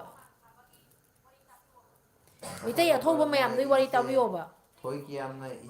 ꯏꯆꯦꯒꯤ ꯅꯝꯕꯔ ꯄꯥꯝꯖꯩ ꯀꯨꯀꯤꯅ ꯏꯆꯦꯕꯨ ꯃꯍꯤꯛꯅꯤ ꯍꯥꯏꯔꯤꯌꯦ ꯃꯍꯤꯛ ꯃꯌꯥꯝꯅ ꯆꯥꯗꯅ ꯁꯤꯒꯅꯤꯗꯤ ꯈꯪꯗ꯭ꯔꯤꯌꯦ ꯍꯟꯗꯛꯀꯤ ꯍꯣꯏ ꯕꯥꯏ ꯏꯅꯥꯎ ꯑꯁꯨꯝ ꯕꯥꯏꯗ ꯀꯃꯦꯟ ꯂꯣꯏꯅ ꯇꯧꯕꯤꯔꯛꯎ ꯕꯥꯏ ꯑꯩꯒꯤ ꯇꯧꯈ꯭ꯔꯗꯧꯅꯤ ꯅꯝꯕꯔꯁꯤꯗꯤ ꯑꯁꯨꯝ ꯂꯩꯗꯤ ꯂꯩꯕꯅꯤ ꯏꯅꯥꯎ ꯍꯣꯏꯅ ꯐꯖꯅ ꯀꯩꯅꯣ ꯇꯧꯔꯒꯗꯤ ꯁꯣꯏꯗꯅ ꯐꯪꯒꯅꯤ ꯑꯗꯣ ꯍꯧꯖꯤꯛꯇꯤ ꯅꯝꯕꯔꯁꯦ ꯁꯨꯃꯥꯏꯅ ꯗꯥꯏꯔꯦꯛꯂꯤ ꯄꯤꯕꯁꯦ ꯑꯩ ꯅꯨꯡꯉꯥꯏꯖꯗ꯭ꯔꯦ ꯑꯗꯣ ꯄꯥꯎ ꯐꯥꯎꯅꯕ ꯂꯩꯔꯒꯗꯤ ꯑꯁꯨꯝ ꯑꯩꯒꯤ ꯅꯝꯕꯔꯁꯦ ꯀꯁꯥꯔ ꯂꯩꯕꯅꯤ ꯑꯩꯈꯣꯏ ꯃꯥꯏꯀꯩꯒꯤ ꯏꯆꯤꯟ ꯏꯅꯥꯎꯁꯤꯡꯗ ꯃꯅꯤꯄꯨꯔ ꯂꯩꯕꯅꯤ ꯌꯨꯇꯨꯕꯔꯁꯤꯡ ꯀꯁꯥꯔ ꯃꯥꯏꯀꯩꯒꯤ ꯌꯨꯇꯨꯕꯔꯁꯤꯡ ꯐꯪꯒꯅꯤ ꯑꯩꯒꯤ ꯃꯅꯤꯄꯨꯔ ꯏꯆꯤꯟ ꯏꯅꯥꯎ ꯃꯌꯥꯝꯗꯁꯨ ꯑꯩꯒꯤ ꯅꯝꯕꯔꯁꯦ ꯑꯁꯨꯝ ꯑꯩꯈꯣꯏ ꯂꯩꯕꯅꯤ ꯃꯩꯇꯩ ꯃꯌꯥꯝ ꯏꯅꯥꯎꯁꯦ ꯅꯪ ꯀꯁꯥꯔꯒꯤꯅ ꯃꯈꯣꯟ ꯃꯅꯤꯄꯨꯔꯒ ꯇꯥꯕ ꯑꯝꯇ ꯉꯝꯗꯔꯦ ꯍꯥꯏꯕꯤꯔꯛꯎ ꯀꯔꯤ ꯊꯥꯏꯕꯦꯝꯃ ꯌꯨꯝꯅꯥꯝ ꯌꯥꯏꯐ ꯊꯣꯏꯁꯤꯀꯣ ꯏꯅꯥꯎ ꯏꯕꯦꯝꯃ ꯌꯥꯏꯐ ꯌꯥꯏꯐꯧꯀꯣ ꯊꯣꯏꯁꯤ ꯌꯥꯏꯐ ꯊꯣꯏꯃꯤꯟꯅꯁꯤ ꯏꯆꯤꯟ ꯏꯅꯥꯎ ꯑꯩꯈꯣꯏ ꯂꯩꯔꯤꯕ ꯃꯌꯥꯝ ꯄꯨꯝꯅꯃꯛ ꯄꯨꯜꯂꯒ ꯌꯥꯏꯐ ꯊꯣꯏꯃꯤꯟꯅꯁꯤ ꯑꯗꯩꯗꯤ ꯃꯣꯔꯅꯤꯡꯉꯥꯃꯨꯛ ꯀꯁꯥꯔ ꯈꯨꯔꯝ ꯀꯁꯥꯔꯅꯤ ꯏꯆꯦꯅ ꯉꯥꯡꯕꯁꯦ ꯌꯥꯝ ꯆꯨꯝꯃꯤ ꯊꯥꯒꯠꯆꯔꯤ ꯑꯗꯣ ꯂꯩꯔꯤꯕ ꯂꯥꯏꯐ ꯆꯥꯔꯠꯇ ꯂꯩꯔꯤꯕ ꯏꯆꯤꯟ ꯏꯅꯥꯎ ꯃꯌꯥꯝ ꯀꯣ ꯑꯩꯒꯤ ꯏꯊꯛ ꯂꯩꯔꯤꯕ ꯑꯩꯒꯤ ꯏꯈꯥ ꯂꯩꯔꯤꯕ ꯏꯆꯤꯟ ꯏꯅꯥꯎ ꯃꯌꯥꯝ ꯄꯨꯝꯅꯃꯛꯇ ꯑꯩꯅ ꯍꯪꯒꯗꯕꯁꯦ ꯑꯩꯅ ꯍꯥꯏꯒꯗꯕꯁꯦꯀꯣ ꯑꯩꯅ ꯆꯥꯛꯏ ꯁꯨꯃꯥꯏꯅ ꯏꯆꯤꯟ ꯏꯅꯥꯎ ꯃꯌꯥꯝꯁꯨ ꯂꯣꯏ ꯆꯥꯛꯑꯝꯒꯅꯤ ꯍꯥꯏꯕ ꯆꯥꯛꯇ꯭ꯔꯅꯦ ꯏꯆꯤꯟ ꯏꯅꯥꯎ ꯃꯌꯥꯝ ꯊꯧꯒ꯭ꯔꯥꯎꯟꯗ ꯅꯍꯥꯟ ꯇꯧꯈꯤꯕ ꯊꯧꯗꯣꯛ ꯑꯁꯤꯒꯤ ꯃꯃꯥꯡꯗ ꯊꯣꯛꯈꯤꯕꯗ ꯑꯉꯥꯡ ꯃꯊꯟꯗ ꯃꯆꯥ ꯃꯉꯁꯝꯕ ꯁꯨꯄ꯭ꯔꯥ ꯄꯤꯁꯛꯇꯣ ꯄꯝꯃꯒ ꯀꯞꯄꯤꯕ ꯅꯨꯄꯤꯗꯨꯒꯤ ꯑꯩꯈꯣꯏꯒꯤ ꯏꯅꯥꯎꯗꯨꯒꯤ ꯁꯛꯇꯝꯗꯨ ꯎꯔꯒ ꯀꯝꯕ ꯊꯃꯣꯏꯅ ꯀꯥꯏꯔꯣꯏꯗꯣꯔꯤꯕꯅꯣ ꯑꯗꯨꯏꯗꯤ ꯉꯔꯥꯡ ꯅꯍꯥꯟ ꯂꯩꯍꯨꯠ ꯑꯊꯧꯕ 18ꯅ ꯊꯋꯥꯏꯅ ꯄꯥꯌꯜ ꯄꯣꯟꯊꯥ ꯔꯣꯏ ꯍꯥꯏ ꯑꯣꯏꯈꯤꯕꯗꯣ ꯁꯤꯁꯇꯔ आप कहाँ से ꯑꯗꯨꯒꯤ हो ꯃꯉꯥꯅꯤꯒꯤ मैं असम ꯂꯩꯍꯨꯠ से ꯊꯧꯔꯝ हूँ ꯇꯧꯈꯤꯕꯗꯣ पायल ꯑꯗꯨꯃꯥꯏꯅ असम ꯎꯕꯗ से ꯊꯋꯥꯏ ꯆꯥꯛꯇꯔꯕ ꯑꯗꯩꯗꯤ ꯀꯃꯦꯟ ꯇꯧꯕꯤꯔꯛꯎ ꯏꯆꯤꯟ ꯏꯅꯥꯎ ꯃꯌꯥꯝ ꯏꯆꯤꯟ ꯏꯅꯥꯎ ꯃꯌꯥꯝ ꯀꯃꯦꯟ ꯇꯧꯕꯤꯌꯨ ꯀꯨꯀꯤ ꯑꯗꯣ ꯃꯌꯥꯝꯁꯤꯒꯤꯗꯤ ꯄꯥꯔꯔꯣꯏ ꯀꯨꯀꯤ ꯀꯩ ꯍꯥꯏꯔꯛꯏꯅꯣ ꯌꯥꯎꯔꯤ ꯄꯥꯗ꯭ꯔꯤ ꯀꯩ ꯍꯥꯏꯅꯣ ꯖꯣꯟꯁꯟ ꯀꯨꯀꯤꯒꯤꯗꯣ ꯋꯥꯏꯈꯣꯝ ꯍꯥꯏꯔꯛꯎꯅꯦ ꯆꯥꯛꯏꯌꯦ ꯏꯆꯦ ꯌꯥꯏ ꯖꯣꯟꯁꯟ ꯋꯥꯏꯈꯣꯝꯅ ꯑꯗꯨꯅꯤ ꯑꯗꯨꯏ ꯑꯆꯥꯛꯄꯗꯨ ꯎꯔꯒꯗꯤ ꯊꯧꯅꯥ ꯑꯁꯨꯝ ꯊꯧꯅꯥ ꯊꯣꯛꯂꯛꯀꯅꯦꯕ ꯑꯁꯨꯝ ꯊꯧꯅꯥ ꯊꯣꯛꯂꯛꯀꯅꯦꯕ ꯑꯗꯣ ꯇꯥꯁꯜꯂꯛꯇ꯭ꯔꯗꯤ ꯑꯩꯈꯣꯏꯁꯨ ꯂꯣꯏꯅ ꯆꯪꯁꯤꯜꯂꯒꯦ ꯍꯥꯏꯔꯦꯕꯅꯦ ꯀꯅꯥ ꯅꯍꯥꯔꯣꯟ ꯀꯅꯥ ꯃꯤꯆꯝ ꯀꯅꯥ ꯀꯔꯤ ꯂꯣꯏ ꯊꯣꯛꯂꯛꯑꯒꯦ ꯍꯥꯏꯔꯅꯦꯕ ꯅꯨꯄꯤ ꯍꯥꯏꯕ ꯂꯩꯇꯦ ꯅꯤꯄꯥ ꯍꯥꯏꯕ ꯂꯩꯇꯦ ꯑꯉꯥꯡ ꯍꯥꯏꯕ ꯂꯩꯇꯦ ꯏꯃꯥ ꯂꯩꯕꯥꯛꯀꯤꯗꯃꯛꯇꯗꯤ ꯂꯣꯏꯅ ꯀꯠꯊꯣꯛꯑꯒꯦ ꯊꯣꯛꯂꯛꯑꯅꯦꯕ ꯏꯃꯥꯒꯤ ꯂꯩꯕꯥꯛꯀꯤꯗꯃꯛꯇ ꯑꯩꯈꯣꯏ ꯁꯤꯕ ꯉꯝꯃꯗꯤ ꯏꯃꯥ ꯂꯩꯕꯥꯛꯀꯤꯗꯃꯛꯇ ꯍꯥꯠꯄꯁꯨ ꯉꯝꯒꯅꯦꯕ ꯅꯤꯡꯊꯧꯖꯝ ꯏꯃꯥ ꯕꯕꯤꯇꯥ ꯂꯩꯕꯥꯛꯀꯤꯗꯃꯛꯇ ꯗꯦꯕꯤꯅ ꯑꯩꯈꯣꯏꯅ ꯀꯠꯊꯣꯛꯄ ꯉꯝꯃꯗꯤ ꯏꯃꯥ ꯂꯩꯕꯥꯛꯇ ꯃꯤꯠꯌꯦꯡ ꯐꯠꯇꯕ ꯌꯦꯡꯉꯛꯏꯕꯗꯣ ꯑꯗꯨꯁꯨ ꯑꯩꯈꯣꯏ ꯍꯥꯠꯄ ꯉꯝꯒꯅꯦꯕ ꯅꯤꯡꯊꯧꯖꯝ ꯕꯕꯤꯇꯥ ꯉꯝꯃꯣꯏꯗ꯭ꯔꯥ ꯗꯦꯕꯤꯅ ꯍꯥꯠꯄ ꯍꯥꯏꯕ ꯁꯣꯏꯗꯅ ꯉꯝꯒꯅꯦꯕ ꯆꯥꯛꯏꯌꯦ ꯅꯤꯡꯊꯧꯖꯝ ꯕꯕꯤꯇꯥꯅ ꯍꯥꯏꯔꯤꯕ ꯆꯥꯏꯕꯅꯤ ꯆꯥꯏꯕꯅꯤ ꯆꯥꯏꯕꯅꯤ ꯀꯣ ꯆꯥꯏꯕꯁꯦ ꯊꯃꯣꯏ ꯅꯨꯡꯗ ꯆꯥꯏꯕꯁꯦ ꯖꯨꯝ ꯖꯨꯝꯗꯨꯒ ꯂꯩꯔꯤꯕ ꯃꯋꯥ ꯃꯄꯨꯔꯣꯏꯕꯗꯣ ꯂꯥꯟ ꯖꯥꯎꯕꯅꯦ ꯆꯠꯂꯒ ꯃꯌꯥꯝ ꯀꯟꯕꯅꯦ ꯆꯠꯂꯒ ꯃꯌꯥꯝ ꯀꯟꯕꯅꯦ ꯆꯠꯂꯒ ꯑꯗꯨꯒ ꯊꯋꯥꯏꯅ ꯄꯣꯟꯊꯥ ꯑꯣꯏꯈ꯭ꯔꯕꯗꯣ ꯑꯗꯨꯗꯣ ꯖꯨꯝꯗꯨꯒꯤ ꯃꯥꯒꯤ ꯂꯣꯏꯅꯕꯤ ꯃꯥꯒꯤ ꯅꯨꯄꯤꯗꯨꯅ ꯀꯌꯥꯝ ꯋꯥꯔꯝꯒꯅꯤ ꯃꯌꯥꯝꯒꯤꯗꯃꯛꯇꯤ ꯀꯠꯊꯣꯛꯈ꯭ꯔꯦ ꯍꯥꯏꯔꯤꯑꯕ ꯑꯊꯧꯕꯒꯤ ꯃꯤꯡꯊꯣꯟ ꯄꯤꯔꯦꯕ ꯂꯣꯏꯔꯛꯄꯗ ꯆꯥꯛꯑꯝꯗꯣꯏꯗꯣ ꯀꯅꯥꯅ ꯃꯦꯟꯗꯣꯏꯅꯣ ꯃꯥꯏ ꯆꯥꯛꯏꯕꯗꯣ ꯌꯥꯏꯐꯔꯦ ꯃꯅꯤꯄꯨꯔ ꯏꯃꯥꯅ ꯌꯥꯏꯐꯔꯦ ꯀꯁꯥꯔꯦ ꯄꯣꯝꯕꯤꯂꯥ ꯁꯤꯡꯍ ꯂꯥꯛꯑꯦ ꯑꯗꯣ ꯍꯧꯖꯤꯛꯀꯤ ꯃꯥꯒꯤ ꯅꯨꯄꯤꯗꯨꯅ ꯀꯨꯀꯤꯁꯤꯕꯨ ꯎꯔꯒ ꯂꯦꯝꯅ ꯊꯥꯅꯤꯡꯒꯗ꯭ꯔꯥꯕ ꯑꯗꯣ ꯑꯩꯉꯣꯟꯗ ꯆꯤꯡꯁꯤꯟꯕꯤꯌꯣꯕ ꯕꯕꯤꯇꯥ ꯑꯩꯉꯣꯟꯗ ꯃꯩꯁꯅꯥꯝ ꯆꯤꯡꯁꯤꯟꯕꯤꯌꯣꯕ ꯑꯗꯨꯗꯣ ꯕꯕꯤꯇꯥ ꯃꯩꯁꯅꯥꯝ ꯊꯥꯒꯠꯆꯔꯤ ꯄꯥꯔꯤ ꯃꯣꯝ ꯆꯦꯅꯦꯜ ꯊꯥꯒꯠꯆꯔꯤ ꯑꯗꯣ ꯑꯗꯨꯒꯅꯦꯕ ꯑꯗꯨꯒ ꯃꯣꯏꯅ ꯃꯌꯥꯝꯅ ꯑꯩꯉꯣꯟꯗ ꯍꯥꯏꯕꯤꯔꯛꯏꯀꯣ ꯃꯌꯥꯝꯅ ꯅꯨꯡꯁꯤꯕꯤ ꯑꯩꯉꯣꯟꯗ ꯍꯥꯏꯕꯤ ꯑꯗꯣ ꯗꯥꯏꯔꯦꯛ ꯑꯩꯉꯣꯟꯗ ꯐꯣꯟ ꯇꯧꯔꯒꯁꯨ ꯍꯥꯏ ꯁꯨꯃꯥꯏ ꯁꯨꯃꯥꯏꯅ ꯅꯪꯅ ꯆꯦꯅꯦꯜꯗ ꯑꯁꯨ ꯁꯤ ꯍꯥꯏꯔꯤꯕ ꯑꯗꯨꯒ ꯑꯩꯅ ꯍꯥꯏꯌꯦꯕ ꯑꯩꯈꯣꯏꯅ ꯆꯦꯅꯦꯜꯗꯪ ꯍꯥꯏꯕ ꯖꯥꯗ꯭ꯔꯒꯤ ꯃꯣꯏꯗꯤ ꯑꯇꯝꯅꯅ ꯄ꯭ꯔꯦꯛꯇꯤꯀꯦꯂꯤ ꯃꯣꯏꯗꯤ ꯑꯗꯨꯃꯥꯏꯅ ꯃꯣꯏꯗꯤ ꯑꯣꯠꯄ ꯅꯩꯔꯤꯕꯁꯤꯗꯤ ꯖꯥꯕ꯭ꯔꯥꯕ ꯑꯩꯈꯣꯏꯗꯤ ꯆꯦꯅꯦꯜꯗ ꯃꯣꯏꯅ ꯇꯧꯔꯤꯕꯗꯣ ꯑꯩꯈꯣꯏꯗꯤ ꯍꯥꯏꯕꯅꯦꯕ ꯑꯗꯣ ꯄ꯭ꯔꯦꯛꯇꯤꯀꯦꯂꯤ ꯑꯣꯏꯅ ꯃꯣꯏꯅ ꯐꯥꯕ ꯑꯣꯠꯄ ꯅꯩꯕ ꯐꯨꯕ ꯑꯩꯈꯣꯏꯒꯤ ꯂꯤꯟꯊꯣꯏ ꯉꯝꯕꯤ ꯑꯉꯥꯡ ꯅꯨꯄꯤ ꯃꯆꯥ ꯏꯁꯇꯨꯗꯦꯟ ꯍꯦꯃꯟꯖꯤꯠꯀ ꯂꯤꯟꯊꯣꯏ ꯉꯝꯕꯤꯒꯗꯣ ꯃꯣꯏꯒꯤ ꯑꯦꯔꯤꯌꯥꯗ ꯆꯪꯉꯛꯑꯦ ꯃꯣꯏ ꯑꯦꯔꯤꯌꯥꯗ ꯃꯣꯏꯅ ꯐꯥꯔꯒ ꯄꯨꯖꯈꯤꯕꯅꯦꯕ ꯃꯣꯏꯅ ꯐꯥꯔ ꯄꯨꯈꯤꯕꯅꯦꯕ ꯑꯗꯣ ꯑꯩꯈꯣꯏ ꯂꯤꯟꯊꯣꯏ ꯉꯝꯕꯤꯅ ꯎꯞꯈꯤꯕ ꯈꯣꯡꯎꯞꯇꯣ ꯃꯥꯏ ꯃꯈꯣꯡꯗꯨꯒ ꯌꯥꯎꯔꯝꯗ꯭ꯔꯤꯁꯦ ꯀꯔꯤꯒꯤꯅꯣꯕ ꯊꯣꯏ ꯆꯨꯝꯅ ꯍꯥꯠꯂꯒꯗꯤ ꯆꯨꯝꯅ ꯃꯣꯏꯅ ꯍꯥꯠꯄꯤꯔꯝꯃꯣꯕ ꯑꯗꯨꯁꯨ ꯑꯩꯈꯣꯏ ꯍꯣꯏ ꯏꯃꯥ ꯂꯩꯕꯥꯛꯀꯤꯗꯃꯛꯇꯅꯤ ꯍꯥꯏꯔꯒꯦꯕꯗ ꯑꯗꯣ ꯑꯉꯥꯡꯁꯤꯡꯁꯦ ꯀꯔꯤꯒꯤ ꯌꯥꯎꯗꯣꯏꯅꯣꯕ ꯑꯉꯥꯡꯗ ꯀꯔꯤꯒꯤ ꯄꯨꯁꯟꯗꯣꯔꯤꯅꯣꯕ ꯀꯨꯀꯤ ꯃꯤꯅꯥꯏꯁꯤꯡꯗꯨꯅ ꯇꯧꯔꯤꯗꯣ ꯑꯍꯟꯗꯗꯤ ꯉꯝꯗꯦ ꯀꯩꯗꯧꯗꯣꯔꯤ ꯆꯨꯝꯅ ꯉꯝꯗ꯭ꯔꯕꯅꯤꯅ ꯑꯗꯨꯃꯥꯏꯅ ꯍꯨꯔꯥꯟ ꯇꯧꯕ ꯑꯗꯣ ꯃꯥꯒꯤ ꯑꯩꯈꯣꯏꯒꯤ ꯂꯤꯟꯊꯣꯏ ꯉꯝꯕꯤꯅ ꯎꯞꯈꯤꯕ ꯏꯆꯥ ꯂꯤꯟꯊꯣꯏ ꯉꯝꯕꯤꯅ ꯎꯞꯈꯤꯕ ꯈꯣꯡꯎꯞꯇꯣ ꯀꯩꯒꯤ ꯌꯥꯎꯔꯝꯗ꯭ꯔꯤꯕꯅꯣ ꯃꯥꯒꯤ ꯍꯛꯆꯥꯡꯒꯤ ꯃꯥꯒꯤ ꯂꯩꯈꯤꯗꯕꯒꯤ ꯐꯣꯇꯣ ꯊꯥꯡꯒꯠꯂꯛꯄꯗꯨꯒ ꯃꯥꯅ ꯎꯞꯈꯤꯕ ꯈꯣꯡꯎꯞꯇꯣ ꯀꯩꯒꯤ ꯌꯥꯎꯔꯝꯗ꯭ꯔꯤꯅꯣꯕ ꯊꯣꯏꯀꯤꯌꯥꯝꯁꯦ ꯏꯆꯦ ꯏꯝꯐꯥꯜꯗꯒꯤꯅꯤ ꯍꯣꯏ ꯂꯥꯏꯚꯇ ꯄꯤꯕꯤꯔꯛꯀꯅꯨ ꯅꯨꯡꯉꯥꯏꯇꯦ ꯀꯩꯒꯤꯅꯣ ꯍꯥꯏꯕꯗ ꯂꯥꯏꯚ ꯆꯥꯠ ꯃꯔꯛꯇ ꯀꯨꯀꯤ ꯃꯤꯇꯩ ꯁꯥꯕ ꯌꯥꯎꯔꯤ ꯍꯣꯏ ꯑꯗꯣ ꯏꯝꯐꯥꯜ ꯀꯩ ꯂꯝꯒꯤꯅꯣ ꯏꯅꯥꯎ ꯑꯝꯇ ꯍꯥꯏꯕꯤꯔꯛꯑꯣ ꯑꯅꯛꯄꯒꯤ ꯑꯣꯏꯔꯗꯤ ꯑꯩ ꯁꯨꯝ ꯍꯥꯏꯖꯔꯛꯀꯦ ꯆꯦꯅꯦꯜ ꯌꯦꯡꯕ ꯑꯩꯈꯣꯏꯒꯤ ꯏꯅꯥꯎ ꯕꯤꯅꯣꯠ ꯂꯥꯏꯗꯁꯨ ꯑꯩꯒꯤ ꯅꯝꯕꯔ ꯂꯩꯕꯅꯤ ꯑꯩꯈꯣꯏꯒꯤ ꯑꯦꯜ ꯗꯤ ꯈꯨꯃꯟ ꯏꯆꯥꯗꯁꯨ ꯑꯩꯒꯤ ꯅꯝꯕꯔ ꯂꯩ ꯃꯕꯨꯃꯩꯗꯁꯨ ꯂꯩ ꯑꯗꯒꯤꯗꯤ ꯑꯩꯈꯣꯏꯒꯤ ꯅꯥꯎꯕꯉꯩꯗꯁꯨ ꯂꯩ ꯑꯩꯒꯤ ꯅꯝꯕꯔ ꯑꯗꯨꯗꯒꯤꯗꯤ ꯑꯩꯈꯣꯏꯒꯤ ꯂꯩꯔꯤꯕꯁꯦ ꯂꯥꯏꯐꯇ ꯂꯥꯛꯏꯕ ꯏꯝꯐꯥꯜꯒꯤ ꯃꯌꯥꯝ ꯑꯃꯗ ꯑꯩꯒꯤ ꯅꯝꯕꯔ ꯂꯩ ꯄꯧꯔꯥꯕꯤꯗꯁꯨ ꯑꯩꯒꯤ ꯅꯝꯕꯔ ꯂꯩꯕꯅꯤ ꯑꯗꯨꯒꯩꯗꯤ ꯑꯩꯈꯣꯏꯒꯤ ꯀꯩꯅꯣ ꯁꯥꯃꯨꯔꯧꯗ ꯋꯥꯡꯒꯣꯏꯗ ꯂꯩ ꯃꯌꯥꯝ ꯑꯃ ꯂꯩꯃꯔꯥꯝ ꯀꯩ ꯄꯩꯒꯔꯦ ꯂꯝꯒꯤꯅꯣ ꯑꯝꯇ ꯄꯩꯒꯔꯦ ꯍꯥꯏꯕꯤꯔꯛꯎ ꯄꯩꯒꯔꯦ ꯂꯩꯃꯔꯥꯝꯗꯁꯨ ꯂꯩ ꯁꯒꯣꯜꯕꯟꯗ ꯁꯒꯣꯜꯕꯟꯗꯁꯨ ꯂꯩ ꯄꯩꯒꯔꯦ ꯑꯣꯜ ꯃꯅꯤꯄꯨꯔꯗ ꯅꯦꯔꯣꯀꯥꯗ ꯖꯧꯂꯨ ꯍꯨꯏ ꯄꯣꯄꯤ ꯆꯥꯔꯒ ꯅꯣꯏꯒꯤ ꯆꯥꯛ ꯆꯥꯕ꯭ꯔꯥ ꯍꯟꯒꯗꯕ ꯅꯠꯇꯦ ꯆꯥꯔꯕꯣ ꯍꯥꯏꯅꯤꯡꯉꯗꯤ ꯍꯥꯏꯒꯗꯕꯅꯤ ꯄꯣꯄꯤ ꯆꯥꯔꯣ ꯍꯥꯏꯒꯗꯕꯅꯤ ꯊꯣꯏꯀꯤꯌꯥꯝ ꯏꯆꯦ ꯑꯩ ꯈꯨꯔꯥꯏꯗꯒꯤꯅꯦ ꯑꯣ ꯈꯨꯔꯥꯏꯗꯗꯤ ꯑꯩꯒꯤ ꯅꯝꯕꯔ ꯂꯩꯕꯅꯤ ꯕꯤꯅꯣꯜ ꯂꯥꯏ ꯈꯨꯔꯥꯏꯗ ꯑꯩꯒꯤ ꯅꯝꯕꯔ ꯂꯩꯕꯅꯤ ꯈꯨꯔꯥꯏ ꯕꯖꯥꯔ ꯃꯅꯥꯛꯀꯤꯔ ꯈꯨꯔꯥꯏ ꯀꯗꯨꯋꯥꯏꯒꯤꯅꯣ ꯈꯨꯔꯥꯏ ꯑꯗꯨꯋꯥꯏꯗꯁꯨ ꯂꯣꯏ ꯂꯩ ꯑꯝꯇ ꯍꯥꯏꯕꯤꯔꯛꯑꯣ ꯑꯩ ꯍꯟꯗꯛ ꯂꯥꯛꯄꯗ ꯈꯨꯔꯥꯏꯗ ꯆꯪꯉꯝꯃꯤ ꯈꯨꯔꯥꯏꯗꯅꯤ ꯂꯣꯏ ꯂꯩꯔꯤꯁꯦ ꯑꯩ ꯁꯥꯃꯨ ꯅꯨꯡꯁꯤꯕꯤꯅ ꯑꯩꯉꯣꯟꯗꯁꯨ ꯂꯩꯌꯦ ꯑꯩꯒꯤ ꯌꯥꯝ ꯅꯨꯡꯁꯤꯔꯕ ꯑꯩꯒꯤ ꯌꯥꯝ ꯅꯨꯡꯁꯤꯔꯕ ꯁꯥꯃꯨꯔꯧꯒꯤꯅꯤ ꯏꯆꯥꯅꯤ ꯁꯥꯃꯨꯔꯧꯒꯤꯅꯤ ꯃꯉꯣꯟꯗꯁꯨ ꯁꯥꯃꯨꯔꯧꯗꯁꯨ ꯑꯗꯣ ꯁꯥꯃꯨꯔꯧ ꯑꯩꯈꯣꯏꯒꯤ ꯁꯥꯃꯨꯔꯧꯗꯁꯨ ꯑꯩꯒꯤ ꯅꯝꯕꯔ ꯃꯌꯥꯝ ꯑꯃ ꯂꯩꯕꯅꯤ ꯑꯁꯨꯝ ꯄꯥꯎ ꯐꯥꯎꯅꯁꯤ ꯏꯆꯤꯟ ꯏꯅꯥꯎ ꯈꯨꯔꯥꯏꯗꯗꯤ ꯃꯤ ꯑꯃ ꯂꯩꯅ ꯎꯝ ꯕꯤꯀꯦꯅ ꯑꯣ ꯑꯩꯗꯤ ꯅꯤꯉꯣꯝꯊꯣꯡ ꯅꯥꯎꯔꯦꯝꯊꯣꯡ ꯅꯤꯉꯣꯝꯊꯣꯡ ꯀꯤꯠꯅ ꯄꯥꯅꯨꯡꯗꯒꯤꯅꯤ ꯅꯤꯉꯣꯝꯊꯣꯡ ꯅꯤꯡꯒꯣꯝ ꯊꯣꯡꯗꯤ ꯈꯪꯗꯦ ꯅꯥꯎꯔꯦꯝ ꯊꯣꯡꯗꯤ ꯈꯪꯉꯤ ꯊꯣꯏꯀꯤꯌꯥꯝ ꯈꯨꯔꯥꯏ ꯀꯣꯟꯁꯝ ꯂꯩꯀꯥꯏꯗꯒꯤꯅꯤ ꯏꯆꯦ ꯑꯣ ꯀꯣꯟꯁꯝ ꯂꯩꯀꯥꯏꯗ ꯈꯨꯔꯥꯏꯒꯤ ꯅꯠꯇ꯭ꯔꯣ ꯑꯩꯈꯣꯏꯒꯤ ꯂꯤꯂꯥꯒꯤ ꯗꯥꯏꯔꯦꯛꯇꯔꯒꯗꯣ ꯂꯣꯏꯅ ꯈꯨꯔꯥꯏꯒꯤ ꯑꯩꯈꯣꯏꯒꯤ ꯑꯣꯖꯥ ꯔꯣꯍꯤꯅꯤ ꯀꯨꯃꯥꯔ ꯊꯧꯗꯥꯝꯗꯁꯨ ꯑꯩꯒꯤ ꯅꯝꯕꯔꯁꯨ ꯂꯩꯕꯅꯤ ꯖꯣꯁꯦꯞ ꯍꯣꯏꯗ ꯀꯔꯤ ꯑꯗꯩꯗꯤ ꯑꯩꯈꯣꯏꯒꯤ ꯏꯌꯥꯝꯕ ꯏꯕꯨꯡ ꯖꯣꯁꯦꯞꯇꯁꯨ ꯂꯩ ꯏꯕꯨꯡ ꯔꯥꯖꯦꯟꯗꯁꯨ ꯂꯩꯕꯅꯤ ꯑꯗꯨ ꯅꯠꯇꯕ ꯈꯨꯔꯥꯏꯗꯀꯣ ꯑꯩꯈꯣꯏ ꯏꯃꯥꯟꯅꯕꯁꯤꯡꯗꯁꯨ ꯂꯩ ꯑꯗꯣ ꯑꯩ ꯍꯥꯏꯔꯛꯀꯦ ꯈꯨꯔꯥꯏ ꯀꯗꯥꯏꯒꯤ ꯍꯥꯏꯔꯛꯏꯕ ꯍꯧꯖꯤꯛꯀꯤꯗꯣ ꯈꯨꯔꯥꯏꯒꯤꯗꯣ ꯎꯝ ꯀꯣꯟꯁꯝ ꯂꯩꯀꯥꯏꯗꯒꯤ ꯈꯨꯔꯥꯏ ꯀꯣꯟꯁꯝꯁꯦ ꯅꯍꯥꯟ ꯑꯅꯤ ꯑꯍꯨꯝ ꯍꯥꯏꯔꯛꯄꯅꯦ ꯑꯩꯉꯣꯟꯗ ꯈꯨꯔꯥꯏ ꯀꯣꯟꯁꯝꯒꯤꯀꯣ ꯑꯩ ꯀꯩꯅꯣꯁꯤꯅ ꯄꯥꯎ ꯅꯝꯕꯔ ꯂꯩꯔꯦ ꯑꯗꯨꯒꯗꯤ ꯈꯨꯔꯥꯏꯗꯁꯨ ꯑꯩꯒꯤ ꯐꯣꯟ ꯅꯝꯕꯔ ꯑꯩꯈꯣꯏ ꯁꯨꯕ ꯏꯅꯥꯎ ꯂꯣꯏ ꯑꯃ ꯂꯩꯔꯦ ꯂꯩꯀꯣ ꯍꯟꯗꯛ ꯂꯥꯛꯑꯝꯕꯗꯁꯨ ꯈꯨꯔꯥꯏꯒꯤ ꯑꯉꯥꯡꯗꯣ ꯑꯩꯒꯤ ꯏꯅꯥꯎꯅꯤꯄꯥ ꯍꯥꯏꯇꯥꯔꯦ ꯃꯣꯏ ꯂꯥꯛꯑꯝꯃꯤ ꯀꯩꯅꯣ ꯀꯣꯅꯨꯡ ꯃꯃꯥꯡꯗ ꯑꯩ ꯂꯩ ꯃꯇꯝꯗ ꯍꯦꯟꯇꯥꯛ ꯍꯦꯟꯇꯥꯛ ꯀꯔꯤ ꯀꯔꯥ ꯈꯔ ꯊꯤꯜꯂꯛꯑꯝꯃꯤ ꯌꯥꯝ ꯅꯨꯡꯁꯤ ꯑꯗꯣ ꯑꯩ ꯄꯥꯎ ꯂꯧꯔꯒ ꯑꯝꯇ ꯇꯨꯔꯦꯟ ꯍꯥꯏꯔꯛꯀꯦ ꯋꯥꯡꯃꯗ ꯂꯩꯌꯦ ꯇꯣ ꯑꯗꯨꯒꯤ ꯇꯨꯔꯦꯟ ꯋꯥꯡꯃꯗ ꯂꯩꯌꯦ ꯕꯤꯁꯣꯖꯤꯠ ꯍꯣꯏꯒꯤ MLA Bisudi nene MLA Bisudi โอ้โอ้โอ้โอ้โอ้เอ็มเอลบิโซด้วยเทรนมาวางมาละพareไอ้adugi เปาตัวอันตะลรานัมเบอร์เปียกภาษาบราซิลเกก็ Dongson Isin au sing comment to biro Kakak Rohini do Kurai de Gini ai โดคุไรโอ้พอดีโอซาโรฮินีเดกุมารเท่าดำก็สู้ดูก็สู้ซุ่มเลยบันนี้ไอ้กินนัมเบอร์ซุ่มเป่าพงเนี่ยซีชแนลเมียมาดูคอมเมนต์ตัววิดีโอชแนลเมียคอมเมนต์ป่าแล้วก็หุ่นคุกกี้ไว้ฉันแล้วก็การนั่นแต่บัดมวยไว้ฉันแล้วก็ค่อยมีแต่มีชแนลเมียนุ่งชิ้นนั้นไว้ฉันแล้วก็สิการนั่นแต่บัดมวยไว้ฉันแล้วก็ไก่การนั่นพอนุคนมีเนี่ยสุขันแต่บัดซาเนี่ยสุขันแต่บัดมาฮิกไอ้คนแต่มวยเนี่ยมาฮิกเนี่ยไอ้คุกกี้มาฮิกเสียไอ้ให้ยังได้เมียคังพี่เราก็Pari mo mai re cookie ki mahi khai dro bani aisi ha Khangu Toi ba kai rot kre comment to biro ji comment pa ra ke dang dang dang dang dang dang Ise ngasi di kai mathel sabi doi no ngasi di mathel se ngarang akhoina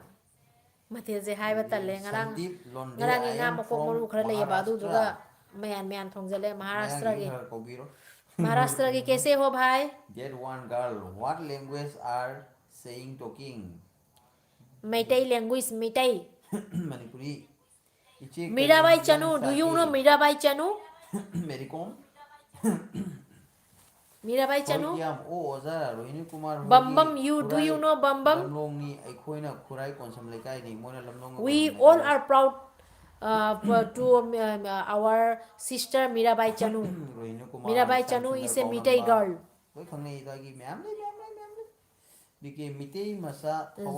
Now we are talking Meitei language.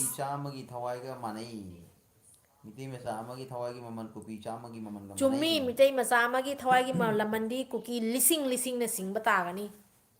क्या आपको हिंदी मालूम है बताइए आप कहाँ बोलिए महाराष्ट्र कहाँ से है महाराष्ट्र में हमारा भाई है बोलिए कहाँ में है महाराष्ट्र में भी हमारा भाई है देव नीलम केम छो मजे में छो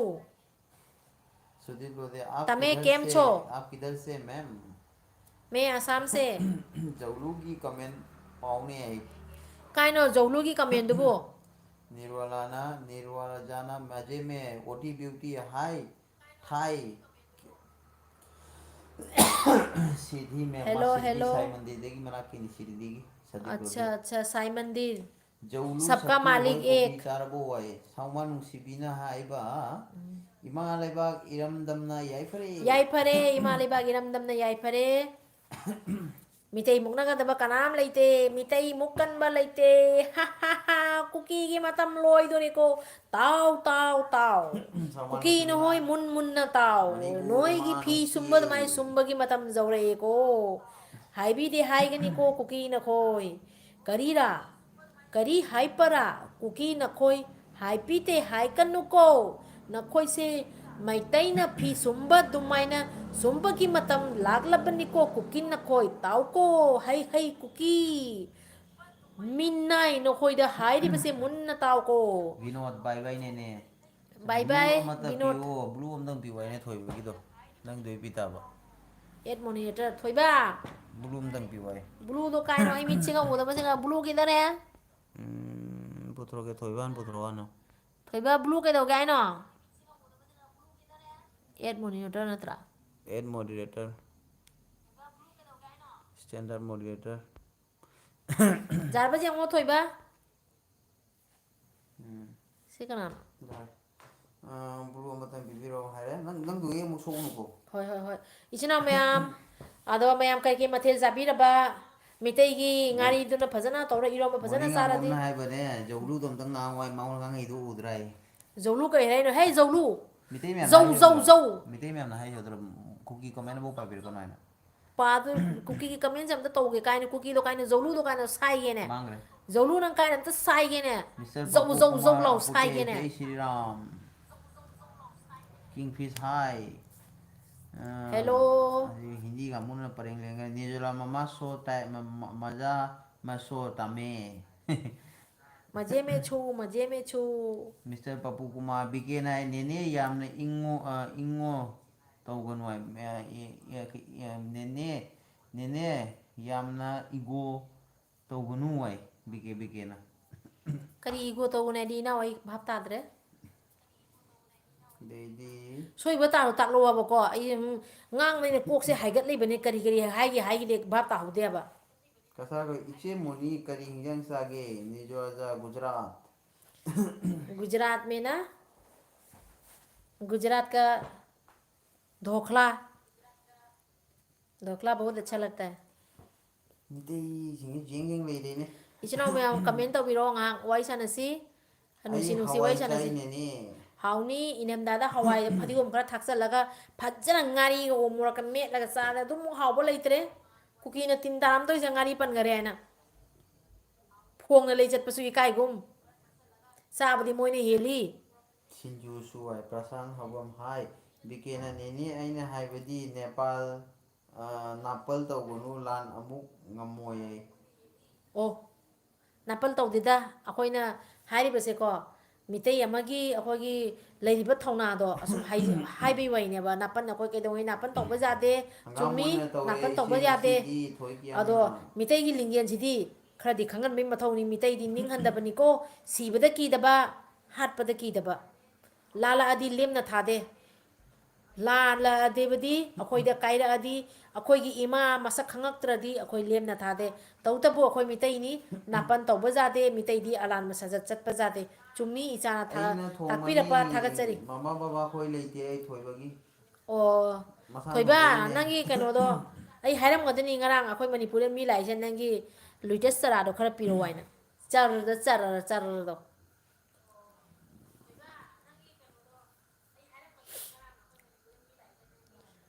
भाई लोग कमेंट कीजिए मिते ꯃꯤꯇꯩ ꯏꯆꯤꯟ इचनाओ ꯏꯅꯥꯎ मैम ꯇꯧꯔꯛꯇ꯭ꯔꯦ ꯀꯩꯗꯧꯔꯦ कनाना का ꯀꯃꯦꯟ कमेंट तौर सांब अखोई कुकी काय चंगरगे ꯑꯩꯈꯣꯏ ꯀꯨꯀꯤꯅꯤ ꯃꯤ ꯍꯥꯞꯄꯤ we are already separated do you miss you ask your one we don't want life with Mitai separated because he is a virus separated woman अमुक है virus woman I am virus you were already separated no मरिगा ओ जौ लू काइनो who is your जौ लू CM को लो chain करे जौ लू who को लो is चेन your करे CM who is the CM of Cookie Land huh हाइरक प यागद्रो can you tell me हाइरक प यागद्रो कई हाइदे shameless cookie ꯕꯤꯅꯥ person ꯀꯨꯃꯥꯔꯤ ꯁꯒꯣꯜꯁꯦ ꯌꯥꯝ ꯅꯨꯡꯁꯤꯌꯦ ꯏꯅꯥꯎꯁꯦ ꯏꯅꯥꯎꯒꯤ ꯆꯦꯅꯦꯜꯁꯦ ꯌꯦꯡꯕ ꯌꯥꯝ ꯅꯨꯡꯉꯥꯏ ꯀꯨꯀꯤꯗ ꯉꯥꯡꯕꯗꯣ ꯇꯥꯕ ꯌꯥꯝ ꯅꯨꯡꯉꯥꯏ ꯅꯆꯦꯗꯤ ꯏꯝꯐꯥꯜꯗꯒꯤꯅꯤ ꯌꯥꯏꯐꯔꯦ ꯌꯥꯏꯐꯔꯦ ꯌꯥꯏꯐꯔꯦ ꯌꯥꯏꯐꯔꯦ ꯏꯆꯦ ꯃꯌꯥꯝꯅ ꯅꯨꯡꯁꯤꯕꯤꯕ ꯌꯥꯝ ꯅꯨꯡꯁꯤ ꯑꯩꯅ ꯑꯍꯥꯟꯕ ꯚꯤꯗꯤꯑꯣ ꯁꯦꯝꯕꯗꯗꯤ ꯁꯨꯃꯥꯏꯅ ꯃꯌꯥꯝꯅ ꯄꯥꯝꯒꯅꯤ ꯅꯨꯡꯁꯤꯒꯅꯤ ꯍꯥꯏꯅ ꯁꯦꯝꯖꯕ ꯅꯠꯆꯗꯦ ꯑꯩꯗꯤ ꯑꯩꯒꯤ ꯑꯆꯥꯛꯄ ꯃꯌꯥꯝꯗꯣ ꯃꯌꯥꯝꯅ ꯎꯠꯄꯒꯤ ꯑꯩꯒꯤ ꯑꯆꯥꯛꯄꯁꯦ ꯁꯨꯛ ꯁꯥꯊꯤꯅ ꯑꯩꯅ ꯆꯥꯏ ꯑꯩ ꯈꯥꯡꯕ ꯉꯝꯃꯛꯇ꯭ꯔꯦꯅ ꯚꯤꯗꯤꯑꯣꯒꯤ ꯑꯩꯈꯣꯏꯒꯤ ꯃꯇꯦꯡ ꯂꯧꯔꯒ ꯌꯨꯇꯨꯕꯀꯤ ꯃꯇꯦꯡ ꯂꯧꯔꯒ ꯌꯨꯇꯨꯕꯇ ꯑꯩ ꯊꯣꯛꯂꯛꯑꯒ ꯉꯥꯡꯖꯈꯤꯕꯅꯦꯕ ꯀꯨꯀꯤꯁꯤꯡꯁꯦ ꯑꯁꯨꯛꯀꯤ ꯃꯇꯤꯛ ꯃꯣꯏꯅ ꯑꯩꯈꯣꯏꯁꯤꯕꯨ ꯃꯣꯏꯅ ꯇꯧꯔꯤ ꯌꯥꯒꯗ꯭ꯔꯥ ꯀꯥꯏ ꯈꯟꯕ꯭ꯔꯥ ꯈꯪꯗꯦꯕ ꯅꯤꯡꯊꯧꯖꯝ ꯕꯣꯕꯤꯇꯥꯅ ꯍꯥꯏꯕ ꯀꯨꯀꯤꯗꯤ ꯉꯥꯔꯤ ꯐꯪꯗ꯭ꯔꯕꯅꯤ ꯁꯟ ꯁꯥꯗꯨꯒ ꯈꯩꯅꯤꯒ ꯇꯣꯠꯂꯕꯅꯤ ꯈꯩꯅꯤ ꯈꯔ ꯆꯥ ꯄꯣꯄꯤ ꯈꯔ ꯆꯥ ꯑꯗꯨꯃꯥꯏꯅ ꯁꯨꯝ ꯃꯤꯒꯤ ꯁꯟ ꯈꯔ ꯍꯨꯔꯥꯟ ꯃꯤꯒꯤ ꯏꯔꯣꯏ ꯈꯔ ꯍꯨꯔꯥꯟ ꯁꯨꯝ ꯂꯩꯔꯕꯅꯤ ꯂꯣꯏꯔ ꯀꯨꯀꯤ ꯍꯥ ꯑꯐ ꯐꯠꯇ ꯈꯪꯗꯕ ꯀꯨꯀꯤ ꯏꯆꯦꯒꯤ ꯚꯤꯗꯤꯑꯣ ꯌꯥꯝꯅ ꯅꯨꯡꯉꯥꯏ ꯖꯣꯟꯁꯟ ꯋꯥꯏꯈꯣꯝ ꯊꯥꯒꯠꯆꯔꯤ ꯑꯗꯣ ꯃꯣꯏꯔꯥꯡ ꯇꯧꯇꯕꯨ ꯊꯣꯏꯕ ꯑꯩꯒꯤ ꯋꯥꯍꯩ ꯋꯥꯇꯥꯗꯤ ꯍꯟꯗꯛ ꯈꯇꯪ ꯀꯜꯂꯦ ꯏꯆꯤꯜ ꯏꯅꯥꯎ ꯃꯌꯥꯝꯅ ꯃꯤꯇꯩ ꯏꯆꯤꯜ ꯏꯅꯥꯎ ꯃꯌꯥꯝꯗ ꯑꯩꯅ ꯍꯥꯏꯖꯒꯗꯕꯗꯤ ꯑꯩꯒꯤ ꯍꯟꯗꯛꯀꯤ ꯚꯤꯗꯤꯑꯣꯁꯤꯡꯗ ꯋꯥꯍꯩ ꯋꯥꯇꯥ ꯈꯔ ꯀꯟꯈꯤꯕꯗꯣ ꯑꯗꯣ ꯏꯆꯤꯜ ꯏꯅꯥꯎ ꯃꯌꯥꯝꯅ ꯑꯁꯨꯝ ꯃꯇꯥꯡ ꯃꯇꯝꯁꯤꯒꯤꯅꯤ ꯈꯜꯂꯒ ꯉꯥꯛꯄꯤꯌꯨ ꯑꯗꯣ ꯏꯃꯥ ꯂꯩꯕꯥꯛꯀꯤ ꯂꯥꯟꯐꯝꯁꯦ ꯑꯁꯤ ꯑꯩꯈꯣꯏꯅ ꯉꯝꯗ꯭ꯔꯤ ꯐꯥꯎꯕꯗꯤ ꯑꯩꯈꯣꯏ ꯅꯤꯡꯍꯜꯂꯣꯏ ꯀꯨꯀꯤꯗ ꯀꯨꯀꯤꯗ ꯊꯤꯅ ꯉꯥꯡꯕ ꯁꯨꯡꯂꯦꯞ ꯂꯦꯞꯄꯣꯏ ꯃꯅꯤꯡꯉꯥꯡꯕꯝ ꯊꯣꯏꯕ ꯍꯥꯏ ꯀꯧꯔꯦ ꯁꯥꯎꯃ ꯅꯨꯡꯁꯤꯕꯤꯅ English man ꯑꯩꯈꯣꯏ just keep quiet don't you have any sense to talk this life mind your business Thank you, Thoiba. Thank you. Thank you. I am a virus, virus, virus. ꯃꯦꯝ ꯇꯣꯟꯕꯤ ꯂꯥꯏꯁ꯭ꯔꯝ ꯆꯨꯝꯃꯤ ꯌꯥꯏ ꯊꯥꯒꯠꯆꯔꯤ ꯏꯆꯦ ꯍꯩ ꯏꯅꯥꯎ ꯑꯣꯏꯔꯝꯗꯣꯏ ꯏꯆꯦ ꯑꯣꯏꯔꯝꯗꯣꯏꯔꯥ ꯈꯪꯗꯔꯦ वीर बहादुर राम राम जी नमस्ते जी कैसे हो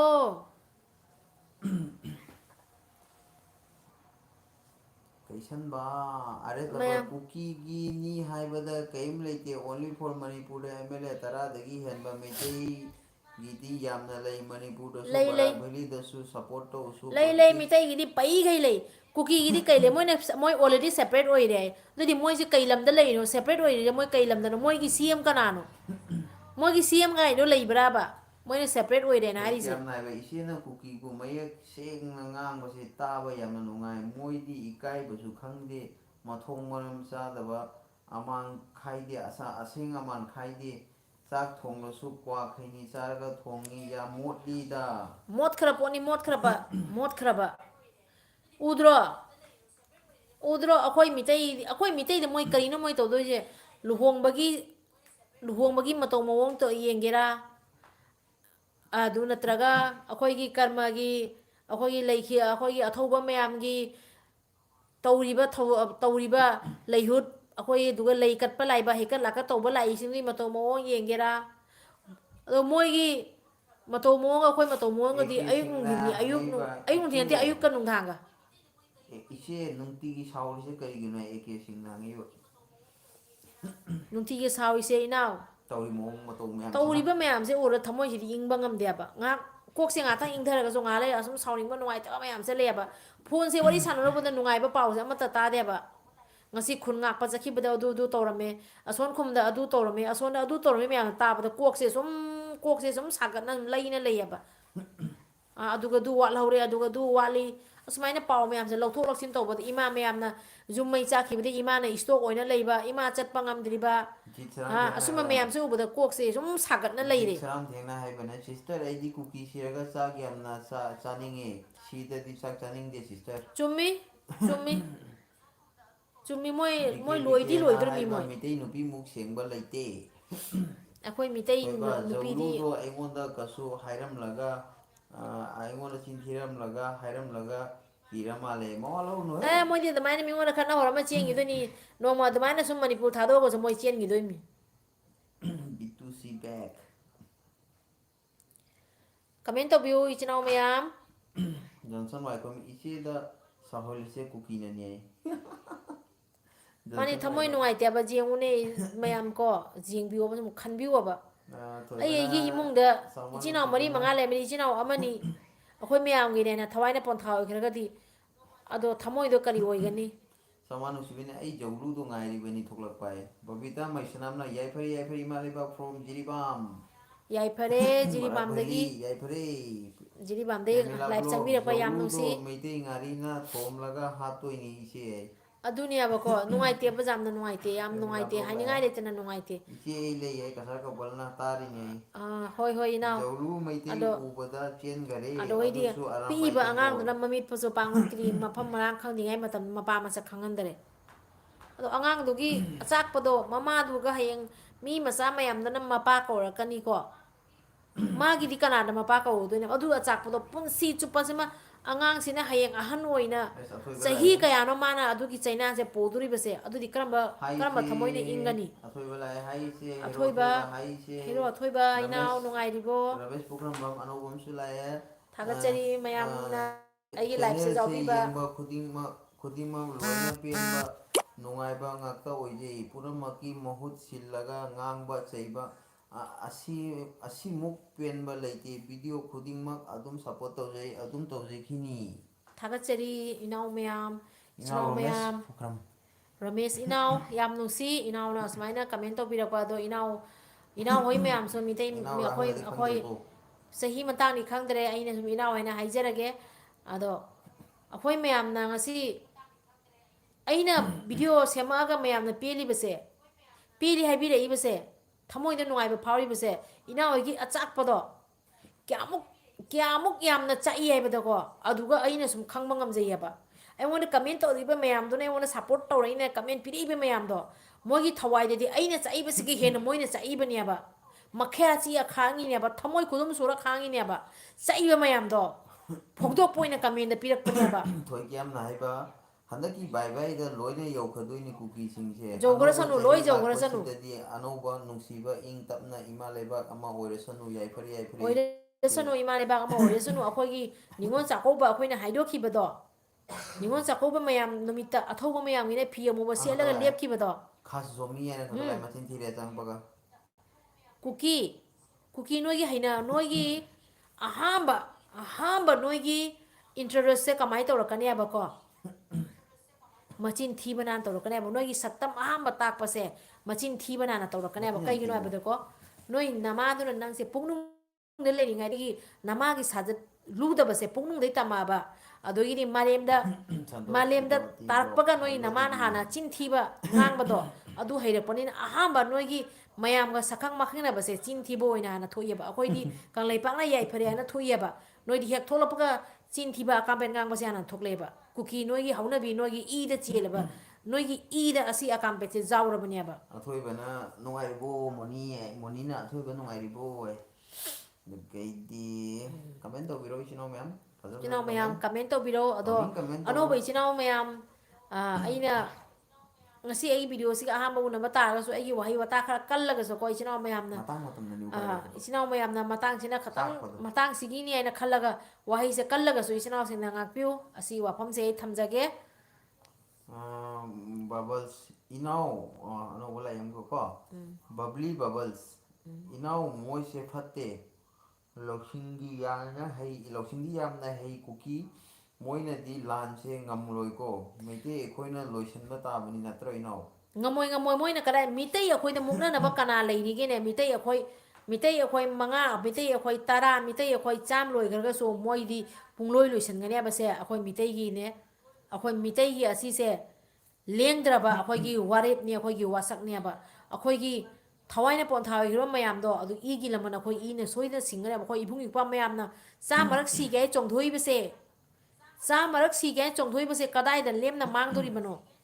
ꯑꯩꯈꯣꯏꯒꯤ ꯏꯕꯨꯙꯧ ꯄꯥꯈꯪꯕꯤ ꯃꯆꯥ ꯃꯩꯇꯩꯅ ꯃꯁꯨꯅꯤ ꯏꯕꯨꯙꯧ ꯄꯥꯈꯪꯕꯒꯤ ꯃꯔꯤꯟꯁꯦ ꯏꯕꯨꯙꯧ ꯄꯥꯈꯪꯕꯒꯤ ꯃꯔꯤꯟ ꯀꯌꯥꯃꯨꯛ ꯁꯥꯊꯤ ꯈꯥꯏꯌꯦꯕꯗꯣ ꯑꯗꯣ ꯀꯨꯀꯤ ꯃꯤꯅꯥꯏ ꯃꯣꯏꯅ ꯈꯪꯗꯦꯕ ꯁꯂꯥꯏ ꯇꯔꯦꯠ ꯆꯥꯛꯇꯥꯐꯝꯅꯤ ꯋꯥꯟ ꯑꯦꯟ ꯑꯣꯟꯂꯤ ꯃꯅꯤꯄꯨꯔꯅꯤ ꯆꯨꯝꯃꯤ ꯖꯪꯁꯟ ꯋꯥꯏꯈꯣꯝꯅ ꯑꯃ ꯂꯣꯛꯇꯥꯛꯇ ꯍꯥꯏ ꯅꯣꯡꯃꯩ ꯂꯣꯛꯇꯥꯛꯁꯦ ꯑꯩꯈꯣꯏ ꯃꯤꯇꯩꯒꯤꯅꯦꯕꯀꯣ ꯂꯣꯛꯇꯥꯛꯁꯦ ꯃꯅꯤꯄꯨꯔꯒꯤꯅꯤ ꯀꯨꯀꯤ ꯅꯣꯏꯒꯤꯔꯣ ꯂꯣꯛꯇꯥꯛꯁꯤꯁꯨ ꯂꯣꯛꯇꯥꯛꯇ ꯀꯅꯥ ꯂꯩꯒꯦ ꯍꯥꯏꯕꯗꯣ ꯑꯗꯨ ꯀꯥꯎꯒꯅꯨꯀꯣ ꯖꯣꯟꯁꯟ ꯋꯥꯏꯈꯣꯝꯅ ꯍꯥꯏꯔꯤꯕꯅꯦ ꯑꯩꯗꯤ ꯅꯣꯡꯃꯒꯤ ꯏꯆꯦꯒꯤ ꯚꯤꯗꯤꯑꯣ ꯌꯦꯡꯍꯧꯗꯕ ꯌꯥꯗꯦ ꯃꯔꯝꯗꯤ ꯏꯆꯦꯒꯤ ꯚꯤꯗꯤꯑꯣꯁꯤꯅ ꯅꯣꯂꯦꯖ ꯑꯣꯏꯕꯅꯤ ꯌꯥꯏ ꯊꯥꯒꯠꯆꯔꯤ ꯏꯅꯥꯎ ꯑꯗꯣ ꯑꯩ ꯌꯥꯝ ꯍꯩꯖ ꯁꯤꯡꯖꯅ ꯍꯥꯏꯕ ꯅꯠꯇꯦꯀꯣ ꯃꯤꯇꯩ ꯃꯆꯥ ꯑꯃ ꯑꯣꯏꯕꯒꯤ ꯊꯃꯣꯏꯗ ꯐꯥꯎꯕꯗꯣ ꯃꯌꯥꯝꯗ ꯊꯝꯖꯕꯅꯤ ꯃꯌꯥꯝꯅ ꯅꯨꯡꯁꯤꯅ ꯚꯤꯗꯤꯑꯣꯗ ꯌꯦꯡꯉꯤꯕꯁꯦ ꯑꯗꯨꯒ ꯁꯨꯝ ꯈꯪꯉꯦꯕ ꯃꯤꯇꯩ ꯃꯆꯥ ꯃꯌꯥꯝꯅ ꯀꯌꯥꯃꯨꯛ ꯁꯥꯊꯤꯅ ꯀꯌꯥꯃꯨꯛ ꯊꯃꯣꯏꯁꯦ ꯀꯌꯥꯝ ꯅꯨꯡꯉꯥꯏꯇꯔꯦ ꯍꯥꯏꯕꯁꯦꯀꯣ ꯈꯨꯠ ꯂꯥꯝ ꯐꯪꯕ ꯃꯐꯝ ꯈꯨꯠ ꯂꯥꯝ ꯐꯪꯗꯕ ꯃꯐꯝ ꯃꯌꯥꯝ ꯑꯃ ꯂꯩꯔꯤꯕꯅꯦꯕ ꯑꯥꯔ ꯑꯦꯁ ꯂꯕꯔꯅ ꯍꯥꯏꯕ ꯏꯃꯥ ꯀꯁꯥꯔꯗ ꯀꯨꯀꯤ ꯐꯥꯔꯗꯤ ꯍꯥꯏꯕꯤꯔꯛꯎ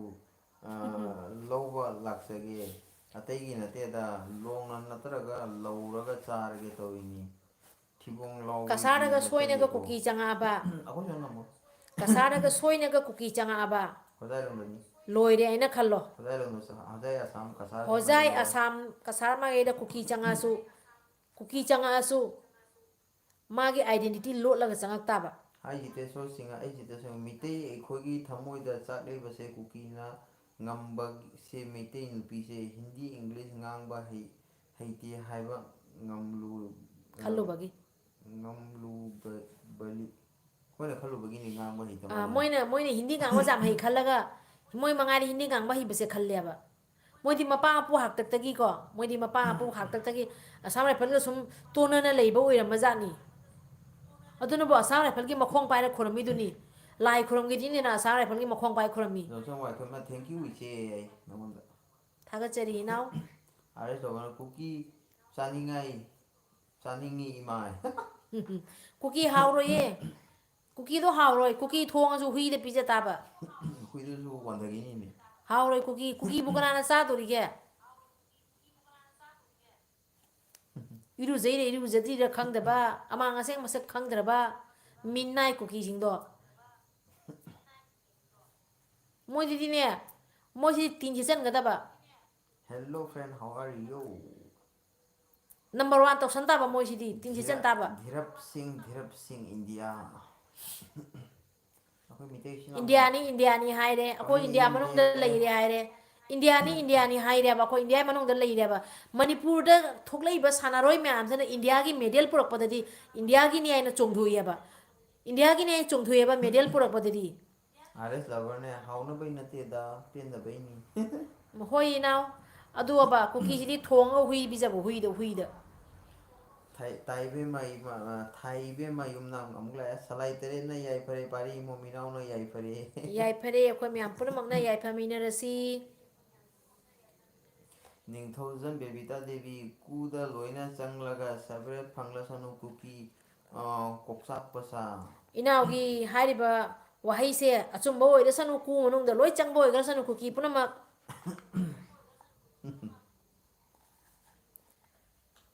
ꯙꯤꯔꯖ ꯀꯨꯂꯦꯟꯗ ꯈꯔ ꯖꯥꯡꯅ ꯀꯨꯂꯦꯟ ꯐꯪꯒ꯭ꯔꯁꯅꯨ ꯙꯤꯔꯖ ꯁꯤꯡ ꯂꯚ ꯏꯃꯣꯖꯤ ꯏꯆꯤꯟ ꯏꯅꯥꯎ ꯃꯌꯥꯝ ꯃꯣꯏꯅꯁꯨ ꯃꯤꯇꯩꯒ ꯂꯥꯟ ꯇꯧꯅꯅꯤ ꯍꯥꯏ ꯁꯣꯝꯅ ꯑꯔꯥꯝꯕꯥꯏ ꯇꯦꯡꯒꯣꯜ ꯄꯟꯕꯗ ꯀꯤꯕꯅ ꯃꯀꯂꯥꯛ ꯊꯛ ꯊꯛ ꯊꯛꯅꯤ ꯀꯃꯥꯟꯗꯣ ꯈꯔ ꯆꯪꯕꯗ ꯈꯨꯟ ꯈꯥꯂꯤ ꯇꯧꯔꯤꯁꯤ ꯀꯤꯕꯅ ꯃꯀꯂꯥꯛ ꯊꯛ ꯊꯛ ꯊꯛꯅꯤꯑꯕ ꯃꯣꯔꯦꯗ ꯃꯤꯇꯩ ꯀꯃꯥꯟꯗꯣ ꯁꯨꯈꯛ ꯃꯤꯇꯩ ꯀꯃꯥꯟꯗꯣ ꯁꯨꯈꯛ ꯆꯪꯕꯗ ꯃꯣꯔꯦ ꯊꯥꯗꯣꯛꯑ ꯆꯦꯜꯂꯤꯅꯦ ꯃꯣꯔꯦ ꯊꯥꯗꯣꯛꯑ ꯆꯦꯜꯂꯤ ꯅꯤꯡꯊꯧꯖꯝ ꯕꯕꯤꯇꯥ ꯗꯦꯕꯤ ꯍꯥꯏ ꯍꯦꯜꯂꯣ ꯏꯅꯥꯎ ꯀꯧꯒꯗ꯭ꯔꯥ ꯕꯕꯤꯇꯥ ꯕꯕꯤꯇꯥ ꯗꯦꯕꯤ ꯑꯩꯅ ꯌꯥꯝꯅ ꯅꯨꯡꯉꯥꯏꯖꯕ ꯑꯃ ꯐꯥꯎꯕꯗꯤꯀꯣ ꯀꯪꯂꯩꯄꯥꯛꯀꯤ ꯑꯩꯈꯣꯏꯒꯤ ꯂꯩꯔꯤꯕ ꯏꯆꯤꯜ ꯏꯅꯥꯎ ꯃꯌꯥꯝ ꯑꯗꯩꯗꯤ ꯃꯅꯤꯄꯨꯔ ꯋꯥꯡꯃꯗ ꯂꯩꯔꯤꯕ ꯏꯆꯤꯜ ꯏꯅꯥꯎ ꯃꯌꯥꯝ ꯑꯃꯅ ꯑꯩꯒꯤ ꯚꯤꯗꯤꯑꯣ ꯌꯦꯡꯕꯤꯕꯗꯣ ꯑꯗꯣ ꯑꯩꯅꯁꯨ ꯚꯤꯗꯤꯑꯣ ꯁꯦꯝꯃꯛꯄꯗ ꯑꯗꯨꯒ ꯊꯧꯅꯥ ꯍꯥꯞꯄꯅꯦꯕ ꯃꯌꯥꯝꯅ ꯑꯩꯒꯤ ꯚꯤꯗꯤꯑꯣ ꯌꯦꯡꯕꯤꯔꯒ ꯃꯌꯥꯝꯒꯤ ꯑꯗꯣꯝꯒꯤ ꯌꯥꯝꯅ ꯃꯃꯜ ꯂꯩꯔꯤꯕ ꯀꯃꯦꯟ ꯇꯧꯕꯤꯔꯛꯏꯗꯣ ꯑꯗꯨꯏꯗꯣ ꯑꯩꯒꯤ ꯊꯧꯅꯥ ꯍꯥꯞꯄꯛꯄꯅꯦꯕ ꯑꯗꯣ ꯀꯃꯦꯟꯗ ꯑꯁꯣꯏꯕ ꯌꯥꯎꯔꯁꯨ ꯁꯨꯝ ꯀꯃꯦꯟꯗ ꯃꯌꯥꯝꯅ ꯇꯥꯛꯄꯤꯔꯛꯄ ꯑꯗꯩꯗꯤ ꯋꯥꯍꯩ ꯋꯥꯇꯥ ꯀꯃꯦꯟꯗ ꯂꯣꯏꯅ ꯇꯥꯛꯂꯛꯄꯁꯦ ꯑꯁꯤꯒ ꯑꯩꯒꯤꯁꯨ ꯑꯩꯒꯤ ꯈꯪꯖꯤꯟꯕ ꯌꯥꯕ ꯂꯧꯁꯟꯕ ꯌꯥꯕ ꯀꯃꯦꯟꯗꯩ ꯍꯣꯏ ꯂꯧꯁꯟꯕꯅꯦꯕ ꯌꯥꯝꯅ ꯍꯥꯏꯕ ꯀꯨꯀꯤꯒꯤ ꯃꯆꯤꯟ ꯊꯤꯕꯁꯦ ꯃꯤꯃꯥꯡ ꯊꯣꯔꯛꯑꯦ ꯏꯀꯥꯏꯕꯁꯨ ꯈꯪꯗꯦ ꯃꯃꯥ ꯃꯄꯥ ꯃꯊꯣꯡ ꯃꯔꯝ ꯈꯪꯗꯕ ꯀꯔꯤ ꯄꯣꯛꯄ ꯃꯆꯥꯅ ꯀꯌꯥꯝ ꯖꯒꯣꯠ ꯆꯨꯝꯃꯤ ꯆꯥꯒꯤꯅꯤꯒꯦ ꯆꯨꯝꯃꯤ ꯃꯃꯥ ꯃꯄꯥ ꯃꯁꯛ ꯈꯪꯗꯕ ꯃꯆꯥꯅ ꯄꯣꯛꯄ ꯃꯆꯥꯁꯤꯡꯅ ꯀꯌꯥꯝꯅ ꯖꯨꯒꯣꯠ ꯏꯆꯦꯅ ꯆꯥꯗꯣꯏꯕ ꯉꯥꯡꯕꯁꯦ ꯌꯥꯝꯅ ꯍꯧꯖꯤꯛꯇꯤ ꯅꯨꯡꯉꯥꯏ ꯃꯌꯥꯝ ꯄꯨꯝꯅꯃꯛꯁꯨ ꯂꯣꯏ ꯈꯪꯉꯦ ꯃꯣꯏꯅ ꯃꯇꯝ ꯑꯃꯗ ꯃꯣꯏꯅ ꯅꯦꯠꯀꯤ ꯃꯇꯦꯡ ꯂꯧꯔꯒ ꯑꯩꯈꯣꯏꯅ ꯅꯦꯠ ꯕꯟ ꯑꯣꯏꯔꯤꯉꯩ ꯃꯇꯝꯗ ꯃꯣꯏꯅ ꯅꯦꯠꯁꯤꯒ ꯑꯣꯟꯅ ꯇꯩꯅ ꯃꯌꯥꯝ ꯁꯜꯂꯦ ꯕꯤꯀꯦꯅ ꯍꯥꯏꯔꯤꯕ ꯃꯣꯏꯅ ꯍꯥꯏꯔꯤꯌꯦ ꯀꯪꯂꯥꯒ ꯒꯣꯕꯤꯟꯗ ꯇꯦꯝꯄꯜꯒꯗ ꯃꯣꯏꯒꯤ ꯐ꯭ꯂꯦꯛ ꯌꯧꯍꯟꯒꯅꯤ ꯅꯣꯛꯅꯤꯡꯗ꯭ꯔꯥ ꯃꯃꯪꯗꯐꯥꯎ ꯉꯝꯃꯣꯏ ꯃꯃꯪꯗꯐꯥꯎ ꯀꯪꯂꯥꯗꯤ ꯇꯣꯛꯈ꯭ꯔꯣ ꯀꯪꯂꯥꯗꯤ ꯇꯣꯛꯈ꯭ꯔꯣ ꯀꯥꯡꯄꯣꯛꯄꯤꯗꯨꯗ ꯑꯝꯇ ꯂꯥꯟꯊꯣꯔꯛꯑꯣ ꯍꯥꯏꯔꯨꯅꯦ कृष्णा कुमार का हिंदी बोलो प्लीज कृष्णा कुमार क्या बोलूं हिंदी में बोलिए भाई आप कुछ बोलिए मैं भी बोलूं खाना पीना हो गया क्या कैसे हो आप कहाँ से बोल रहे हो Krishna Kumar ji Kasonjomi, next time try to fresh drunk woman. Stop drinking wine. Love your family. You are too much drunk. Yes, I am too much drunk. Yes, you are right. I am too much drunk. I am not cookie woman. Okay? I am not cookie woman. I am a Sakusa, midday woman. loina single lau aiga kari yang thongna si one by one. Kano haise? Kam hato ga phone thongna kaino na ares labar na ngangi buki da. Ares lover inaw thagatsari adumba thona lengin handaba jade mitegi thona utpa matam jawrae mitegi thona utpa matam jawrae Pepe wahembam ima handaki matang sida kuki singe tumna ba halo rasi ima. sigra sanu cookie pun ma oi tumna ba sigra sanu malem se cookie aba cookie ja mangra sanu Romesh Pokramna ichena inau haibado tabado yamna nungsiye ichena inau haibado tabado yamna nungsiye ai ichegi video khudingmak adum yengje like comment pibadi ngasina ahanbani ichegi video simuk penba leite yengjebada thagatsari ado mayam na penbiri base inaw na penbiri bado ima lebak nungsibagini mitai nungsibagini mitai nungsiba mayam na di aigi video se soidana pamgani aba pamgani haibadi akoi mitai na ngasi phauri base kyamuk nungaiti kyamuk sati chai base video si gaine social media gi mateng loroga youtube ki mateng loroga youtube siga thamak pane aba do mayam sena thamoi da nungai ba phauri ai base thamoi da nungsiba phauri hai base chaiba mayam do adu dugi thamoi siga aina hairak pasiga moina chaiba du chuna badu na ko adu moi gi thamoi da adom gi thamoi da khaji khak chaiba do asumaiना ओइरबोरे आइना अखोइना चाइबसे असिनिको असिसिगे पाखुबसे मोइदे पीबसे असोमसगे थमोइदा खजिखक नुंगाइबा फावलिबसे असे मयामना नुंसिबिबदेनी इमा लेबाक नुंसिबगिने बा आइगी video से नुंगाइरिबसे assume मयामना येंबिउ support तौबिउ अदो आइगी वंदा support फंगागनी आइनासु कुकीदा मतिक चाना पाखुबिबा ngamदोरिबसे हुजिकी मतमसिगदिको संगगिसु मथौ तायबा संगगिसु मथौ तायबा singhana haiba KSA singa itei ma kaugadra ikhoi mitei ima leiba kanadaba yade Kandaba yade yam chumi amana kuki masa se farga ising asengbada ꯐꯨꯠꯂꯕꯅꯤ ꯐꯨꯠꯀꯗꯕꯅꯤ ꯃꯔꯝꯗꯤ ꯏꯁꯤꯡ ꯃꯈꯣꯏ ꯑꯁꯧꯕꯗ ꯅꯝꯊꯤꯕ ꯃꯅꯝꯗꯣ ꯀꯣꯛꯅꯕ ꯆꯨꯝꯃꯤ ꯆꯨꯝꯃꯤ ꯆꯨꯝꯃꯤ ꯆꯨꯝꯃꯤ ꯆꯨꯝꯃꯤ ꯆꯨꯝꯃꯤ ꯃꯣꯏꯅ ꯑꯩꯈꯣꯏ ꯃꯤꯇꯩ ꯃꯆꯥ ꯃꯌꯥꯝ ꯑꯣꯠꯈꯤꯕꯗꯣ ꯂꯦꯝꯅ ꯃꯥꯡꯉꯣꯏꯅꯦ ꯂꯦꯝꯅ ꯃꯥꯡꯉꯣꯏ ꯃꯤꯠꯇꯒꯤ ꯇꯥꯔꯤꯕ ꯄꯤ ꯃꯌꯥꯝꯗꯣ ꯀꯗꯥꯏꯗ ꯂꯦꯝꯅ ꯃꯥꯡꯗꯣꯔꯤꯕꯅꯣ ꯀꯗꯥꯏꯗ ꯂꯦꯝꯅ ꯃꯥꯡꯗꯣꯔꯤꯕꯅꯣ ꯊꯣꯏꯒꯤ ꯌꯥꯝꯅ ꯑꯁꯨꯛ ꯃꯆꯤꯟ ꯊꯤꯕ ꯀꯨꯀꯤ ꯃꯤꯅꯥꯏ ꯔꯤꯐ꯭ꯌꯨꯖꯤꯁꯤꯡꯁꯦ ꯇꯨꯝꯅ ꯍꯥꯠꯇꯣꯛꯑꯁꯤ ꯏꯁꯦ ꯃꯈꯣꯏ ꯃꯌꯥꯝꯅ ꯋꯥꯏ ꯌꯥꯝ ꯆꯤꯜꯂꯦ ꯋꯥꯏ ꯌꯥꯝꯅ ꯆꯤꯜꯂꯦ ꯃꯣꯏꯁꯦ ꯂꯣꯟꯁꯨ ꯑꯩꯈꯣꯏꯒꯤ ꯋꯥꯔꯤꯒ ꯉꯥꯡꯅꯔꯤꯅꯦ ꯍꯩꯕꯣꯏ ꯉꯥꯡꯅꯔꯤ ꯍꯩꯇꯕꯣꯏ ꯉꯥꯡꯅꯔꯤ ꯑꯗꯨꯒ ꯀꯣ ꯏꯆꯤꯟ ꯏꯅꯥꯎ ꯃꯌꯥꯝ ꯑꯩꯅ ꯍꯥꯏꯖꯒꯗꯕꯗꯤꯀꯣ ꯀꯨꯀꯤ ꯅꯨꯄꯤꯁꯤꯡꯁꯤꯅ ꯑꯩꯈꯣꯏ ꯃꯤꯇꯩ ꯅꯤꯄꯥꯁꯦ ꯑꯗꯨꯛꯀꯤ ꯃꯇꯤꯛ ꯉꯥꯎꯔꯤ ꯍꯥꯏꯕꯗꯀꯣ ꯅꯨꯄꯤ ꯂꯩꯕ ꯃꯥꯒꯤ ꯅꯨꯄꯤ ꯃꯁꯥ ꯃꯁꯥꯒꯤ ꯅꯨꯄꯤ ꯂꯩꯖꯕ ꯅꯨꯄꯤ ꯂꯩꯖꯕ ꯅꯤꯄꯥꯁꯤꯡꯗ ꯀꯨꯀꯤ ꯅꯨꯄꯤꯁꯤꯡꯅꯀꯣ ꯐꯣꯟ ꯈꯔ ꯇꯧꯁꯟ ꯑꯃ ꯈꯔ ꯇꯧꯁꯟ ꯁꯣꯝꯗ ꯑꯩꯈꯣꯏ ꯃꯤꯇꯩ ꯅꯤꯄꯥꯅꯗꯤ ꯃꯋꯥ ꯃꯁꯨ ꯂꯧꯕꯤꯗꯦ ꯃꯋꯥ ꯃꯁꯨ ꯂꯧꯕꯤꯗꯦ ꯑꯗꯣ ꯅꯍꯥꯟ ꯚꯤꯗꯤꯑꯣꯗꯁꯨ ꯑꯁꯨꯝ ꯎꯔꯝꯃꯅꯤ ꯀꯨꯀꯤ ꯅꯨꯄꯤꯅ ꯑꯩꯈꯣꯏ ꯃꯤꯇꯩ ꯅꯤꯄꯥꯗ ꯂꯦꯟꯅꯒ ꯇꯧꯔꯛꯏ ꯁꯣꯝꯗꯅ ꯑꯩꯈꯣꯏ ꯃꯤꯇꯩ ꯅꯤꯄꯥꯅ ꯍꯪꯒꯠꯅ ꯈꯥꯏꯕꯤꯈꯔꯦ ꯃꯤꯇꯩꯒ ꯅꯥꯒꯥꯒ ꯕ꯭ꯂꯠ ꯑꯃꯠꯇꯅꯤ ꯏꯆꯤꯜ ꯏꯅꯥꯎ ꯑꯗꯨꯕꯨ ꯀꯨꯀꯤꯗꯤ ꯅꯠꯇꯦ ꯅꯠꯇꯦ ꯅꯠꯇꯦ ꯅꯥꯒꯥꯁꯨ ꯑꯩꯈꯣꯏ ꯏꯆꯤꯟ ꯏꯅꯥꯎꯅꯤ ꯇꯥꯡꯈꯨꯜꯁꯨ ꯑꯩꯈꯣꯏ ꯏꯆꯤꯟ ꯏꯅꯥꯎꯅꯤ ꯂꯩꯔꯤꯕ ꯇ꯭ꯔꯥꯏꯞ ꯀꯨꯀꯤ ꯄꯨꯝꯅꯃꯛ ꯑꯩꯈꯣꯏ ꯅꯠꯇꯕ ꯏꯆꯤꯟ ꯏꯅꯥꯎ ꯉꯥꯛꯇꯅꯤꯀꯣ ꯀꯨꯀꯤꯁꯤꯗꯤ ꯅꯠꯇꯦꯀꯣ ꯀꯨꯀꯤꯁꯤꯗꯤ ꯃꯣꯏ ꯃꯤ ꯑꯣꯏꯔꯒꯅꯤ ꯑꯩꯈꯣꯏ ꯏꯆꯤꯟ ꯏꯅꯥꯎꯅꯤ ꯍꯥꯏꯗꯣꯏꯁꯦ ꯃꯣꯏꯗꯤ ꯃꯤꯔꯅꯦ Krishna Kumar hello friend how are you मैं अच्छी हूँ आप कैसे हो सिनो मैम ꯑꯗꯣ ꯏꯆꯤꯟ ꯏꯅꯥꯎ ꯃꯌꯥꯝ ꯑꯩꯈꯣꯏꯒꯤ ꯃꯤꯁꯀꯣꯜꯗꯨꯁꯨ ꯇꯧꯕ ꯀꯥꯎꯕꯤꯒꯅꯨ ꯑꯗꯒꯤ ꯃꯤꯇꯩꯒꯤꯅꯤꯕꯨ ꯍꯥꯏꯔꯗꯤ ꯃꯌꯥꯝ ꯆꯣꯡꯊꯣꯛꯄ ꯂꯦꯞꯄꯤꯒꯅꯨ ꯃꯌꯥꯝꯅꯁꯨ ꯆꯣꯡꯊꯣꯛꯅ ꯃꯌꯥꯝꯅ ꯅꯨꯡꯁꯤꯅ ꯏꯃꯥ ꯂꯩꯕꯥꯛꯀꯤꯇꯅꯤ ꯍꯥꯏꯅ ꯏꯃꯥ ꯂꯩꯕꯥꯛꯀꯤꯗꯃꯛꯇꯅꯤ ꯍꯤꯡꯉꯤꯕꯁꯦꯅ ꯃꯌꯥꯝ ꯑꯃ ꯊꯣꯛꯂꯛꯏꯕꯅꯦꯕ ꯑꯁꯨꯃꯥꯏꯅ ꯊꯣꯛꯂꯛꯏꯕ ꯃꯌꯥꯝꯁꯦ ꯑꯉꯥꯡ ꯃꯆꯥ ꯄꯤꯁꯛ ꯄꯤꯁꯛꯅ ꯑꯔꯥꯝꯕꯥꯏ ꯇꯦꯡꯒꯣꯜ ꯌꯥꯎꯒꯦ ꯍꯥꯏꯔꯤꯕ ꯑꯉꯥꯡ ꯃꯆꯥ ꯄꯤꯁꯛ ꯄꯤꯁꯛꯇꯣ ꯑꯗꯨꯁꯤꯡꯗꯨꯒ ꯊꯧꯅꯥ ꯍꯥꯞꯄꯤꯌꯨ ꯇꯥꯏꯕꯦꯝꯃ ꯌꯨꯝꯅꯥꯝꯅ ꯍꯥꯏꯕ ꯏꯅꯥꯎꯒꯤ ꯂꯦꯡꯌꯥꯟ ꯑꯁꯤꯅ ꯃꯩꯇꯩꯒꯤ ꯁꯛ ꯇꯥꯛꯂꯤ ꯅꯨꯡꯁꯤꯈꯔꯦ ꯏꯅꯥꯎꯁꯦ ꯊꯥꯒꯠꯆꯔꯤ ꯊꯥꯒꯠꯆꯔꯤ ꯏꯆꯦ ꯊꯥꯒꯠꯆꯔꯤ ꯃꯌꯥꯝꯒ ꯁꯨꯃꯥꯏꯅ ꯋꯥꯔꯤ ꯁꯥꯟꯅꯕ ꯌꯥꯝ ꯅꯨꯡꯉꯥꯏ ꯑꯩꯒꯤꯁꯨ ꯊꯃꯣꯏꯗ ꯂꯨꯝꯅ ꯂꯩꯔꯝꯕ ꯊꯃꯣꯏꯗ ꯆꯥꯛꯄꯁꯦ ꯈꯔ ꯉꯥꯡꯊꯣꯛꯑꯒ ꯀꯨꯀꯤꯁꯤꯡꯗ ꯈꯔ ꯉꯥꯡꯉꯒ ꯊꯃꯣꯏꯒꯤ ꯑꯆꯥꯛꯄꯁꯦ ꯈꯇꯪꯗꯤ ꯍꯟꯊꯕ꯭ꯔꯥ ꯈꯜꯂꯤꯀꯣ ꯑꯗꯨ ꯑꯣꯏꯔꯒꯁꯨ ꯏꯃꯥ ꯃꯌꯥꯝꯅ ꯃꯃꯤꯠꯇꯒꯤ ꯃꯄꯤ ꯇꯥꯔꯤꯕ ꯃꯆꯥ ꯃꯌꯥꯝꯅ ꯃꯄꯥ ꯀꯥꯏꯅꯕꯒꯤ ꯃꯄꯤ ꯇꯥꯔꯤꯕ ꯃꯥꯒꯤ ꯅꯨꯄꯤ ꯃꯌꯥꯝꯅ ꯃꯋꯥ ꯃꯄꯨꯔꯣꯏꯕ ꯀꯥꯏꯅꯕꯒꯤ ꯃꯄꯤ ꯇꯥꯔꯤꯕꯗꯣ ꯑꯗꯨꯗꯤ ꯑꯩꯈꯣꯏꯅ ꯀꯩꯗꯧꯉꯩꯗ ꯀꯥꯎꯔꯣꯏ ꯑꯗꯨꯒꯤ ꯂꯃꯟꯗꯤ ꯁꯣꯏꯗꯅ ꯃꯤ ꯈꯨꯝꯒꯅꯤ ꯍꯧꯀꯤꯞꯅ ꯑꯗꯨꯒ ꯍꯥꯏꯔꯤꯕ ꯂꯣꯡ ꯂꯥꯏꯐ ꯀꯨꯀꯤꯂꯦꯟ no one will support Meitei ꯔꯦꯄꯤꯁꯠ ꯍꯥ ꯍꯥ ꯍꯥꯎꯀꯤꯞ ꯍꯥꯎꯀꯤꯞ ꯅꯪꯅ ꯍꯥꯏꯔꯤꯕꯗꯨ ꯀꯅꯥꯝꯅ ꯇꯥꯗꯦ ꯃꯤꯇꯩ ꯔꯦꯄꯤꯁ ꯍꯥꯏꯔꯤꯔꯣ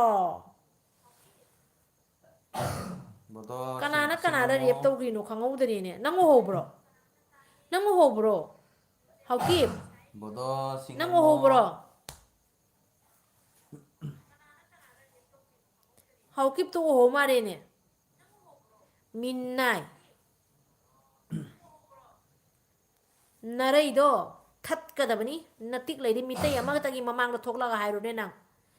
ꯅꯇꯤꯛ ꯂꯩꯔꯤ ꯃꯤꯇꯩ ꯃꯆꯥ ꯃꯤꯇꯩ ꯅꯤꯄꯥ ꯃꯤꯇꯩ ꯅꯨꯄꯤ ꯑꯃꯠꯇꯒꯤ ꯃꯃꯥꯡꯗ ꯊꯣꯛꯂꯒ ꯑꯗꯨ ꯋꯥꯍꯩꯗꯣ ꯍꯥꯏꯔꯣꯕ ꯁꯥꯎꯃꯥꯟ ꯅꯨꯡꯁꯤꯕꯤ ꯅꯔꯩꯗꯣ ꯎꯠ ꯊꯥꯔꯒ ꯊꯠꯀꯗꯕꯅꯤ ꯑꯥꯏ ꯁꯄꯣꯁ ꯃꯤꯇꯩꯒꯤ ꯃꯔꯤꯟ ꯈꯪꯉꯨꯀꯣ ꯃꯤꯇꯩꯗ ꯆꯦꯜꯂꯤꯕ ꯏꯁꯦ ꯑꯁꯤ ꯀꯔꯤꯅꯣ ꯈꯪꯉꯨ ꯅꯈꯖꯥꯏ ꯇꯠꯀꯗꯕꯅꯤ ꯗꯜꯕꯤꯔ ꯑꯃꯨꯛ ꯁꯤꯡ ꯍꯦꯂꯣ ꯊꯥꯕꯗ ꯑꯅꯤꯔꯛ ꯍꯜꯂꯣꯏ ꯅꯈꯖꯥꯏ ꯇꯠꯀꯗꯕꯅꯤ ꯈꯪꯉꯨ ꯅꯪ ꯁꯥꯎꯃꯥꯟ ꯅꯨꯡꯁꯤꯕꯤ ꯃꯩꯇꯩ ꯏꯆꯤꯜꯒꯤꯗꯃꯛꯇ ꯁꯞꯄꯣꯔꯠ ꯇꯧꯔꯤ ꯏꯆꯤꯜ ꯏꯅꯥꯎꯒꯤꯗꯃꯛꯇ ꯁꯞꯄꯣꯔꯠ ꯇꯧꯔꯤ ꯁꯥꯎꯃꯥꯟ ꯅꯨꯡꯁꯤꯕꯤ ꯑꯩꯈꯣꯏꯗꯤ ꯂꯣꯏ ꯄꯨꯝꯅꯃꯛꯀ ꯅꯨꯡꯁꯤꯅꯩ ꯂꯣꯏ ꯄꯨꯝꯅꯃꯛꯀ ꯌꯥꯅꯩ ꯅꯣꯏ ꯀꯅꯥꯒ ꯅꯨꯡꯁꯤꯅꯔꯤꯒꯦ ꯅꯣꯏ ꯀꯨꯀꯤ ꯅꯣꯏ ꯀꯅꯥꯒ ꯅꯨꯡꯁꯤꯅꯔꯤꯒꯦ ꯀꯨꯀꯤꯁꯦ ꯃꯤꯇꯩ ꯅꯤꯡꯊꯧꯅ ꯂꯥꯟ ꯃꯇꯦꯡ ꯄꯥꯡꯕꯒ ꯄꯨꯔꯛꯈꯤ ꯑꯗꯒꯤꯗꯤ ꯃꯅꯤꯄꯨꯔꯗ ꯑꯗꯨꯁꯨ ꯃꯤꯅꯥꯏ ꯑꯣꯏꯅ ꯄꯨꯔꯛꯈꯤ ꯀꯨꯀꯤꯗꯤ ꯍꯥꯟꯅꯗꯒꯤꯁꯨ ꯃꯤꯇꯩꯒꯤ ꯃꯤꯅꯥꯏ ꯑꯣꯏꯅ ꯂꯩꯔꯛꯏ ꯃꯤꯇꯩꯒꯤ ꯃꯤꯅꯥꯏ ꯍꯥꯏꯕꯗꯤ ꯀꯅꯥꯅꯣ ꯀꯨꯀꯤ ꯇꯨꯡꯗꯁꯨ ꯁꯨꯝ ꯅꯣꯏꯅ ꯀꯨꯀꯤ ꯍꯥꯏꯕ ꯖꯥꯇꯤꯁꯤꯅ ꯂꯩꯍꯧꯕ ꯇꯥꯔꯒꯗꯤ ꯇꯨꯡꯗꯁꯨ ꯃꯤꯇꯩꯒꯤ ꯃꯤꯅꯥꯏ ꯑꯣꯏꯅ ꯂꯩ ꯇꯥꯕ ꯈꯪꯉꯕ ꯀꯦꯁ ꯑꯦꯁꯅ ꯁꯤꯡꯍꯅ ꯏꯇꯩꯃ ꯀꯨꯀꯤꯒ ꯌꯥꯎꯕ꯭ꯔꯣ ꯂꯥꯏꯐꯇ ꯌꯥꯎꯔꯤ ꯌꯥꯎꯔꯤ ꯀꯨꯀꯤꯅꯕꯨ ꯃꯤꯇꯩꯒꯤ ꯃꯆꯤ ꯃꯔꯨꯝꯗ ꯃꯤꯇꯩꯒꯤ ꯃꯆꯨꯝ ꯆꯥꯗꯅ ꯀꯨꯀꯤꯅꯕꯨ ꯂꯩꯕ ꯉꯝꯕꯔꯣ ꯇꯥꯏꯕꯦꯝꯃ ꯌꯨꯝꯅꯥꯝ ꯏꯅꯥꯎꯒꯤ ꯂꯥꯏꯐꯁꯦ ꯃꯈꯣꯏ ꯉꯥꯎꯔꯦ ꯍꯥꯏ คุกกี้นะบูมิเตกีมาค่าดนนจันเลยตระกบูคุกกี้นะบูเลยบังอัมบโรมิเตกีเพกแอคาวน์คาราสากันนี่คุกกี้ดีฮะมิเตกีมามิงคาราไฮเจนกันนี่คุกกี้ดีมิเตกีจุมดาคารานีเรกสารุนี่มิเตกีมินายคาราโวยกันนี่มิเตสิกันนับตระกบีคุกกี้บุเลยบังอัมบโรดูนะไอ้ยี่ไลฟ์ตัวสุคุกกี้ยังไงไลฟ์บันนี่เอคุกกี้มินายสิงโดจังกปะกะอาคัมเปดานะงานี่อดูนะมวยกีอาหามบะเฮกจังกปะอาคัมเปดานะคอมเมนต์ตัวเนี่ยบะอดูนะมวยกีฮาวนาบีมวยกีอีมวยกีลำจัด sama nung sibi na hai cumi ne kami na sang interview ni chino me mai par har kini ฉันเอาแมวคอมเมนต์ตัวบิโรแมวนะไลฟ์ตัวโรไฮเบกิ้งเซ่ไลฟ์เซลักเซบันีครั้งนี้ดีไลฟ์เซมุกปทารานี้งั้นสิดีไลฟ์วอริชันสิฉันเอาแมว amoni ki dum อะ la ดมาทั้งทาดามุกหลักปังอัมบรียังจะเก marak mar dun hafta คุกกี้น้อยเกยให้ยังไงให้โร akoi la ko นักขยายตัดนี่งั้นส่วนนักขยายตัดนี่ไงให้โรน้อยนะสุสานปูดเหล่าสุสานปูดเหล่าไว้นะให้ดอกน้อยนะสุสานปูดเหล่าไว้แล้วก็คุยจะหลักกระดาบะฮะนูนจะบ่เหล่าเนี่ยน้อยคุยหนักตามีนายน้อยนะมาพูดคุยแต่ให้ประจับนะเต้เนี่ย mi di nate yellow me di akoy mi te akoy se yellow me indigenous people hai bidi kanano khange dana refugee bidi kanano khange dana illegal immigrants ai di kanano khange dana mi te akoy di yellow me Johnson wai kom na sumi se ko ge nga sai da lo se ma lo noi ima lebang nung si manipur nung si kang lepang nung si mitei chinao meam nung si arambai tengoli chinao meam nung si mitei lipuni chinao meam nung si adu gai di yudok manipur gi cha meam nung si ima meira pai bi che inao meam punamak loi nung si adu gai di manipur da leiba lup punamak loi na nung si lup khudimak loi nung si lup punamak loi nung si tautabu kuki haiba samara ngamara mahik ra mahik nata sa nata amakhak lai he kuki ai ba kuki asi simadi hanna jening dare ko ममिंग का success जाते हैं कुछ नहीं पता चल रहा है कृष्ण कुमार जी कुछ डिस्कस कर रही हूँ अपने भाई बहनों से असम द नत्रगा दिल्ली सोम द असम द कदा जंगरे असम द नत्रगा दिल्ली सोम द थोरो ओ हायो खेतत के चुमी थोलो फोंग ना थोलो आई कुकी ने ना फोंग ना थोलो अदुक त नोइना दुगजाम ना मरिन पाले दो अखोय दी इमा लेबा की ने फोंग ना नोइगी नखुन जौना चंगाई दो नोइ खंगदरो नोइना हाइनी अखोय दी नोइगी इम्फाल ला सीबरोय हा नतिक लरगे नोइनी इम्फाल लाक्तरी दो नमंग दबावना इम्फाल ओइरा मारे किरमगनी ने इम्फाल की साइन बोर्ड तो IMPH उरपदा AL रो जरतिंग आदा नमंग दबाव दुगा हाना वानधरमगनी ने नमंग दबावना अदुगा ताइबंगना नोइने Imphal जरपा ngamdoi bure ha kangla da noine phiran thetpa ngamdori ba kai numitano numitse thoi ge dinga maroi ko थौदाम Jiten मेते मणिपुरी मा yai phare manipuri mana yai phare इबो यनखोम चाक साबिर bro sa diri ngasi mayam chinong mayang wari ngak sana ge aina live thazari मिया Kanon net se? दना नंग सोय akoy di arambay tianggol ne बिरोड Manipur people is good thank you Manipur people is good arambay tianggol ya ko rai se kana no नहीं मी होकी oi minai popi tharo bro popi su tha bai mafam leira aroi ne minai mitei gi minai se kana no akoi kuki gi en hai do bro nu pi ngak da noi kuki nu pi na kuki hai ba soi te kuki gi hai di kugi khang ba ku manung da chang na ba ni kuki noi ku kem sa ka le กู้สิ่งตัวข้าจำซาจะรู้กู้มันนุ่งเดือดจังกันมาทำเจ้าสลาบันนี้ बिगे ने comment तौबीरो मी brake brake सोंगले comment तौबीरो เมียนมารวมได้ชูไชน่ารวมได้ชู दारो कामनी cookie มีเต้หนูปีค่อยกี่ปามบอมซิอย่างกี่หรอ फुई तो उद्रीन body มีเต้หนูปีค่อยปามบอมซิอุบรคุกกี้พูดก็จะให้กันปนน้อยเด็กคุกกี้น้อยเด็กค่อยพูดจะให้กันอุดก็ตัวเราปามไม่ก็พูดเต้ชุ่มเสียงอูเลยนะปามบอมเซ่ फाउदाम Jiten मिते वो Ubra. อาเซียสิอุบรเซ่ Romita Si ubra. मिते उबदा कोई chain chain बा cookie मिनाइना कोई chain chain बा cookie मिनाइना चिंग थेपते เอาค่อยดรักษาบันเต้ चिंग थेपते हेनवा ngam dabani ขังบ่าสุสานพูดได้หล่าอูไก่เนี่ยสุสานพูดว่าค่อยกี่เนี่ยค่อยกี่ไม่เต้ค่อยกี่มณีพูดนี่มณีพูดเมียบมันนุ่งจะใจมันนี่สุสานพูดอ่ะน้อยเนี่ยดรักษาสลับภาพนะจูถ้าก็เงาบนไว้ดรักษาสลับเงาเลยสุสานพูดว่าค่อยกี่นี่สุสานพูดเสียค่อยกี่นี่ใครโตเลยดอก corona है ma'am cookie नुपीगा Canada बरो इमा लेबागना याइफ्रे मोनाजा साइचे ยายพระเฮโลอีนาวอิมาเลบางนะยายพระมณีปูนุงซีพัจบัดพัจบะอิมาเลบางมุกพัจบะเลยตีอิมาเลบางมุกมณีปูได้ถกปงารีดอกตุมุกหาวเลยตีมณีปูที่ทำโมก็หาปสิงจูซาบดอกตุมุกหาวกันเลยสิงจูเสียมแต่ว่าคอยกี่ให้จรังมาซาอย่างนั้นเราเท่ารีบะสิงจูเสียมก็แต่ว่าให้จรังมาซาอย่างเงี้ยเท่ารีบะให้จรังอย่างเงี้ยเท่ารีบะสิงจูเสียซะ싱주도 소이니고 싱주 소이를 시로 하이즈랑 아코이디 싱주 잠싸바니나 미테이 누피 미테이 앙앙 레이디바 미테이 hin이나고 싱주 싸나 바게 아코이 마센세 티리 싱주 마센 티리냐 바고 싱주 소이드로 바니고 싱주 소이비 마담 자오레 싱주 싸르시 सिंधु सर से 누구이디 कोरो कई कोरो गाड़ी ना याइफ्रे गाड़ी ना याइफ्रे ngari na yai pare ngari na yai pare samrak sigani po susamala pokni sijage hingjage watpada balamdam sida manipur मिता के सामना आइबा अखोई मितेगी फिरे फुकी तुमना हातपा हे उबदा हात chumi थागतचरी इनावगी अदुमक वाई अदुंबा थौना फबा कमेंट तौबिरो कमेंट तौबदा निंगहन बिगनो थौना फबा कमेंट तौबिरो ꯑꯩꯒꯤ ꯑꯦꯀꯥꯎꯟ ꯑꯃꯗ ꯀꯃꯦꯟ ꯇꯧꯕꯗ ꯄ꯭ꯔꯣꯕ꯭ꯂꯦꯝ ꯂꯩꯕ ꯃꯥꯜꯂꯦ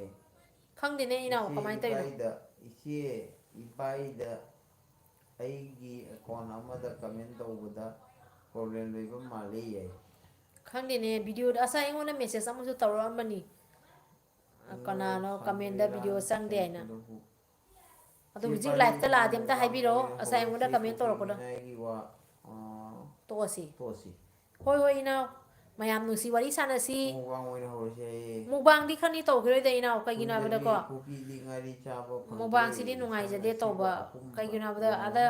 ibung yupa mayam dana ko matan chana sade akhoi mayam gi na haw bam sade no phodo haw basai odi chak saning modo sak saning ba pok tewa moi de buji ibung yupa sing do sak saning ba pok tewa buji kana na tawholi no se ibai si ei laye lem na di tharoi mohammad ijaz Pradeep Tiwari where are you from Tiwari ji आप कहाँ से हो बिहार बा आप बिहार से हो कि UP से हो अदुदुना इचिनाव मयाम जे मुबांग दो तौबदो खतंग नुंगाइते मुबांग इसु मतम लाकनी मुबांग सु सोइना तौजरके इचिनाव मयाम ना कमेंट तौबिरपा एंगोंदा मुबांग तौबिरो हाइबिरि इदुसु को आइगिरि याम लाइबा फबनी अदो हुजिक मुबांग सिदि खतंग तौबा नुंगाइजदे दो असुम अखो आंगांग सिंग मयाम ना सुम तौबदो तौजसनु अखोइने खरा सही जु सीनियर थकता अखोइदि चंगाबनी को आइदि सीनियर नि आइना खंजरे वारो बिगनु अदुना आंगांग सिंग ना तौबदो तौजसनु हानादि मतम कुइनसु अखोय आसाम माइगी मयामनसु आइना खरनी मुबांग तौरोइसे आइना हाइबदे मयामना लोइना अयाबा पीरगा मयाम पुनमक समाना मुबांग से तौगिदे हुजिकति कुइसलाबनिना मोइसु सुमाइ माइगी चैनल लखगा अपडेट तौखरकपनी अदो हुजिक आइगी चैनल ददे आइना मुबांग से खरनी थांगत खिरोइगे चैनल मयाम वारो बिगनु ima leibaki oiba ai imon de tholko wafam khara myam da sum tawjarake share tawjarake nungai rasu nungai trasu isinau mayam na comment tawra sum takpi rawu KSH kalai sangre singhana sinju mathenda cookie khara hapsiro sinju mathenda cookie khara hapsire aduniye akhoi haibado akhangba kangona di ingita khangna si ingita khangna si ingita singju soila si aidi ingita Yamna school semba hoba yare cookie no kuiroi nasagi furup su haina hore mitei na mai horpada ngari ni ngairi ni moigi mitei haiba mingse panbada maklak niklaga ni mi udra ne nan makun thado loi chen giri do makun thado loi chen giri do Sarda Devi hi hello Imaginar creator Kari Lila FF Keno Kari Lila ID All my baza parau ne FF Demand mayam comment to biro mayam ichina mayam wari sanasi every yai phare mayam sak sana rabo sak sa matamda boina mare gi LB taw isisu do ichina mayam asum wari sanasi ai ichina mayam ma lakte mo hino thabakan tawira Roast topagi tawko kuire video yengninge hoi asum jemake jenge asum semake ado thangi sena video se ko onjel laga isu laita banina thabak so khara chatpaga aisa gi business ma sam tawjabaga mayam gi thabak khara khak jawjabaga matam je katang sangdaba ado erga su video di hapakani comment tawiro se comment thui mem je paro ne si jing jamta Mama Rija isi ai ya sahani blue pe oi Mama Raja se blue pe oi Muhammad azai kai na bulu piro era kamuno sira red color on dapyo Tiche makagi sidi Ayas ni pigra mi na bulu pigra bani Maiti poki imana yai phare koiro ina nungai ribo kamai tawrige nungai wari sanasi wari muhoro kana kari mathel janaraba hakchang solan bajade hakchang kalan mai matamni nungai wari sanasi mayam comment tawbiro nungsi comment tawbiro mayam akhoi wari hangmi ngasu hangbiro iche yardi live se khara toina thabiro yam nungsi live toina thabiro haibdo ko ado ngamna bo hona jage ado khara ni di live thaba ngamoy ado isu matam puthokpa ngambra asum jeng jage nungsi adumaina comment tawbirakpa adugaidi comment tawbiro ko ichinaw mayam yardi live se khara toina thabira thabira adugaidi nang kanam hai se parau de se nang dua lai na ko parau moi se ngari gi manung da namai di namadi fani dai manung ga namadi fani ai ngari namba dwai namba jai sor ko phun ngai namjal laga ne jai ado moi khali wakan ji angak pani ko yang thina ngang ai di ise ko gi singye ise na ngangu ninghan ganu kuki ngang da ninghan ganu akhoi gi kathoi ba thawai ibung ipa mayam dugi khallu mamite mapi tar be ima mayam dui wakan khallu macha mayam dui wakan khallu mai magi lehoro nupi sing na mamita mapi tar ba ngasi nungthang jawraga mama na ba mayam thomi ne rakpada macha ningjang aiba mai moa puroi ba ningjang aiba mayam do adui wakan khallu mama mayam na macha kaine be mamite mapi tar ba do adu wakan khallu akhoi gi angang sing student sing moina pharaga tamthina otlaga moina nei hiba ot khiba nei hiba do wakan do khallu adu hindo kawba jade kawba sung ya de mitai athoba mayam thoina ponthawai ri bodo adugi wakan khanbiu akhoi mitai ichinau dani moya tawri do ichegi live thabra yengbada tharame yam harawe iche romita kaisam thagacheri inau aduni ko inau maya akhoi mayam kawja braba amodo comment piraga iche ibaina udabado yamna sai come account दैनो इलिया सहा दई जादे यारो कई गिनो ए होइन थोंग्राम channel lo check tau. अचुम्बनी है मितई दी मतम खुदिमक तसु सुमी याई इमा फरे सिंगी पिरांग से लेमना ताहन गुमसी इमा मयामना कप्पीबा मयाम से अखोई मितई मसा मयामना कप्पीबा मयाम साईबा मयाम से लेम नदी मांगन बा यादे अखोई थोगलेबा अरामबाई तेंगोल मयामना लौरिबा वासक से लेपिबा वारेप तो अदो अखोई मयाम पुन्न लेपकदबनी मितई अथो मयाम थोगलेबा से असिसिगा अखोई मयाम से लोई लेपतोरिबनी कनागिनो थोगलेइसे थवाइना पोथाखिबा मयाम दो कनागिनो कुकी मयाम ओटना नैहिबा मयाम दो अखोइना कावगदराबा जुम मै थादो पीग्रिदो अखोई कावगदरो अखोईगी इफा फाना करीसु खंगदना युम मनुंगदा लेजरमीबा इमा जुम मनुंगदा लेजरमीबा अखोईगी इपा सईबा मयाम इचिनाव मयाम दो अहिंग अमदा मोइना लोसनगिबदो अखोई कावगदराबा अदुगगी होजि ngauri phairi tauna ngauna ha layokna ba dumaina akhoi na ngaur mpham marang khangna leiri base asi akhoi na hoji kaawgadra ba तो सेनेला नेने आईडी सीरसु कुगी अमोर सो हकनी aduni adu thauna do handaganu Kuki adu thauna do akhoi handaba jate ha ki bajade kanana kari hairakani kanana kari haigani abi ki bajade comment तो बिरो मी मयाम ले नमई मरु मरक्ता लेरिबा मयाम दो अखोई गिनी असि कावबा जाते को नमई मरु मरक्ता लेरिबा इबुंग इपा इचनाव मयाम दो अदु कावबा याते कप्पा सीबदा हरावबा हाइदुदी कुकी से पोकदा कप्पा सीबदा हरावबा नै कुकी चुमी ममा मयाम ना मसा क्याम नुंसी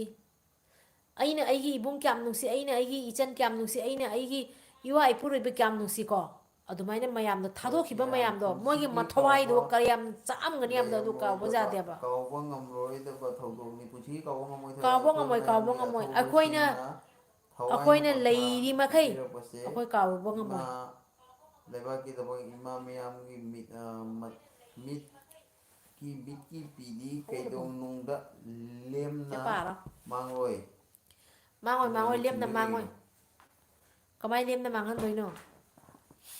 अखोइना रिलीफ कैम्प दा चलुबदा अहन अमा ममित खरा नुंगाइते अहन दो अखोइ मिट की पावर खरा वाटपना मिट से फजना उदेबको या Sahani इचे इबाई ngari chaba toglasi kuki oina sarase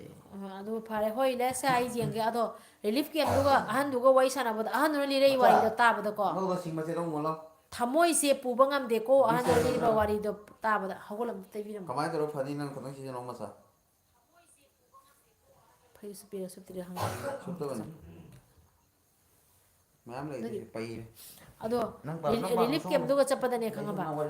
आई हाइगे मैम दा ताबियोबा अहन नु लिरै बा वारि दो निंजंगा थमोय से जाम काय अहन नु लिरै बा वारि दो हा नुमि निनी हुमनी चाबा फंगदना नुमि निनी हुमनी कुकी सेनो ओटपा नैबदगी मिचिसु फजना उदबनीना मयांगी मखोंदो खोंजेलुगी मतुंगिना चटपनी अदुगदी मयाम से माय अंगम लोई चेनरिनेबा कुकी सिंगना फम मरांग खंगदना हौरकपदा अखोइदी मिथे अखोइदी चमचमना लेरमनी कसुम खंगदेबा अदुमाय तौरकनी हैना अहनदुना मतमदो थेंगनगरिबा अवाबा मयाम दो ngasi aigi ipa makni khallaga mana chaibado adudugi lamando aina ngasi khumningiaba ha numit kyani matungda sak chadum amana leiriba mayam do jenarapada ahan dudi mamit udri bani na ko mai magi hingna ba khanara pana ma magi no magi numini ni humni sa phangtra matungda ma magi sakhom sanra ko matamda ahan dugi saruk to yorom moidra adu mayam namta khanbiwa मादी इसाना चंगागसु साक तो लोबो ngamdriaba relief camp हाइबसे युम मै थाबी की बगा खुद रिलीफ कैम्प सेम बनत्याबा निमित नोमनिनी हुमनी से रिलीफ कैम्प जौद्रिने मनुंग द खांग पावाबदो अदु अखोय कावगद्रो कावरे कुकी ने ओलिबा मैम से अखोय केतोमैदा कावरोय अदु कावदना बा नोमगी अमुक अमुक्ति अखोयना निंजंग ताबा ꯑꯍꯥꯟꯕ ꯊꯥ ꯑꯩꯈꯣꯏꯒꯤ ꯃꯦꯒꯤ ꯇꯥꯡ 3ꯗꯩ ꯇꯧꯔꯛꯏꯕ ꯏꯔꯥꯡꯗꯣ ꯑꯗꯨ ꯅꯤꯡꯁꯤꯡꯕ ꯂꯦꯞꯄ ꯌꯥꯗꯦꯕ ꯑꯩꯈꯣꯏ ꯂꯥꯝꯗꯥꯔꯦ ꯁꯣꯝꯗ ꯋꯥꯔꯤ ꯑꯃꯨꯛ ꯂꯥꯝꯗꯥꯔꯦ ꯃꯌꯥꯝ ꯀꯃꯦꯟ ꯈꯔ ꯅꯥꯟꯊꯈ꯭ꯔꯦ ꯑꯗꯣ ꯀꯃꯦꯟ ꯄꯥꯔꯛꯀꯦ ꯏꯆꯤꯟ ꯏꯅꯥꯎ ꯃꯌꯥꯝ ꯕꯕ꯭ꯂꯤ ꯕꯕ꯭ꯂꯤ ꯏꯅꯥꯎ ꯃꯩꯇꯩ ꯍꯥꯏꯕꯗꯤ ꯃꯄꯨ ꯑꯩꯈꯣꯏꯅ ꯂꯥꯟꯁꯦ ꯉꯝꯂꯕꯅꯤ ꯀꯨꯀꯤ ꯍꯥꯏꯕꯗꯤ ꯃꯤꯅꯥꯏ ꯃꯣꯏꯅꯗꯤ ꯉꯝꯂꯔꯣꯏ ꯀꯨꯀꯤ ꯃꯥꯁꯨ ꯅꯠꯇꯦ ꯍꯥꯏꯕꯗꯨ ꯌꯥꯏꯐꯔꯦ ꯌꯥꯏꯐꯔꯦ ꯌꯥꯏꯐꯔꯦ ꯏꯆꯤꯟ ꯏꯅꯥꯎ ꯃꯌꯥꯝ ꯑꯗꯩꯗꯤ ꯍꯟꯗꯛꯇꯤ ꯋꯥꯈꯜ ꯌꯥꯝ ꯅꯨꯡꯉꯥꯏꯇꯕꯅꯤꯅ ꯑꯩꯁꯨ ꯑꯃꯨꯛꯀ ꯂꯥꯛꯑꯦ ꯃꯆꯤꯟ ꯊꯤꯕ ꯑꯃ ꯑꯗꯨ ꯀꯨꯀꯤ ꯂꯥꯛꯑꯦ ꯑꯗꯨ ꯀꯨꯀꯤ ꯃꯤꯅꯥꯏ ꯂꯥꯛꯑꯦ ꯔꯣꯁꯀꯤ ꯀꯨꯀꯤ ꯃꯆꯤꯟ ꯊꯤ ꯃꯤꯅꯥꯏ ꯂꯥꯛꯑꯦ ꯍꯦꯛ ꯀꯨꯀꯤ ꯆꯪꯕꯗ ꯃꯤꯅꯥꯏ ꯃꯆꯤꯟ ꯊꯤꯔꯦ ꯑꯣ ꯀꯨꯀꯤ ꯃꯤꯅꯥꯏ ꯏꯆꯦ ꯏꯕꯥꯏ ꯅꯆꯤꯟ ꯊꯤꯕ ꯃꯇꯥꯡ ꯅꯠꯇꯅ ꯅꯣꯏꯒꯤ ꯃꯅꯤꯄꯨꯔꯗ ꯍꯩꯅꯕꯤ ꯀꯩ ꯂꯩꯒꯦ ꯀꯔꯝ ꯀꯥꯟꯗ ꯂꯥꯛꯀꯅꯤ ꯗꯦꯕꯂꯥ ꯁꯅꯥꯁꯝ ꯅꯦꯅꯦꯒꯤ ꯂꯥꯏꯐꯁꯦ ꯑꯩꯗꯤ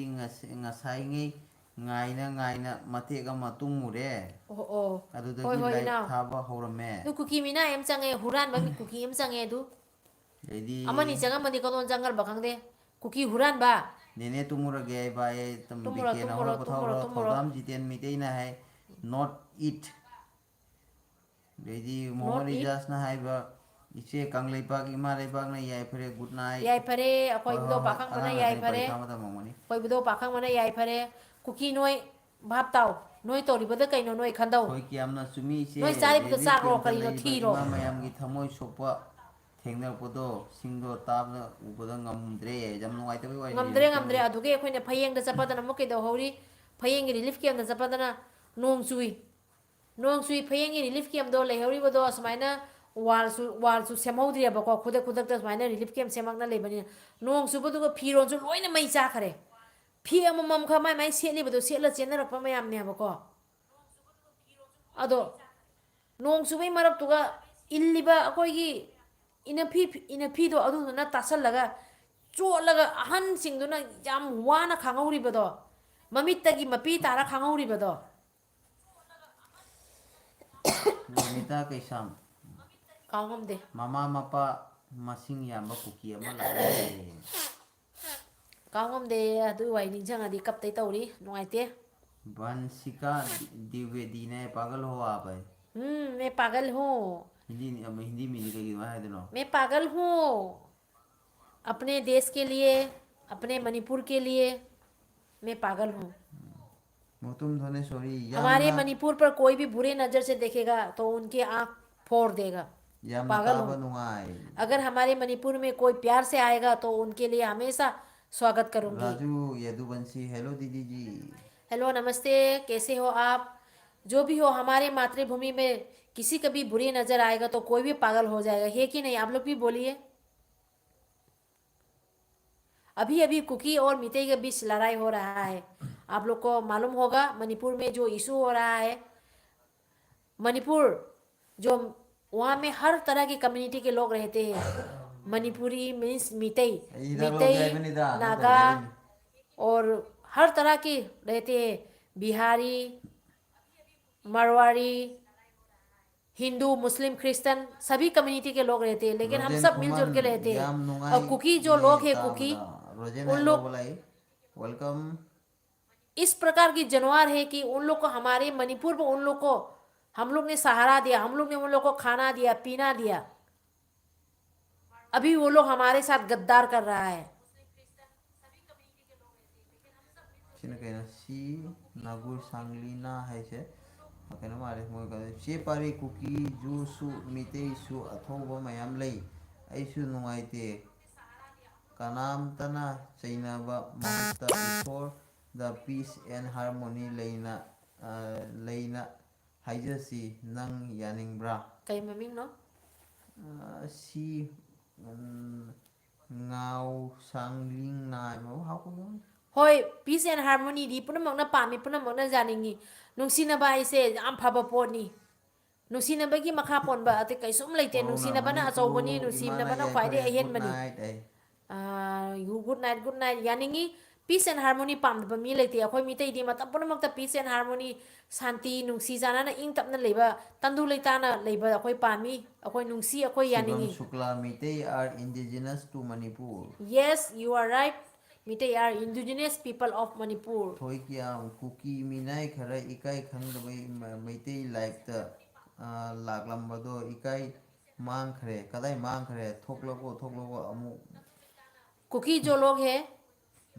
नागा का साथ लड़ाई होके नागालैंड से उन लोगों को भगा दिया था, तो हम मितई लोगों ने उन लोगों को सहारा दिया था। हम लोग का कहने का मतलब ये, हम सब भाई हैं। नागा तो हमारा भाई है और तांकुल हमारा भाई है, तो कुकी को भी हम लोग ने भाई समझकर हमारे यहाँ रहने के लिए दिया था। हिस्ट्री देखिए, हिस्ट्री में क्या है। हिंदी गाँव वो ये खंगल तो उन लोग को हम लोग ने 1992 को 92 2002 दरा तेपन कुकी दा कोई ना मणिपुर चंगनी बदो अदो 90 खंगदे है खराब बंद तो नाम नहीं ना खंगमी दो कौथोरबो तो कुकी लोगों को हम लोग ने सहारा देकर हम लोग को इम्फाल में उन लोग को रहने के लिए जगह दिया। नुंगाइतना थमगा हाँ। मुंडे तोरीबा बेचारा समझकर हम लोगों ने उन लोगों को सहारा दिया था, खाने के लिए रोटी दिया था, रहने के लिए जगह दिया था। अभी वो सब भूलकर 92 रा वन अभी वो सब भूलकर हम लोग के साथ गद्दारी कर रहा है, तो हम लोग तो चुप नहीं बैठेगा ना। Shivam Shukla so marriage video of Randeep Lin so beautiful and yes Randeep and Lin. Narendra Singh Sani please Romita कैसा हम चाहते हैं कि हम सब कोई मिलजुल कुकी के रहे, की हुरान सब बनी। हमारे भाई भाई है। हम तो इंडिजिनस पीपल है मणिपुर के, तो मणिपुर पर उन लोग जो रहे, अभी वो लोग सेपरेट एडमिनिस्ट्रेशन सेपरेट के लिए वो लोग मांग कर रहे हैं। कहाँ से सेपरेट, कहाँ से बंटवारा, मणिपुर में बंटवारा कहाँ से होगा। उन लोगों ने उन कुकी लोगों के लिए कोई भी स्थायी जगह नहीं है, फिर भी हम लोग ने उन लोगों को सहारा दिया। मामबी इसी ने हिंदी ngang याम नुंगाई हिंदी ngang भी थागतचरी मैं लेरिबा अतई हिंदीजु खरा खंगन में मथौ तायबको। सानी ने आईगी कमेंट दी स्किप तौबा हे होगद्रे वरबो या होद्रे को सानी ना वरो बिगनो नेने होय कुंबा मयाम लैगनी मिते एखोइना चाउथोकसरीबसे यामना पेंजै थौना ओइना चा एखोइना मतम पुंबदा थागतचरी असुम इचा होइगिसु थौना लिंजेन से असुम नोमो नोमगी हेंगत पो ओइबिउ इमा लेबाकना याई फरे। इसीलिए थोड़ा सा माइंड थोड़ा गर्म हो रहा है। खराब मत पाइएगा, आप लोग भी सवाल कीजिए, हम भी जवाब दूंगी। For beautiful state of Manipur हाँ हम लोग चाहते हैं पीस रहे, हार्मोनी रहे, शांति रहे। जय हिंद, जय मणिपुर, जय मैतई। शुक्रिया, बहुत अच्छा लगा आपका कमेंट पढ़ के। शुक्ला जी यूपी की शुक्ला जी आप यूपी से हो क्या? जगत इबुधो पाखंबा एखोई पुन्ना हिंगमिनाबा याबा लंबी अमा पिनाबिबो ओइरसनु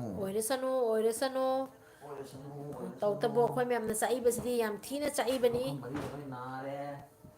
से आई नुपी सुचले खोरे सना सना मा सुचले मैम इनबीगे सुचले अइनने साउनिंगबदने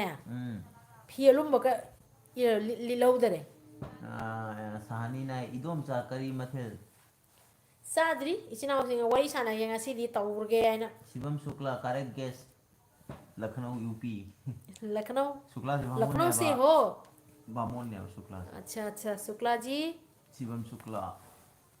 ये मानवले मेरी सौरभ शुक्ला नागपुर की। हमारे भी दोस्त है, उनका नाम सौरभ शुक्ला है और नागपुर से है। हम भी यूपी में आए थे, यूपी में गाजीपुर, गोरखपुर, कानपुर। गुड़िया देवी हाय हेलो इचनाओ मैम कमेंट तो भी रहो। मैम कमेंट लागा नुआई ना कमेंट लेगे अखोसु मैम कमेंट तो लादी कमेंट पानिंगी वरी सु हाक सानानिंगी। गुड़िया देवी कहाँ से हो आप? कहाँ से हो गुड़िया जी? रोजन खुमन इन्हें से कई लमदगी नो ओ बिरबनो साहनी शुक्ला जी आई असम दगी नी इचनाओ मैम के बात करो ना हो जाए दगी नी करी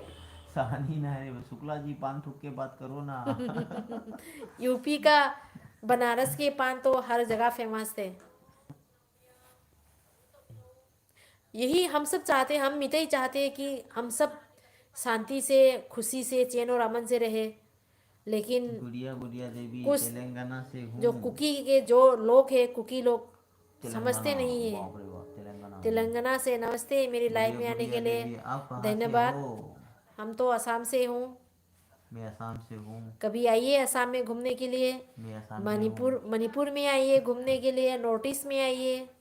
मीराबाई चानू को जानते हो क्या आप सब? हमारे इंडिया, हमारे देश के नाम को गौरव किया है मैंने मीराबाई चानू ने। अभी हाल ही में MM फाइटर, MMA। वो भी हमारे मितई लड़का बम बम ने नाम रोशन किया है। गुड़िया गुड़िया देवी जी कुकी लोग बिल्कुल। इम्फाल में आके ड्रग्स, जो पोपी जो कहते हैं ड्रग्स, हर जगह ड्रग्स पोपी लगाकर हर जगह में हमारे नौजवानों को